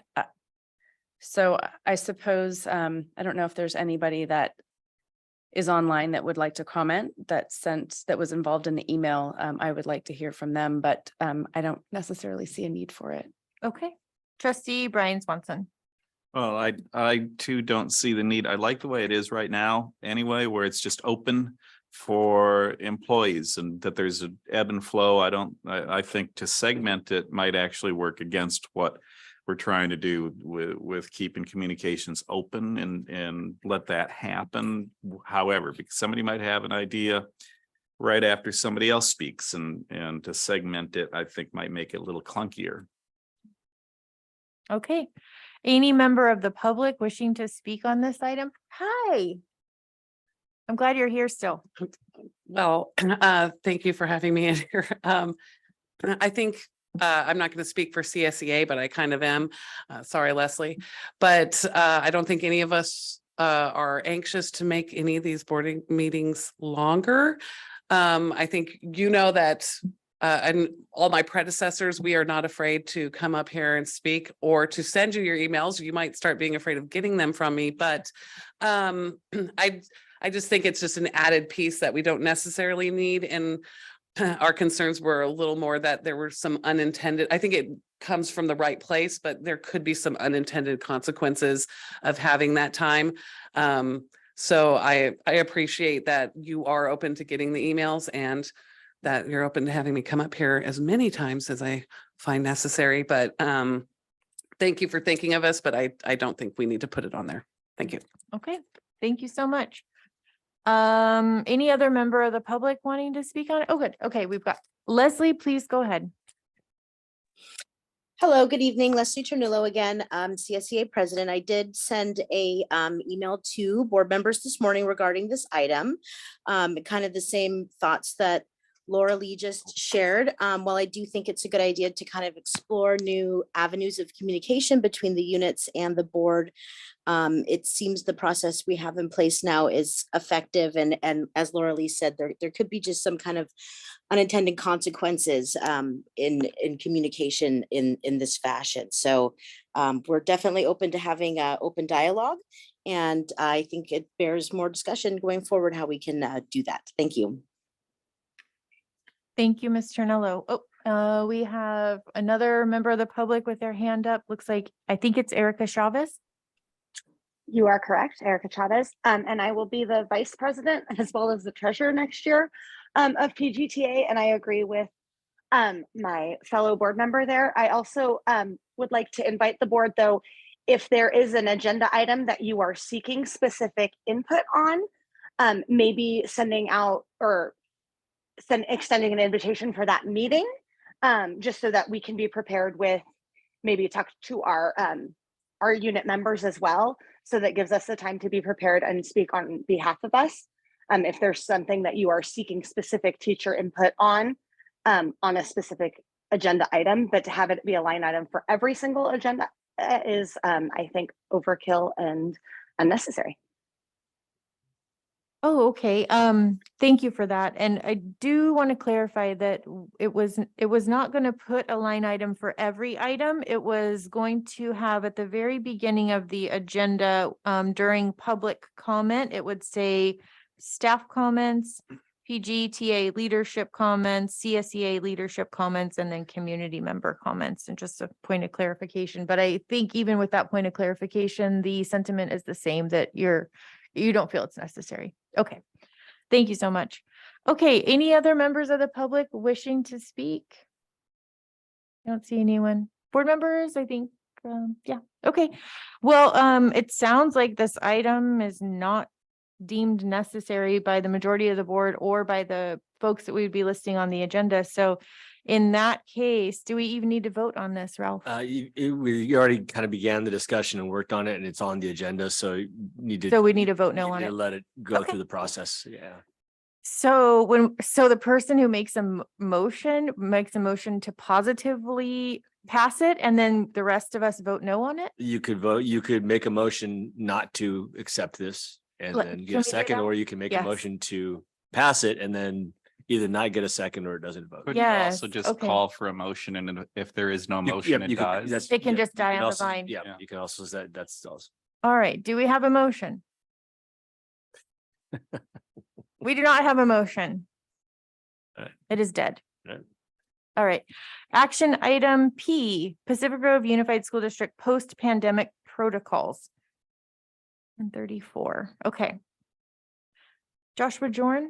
Yes, I'm bringing this item back, but I'm going to defer to the expert who is online. Is Nurse Pally online? Yes, I'm here. Thank you so much, Nurse Pally. You're welcome. So I'll go ahead and just read through the update that I received from the County Office of Education. So we received updated school guidance on March 20th of this year. And so I wanted to just review what the guidance was and then what my proposals were in terms of addressing this. And so the first one was that the supplemental paid leave program was been removed. And then Cal OSHA COVID-19 prevention non-emergency regulations, that's more of employee guidelines.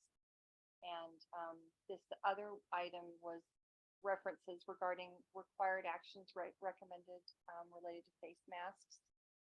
And so unless otherwise directed by local health departments or local educational agencies, students and staff should follow the CDPH guidance for the use of face masks until April 3rd of 2023, as well as masking guidance for specific situations referenced below. So in researching all these guidance and then clicking on the guidance for face masks, the school guidance is now, the face mask guidance for the school guidance is now face masking for the general public, as also used in healthcare settings. So this means that in community and low transmission times for community and medium transmission community levels, it's consideration for wearing a mask, except if you have an underlying medical condition or immunocompromised, have a disability, or are symptomatic and have been significantly exposed, then it's recommended that you mask. So the guidance is following assessing personal risk. So considering wearing a mask for times of low to medium transmission rates at the community level. If the community level is high transmission, then it is recommended. And interestingly, so I looked up transmission rates to get kind of the measures, the data points, and the only measures now that on the federal and state level related to COVID measures are vaccination rates and hospitalization rates. So they no longer have the case positivity and the case rate data to determine community transmission levels. So they look at hospitalization, the burden on the healthcare system, as well as vaccination rates. So previously, the measures that we would use for low, medium, and high transmission. So low transmission would be less than 10 residents per 100,000, or test positivity less than 5%. And so medium transmission rate would then be 5 to 10, or medium transmission would be 5 to 10. And then high would be above 15. So I can't find those measures on the websites anymore. They just simply go by the vaccination and the vaccination and the hospitalization. So I looked at Monterey County's transmission level. It's low, and so based on that, the masking isn't mandated, but it's recommended if you're immunocompromised, have underlying health issues. Which is the reason why we'll continue to provide masks, surgical masks for child and adult size. We have plenty of KN95 masks, adult size right now, and we'll continue to provide home test kits. So we just ordered about 4,000 more test kits that just arrived this last week. The state is allowing us to order for this next year. The deadline was June 16th, so we got that order in really early. I'm getting really, really good updates from the county if they have additional test kits available. So we'll continue to order those and have those on hand for people to test, and then we'll continue to provide masks. So one of the other measures, the school guideline measure updates, was that the routine notification letters for positive test cases have expired. And so as of now, we have a mandated masking at the elementary level for the first 5 days of exposure. And so when I receive an email from a parent that their child has COVID, I touch base with the parent, I communicate with them on the start of symptoms, the date of the positive test, and then I can calculate when the exposure period was for the classroom as well as their quarantine. And so I've been sending letters to the elementary classrooms if that class has to mask the next day, or if it's over a weekend, if they have to mask on Monday, and then for, you know, however many days after would be that first 5 days. So the state guidelines, to align with the state guidelines, we would rescind that mandated masking at the elementary level as the COVID notification letters have been expired. But we would still continue to provide masks for students that need to wear them.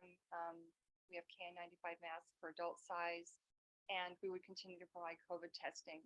That said, masking is important for students that become symptomatic at school and have been exposed to COVID. So just like doctors' offices, we're going to have masks available, and we will ask students to wear masks if they're symptomatic. I've done that when students have come up to the health office and they're coughing or they're otherwise symptomatic, and most are very amenable to putting on a mask until they're picked up from school.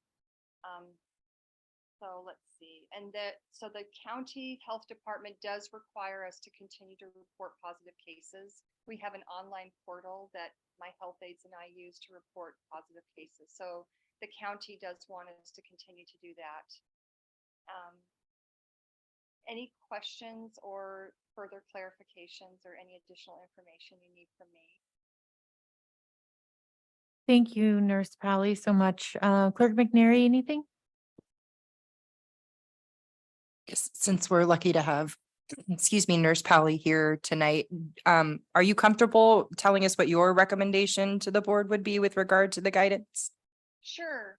So given the state of the pandemic that we're in, and just all of the research I've been doing on the CDPH website, the CDC website, and then communicating with the County Office of Education, I feel like we're in a state with our transmission level just within the district.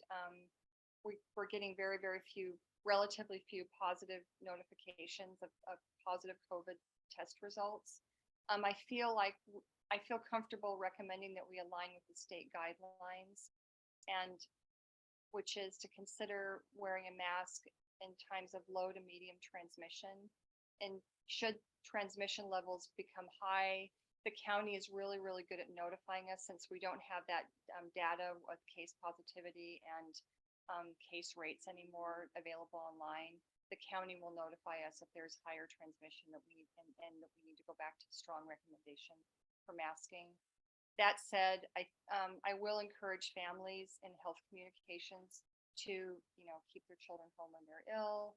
And if the child becomes symptomatic, that we will encourage them to wear a mask, and that if they've been exposed, that they should wear a mask for the 10-day exposure period. So those will be continual reminders, as well as our illness policy, and that testing will be provided, and that we'll provide masks at school for those that need to wear them. Thank you. Any other trustees have any comments or questions now that we've heard from Nurse Pally? Brian? No. Trustee Otmar? Elliot? Okay. Okay, so we have this item here in front of us. We've heard from Nurse Pally. Let's go out and see if the public has any questions or comments for us. Good night, Mr. Garcia. Good night. Looks like no one online has any questions for us. I should say has any comments related to this item, and no one in public is coming up to the microphone. So in that case, do we want to make a motion to adopt action item P? Your mic's dead. Okay. Louis, do we have a live mic we can swap out? Our microphones are dying. I was gonna say, I will make a motion for trustee Otmar. There you I'm just kidding. I'm happy to make a motion to approve the. That's I've never had that happen at a meeting. I wasn't sure. I'll second Otmar's. Yay. Okay. All right. Motion made by Dr. Elliot Otmar. No, I'm just joking. Okay. For Dr. Hazen, seconded by trustee Otmar. Let's see. This is a majority vote, please. Aye. Thank you so much. Motion passes unanimously. Moving on to item Q, which is board calendar future meetings. Okay, I think there's something in the blue folder for this. Dr. P, is this Do you know why there was something in the folder for the board calendar? Yeah, I can tell you what the revisions were, if you Okay, like. sure. Mandy, help me out on this one. There are a couple corrections. The December 7 meeting, we should read December 7, number one, on the August through December 2023. It shows December 9, but that's December 9 is like a Saturday, I think. So the correct is a correction. It was Okay. corrected to read, it should read December 7. So Okay. scratch off December 9, should read December 7. On the board calendar, she already added the SRO contract for the second meeting in January. You have to go back on that. So it's reflected, she's backdating, and that way the next year it'll appear on there in the correct spot. Okay. So the Got it. SRO is on there. And then on September, we added a September 14 special meeting. And again, it'll track forward on the next round. So that's, those were the changes, the corrections that were made so that the new calendar will reflect what was discussed. And Okay. other than that, there are no more additions at this point. Okay, that is excellent. And so then there's that supplemental page from Leadership Associates. They're proposing those dates and times for us. Somebody remind me what page of the packet that supplemental page is on? 663. Thank you. Oh, you did too. Oh, no. You're out too. They're going down. What is it? Trustee Otmer, will you kick off the discussion? Trustee. I looked at Clerk McNary and I said Trustee Otmer. Whichever you choose. What are you looking for from me? Any discussion on this item? I guess, given the proposed timeline from Leadership Associates, we have a meeting to get on the books in the soon. Yes, okay, thank So you. that would probably be where I would start. Okay. So they're proposing that we need to have an initial, they're calling it initial meeting with the board. Board determines characteristics, skills, and qualities desired, and new superintendent publicly announces timeline and procedures. Open and closed session for approximately 2 to 3 hours, and they're hoping for that to be on May 22nd or 23rd. Shall we pull out our calendars and look? Okay, we shall. Just a quick comment. It looks like the 23rd is the adult education high school diploma graduation. So that's at 6 p.m. So that might be a conflict. Okay, that's a good one. Thank you. Anyone hear that sound? Oh, God. Fan belts loose. Okay. Okay. All right. So the 23rd, Elliot, yes, I have that as well from 6 to 7. And I have something on the evening of the 22nd as well. So daytime. How is daytime for anybody? That's tricky. Thumbs down, Elliot. I have time on Monday a bit, but it would be later in the day and tough. I'd have to cancel something, but I could make I it know work. I'd have That's to the only thing. cancel something too. Eey. But it is important that we get this rolling. I am free Monday afternoon if my wife can take my son to soccer, which she's usually happy to. You're free Monday afternoon. Okay. So maybe like 5 o'clock on Monday. Okay. Trustee Otmar? Any chance? I may show up in scrubs, but. Okay. Okay. And we could push it to 5:30, but if it's 2 to 3 hours, like if we started at 5, then we're hopefully done a little, not going super late. We don't either. Yes, we will all in solidarity. Okay, Clerk McNary? 5 o'clock on Monday, the 22nd. Sounds good. Okay. Brian Swanson? Yeah. Yeah. Okay, and then also important is staff members, so trustee, it's not trustee. I'm just looking at you saying trustee. Joshua Dorn? Okay, thank you. 5 p. And then Ralph, you probably wouldn't attend this, correct? Okay. I couldn't at that time anyway. I have something on the calendar, but it didn't matter. So Okay. All right. So we've got Josh Dorn. Any other staff member that we need to have here for this? That I'm forgetting? Lou, I guess we could ask Lou. He's not staff, obviously, but Yeah, I think Director Mankey perhaps, and we can confirm with her. I'll okay. let her know. Okay, special meeting. And then, okay, so let's, is there any other meeting that we need to set? Clerk McNary looking at this leadership associates right now. board This meeting, looks board like the meeting. first step, and then we'll probably have to adjust and figure out timelines after we get the process started. Okay, so I'd we're say good with this? let's start here. Yeah. Okay, and then if we could have Ralph's office, make sure that this room is available. Lewis will need IT that evening. Hi. 5 o'clock on Monday, the 22nd. Okay. But we'll let Ralph's office coordinate all that, all the details. So, okay. All right, so I'll make a motion to approve action, you know what, sorry, public comment. Any public comment on the board calendar / future meetings? Okay, I see none. And let me just triple check with it. Yes, go ahead, Laura.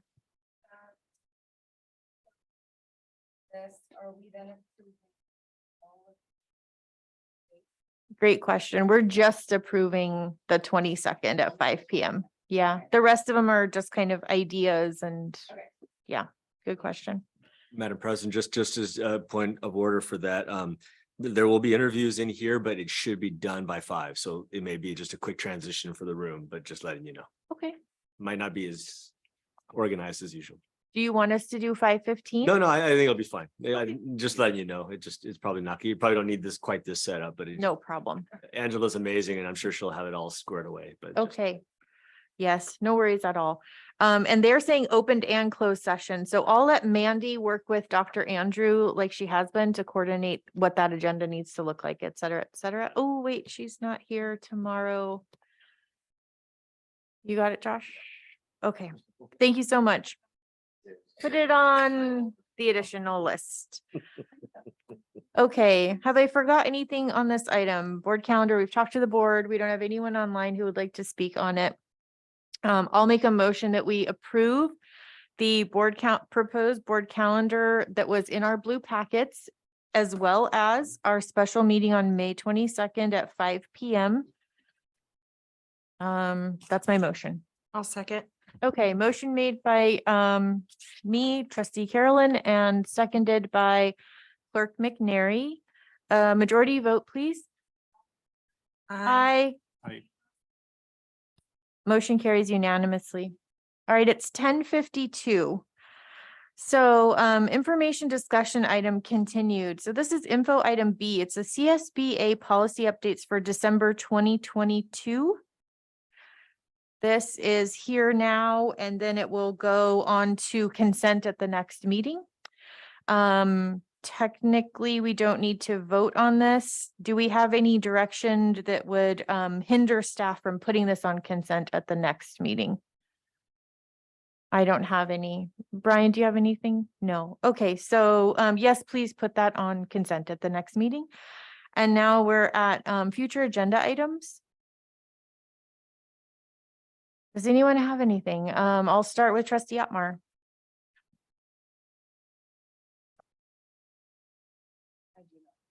You do not. Aye. Okay. So trustee Otmar says she doesn't have anything. Trustee Brian Swanson? Not at this time. Nothing at this time. He might not. Oh gosh, he doesn't have a Not microphone at this either. time. Microphones are dropping like flies. I don't have anything. Dr. Hazen? Nothing other, yeah, nothing. Nothing. Okay, clerk McNary. No, I will save. You will save. Okay, and then we're going to go online to see if any member of the public has anything. And then I also want to remind everyone we have the online system. If you would like to submit an agenda item that comes to your mind and you're not in a meeting, you can go to the online form that's on the PGUSD website and submit something there. Okay, with that, adjournment. It is 10:53. Good night. Thank you.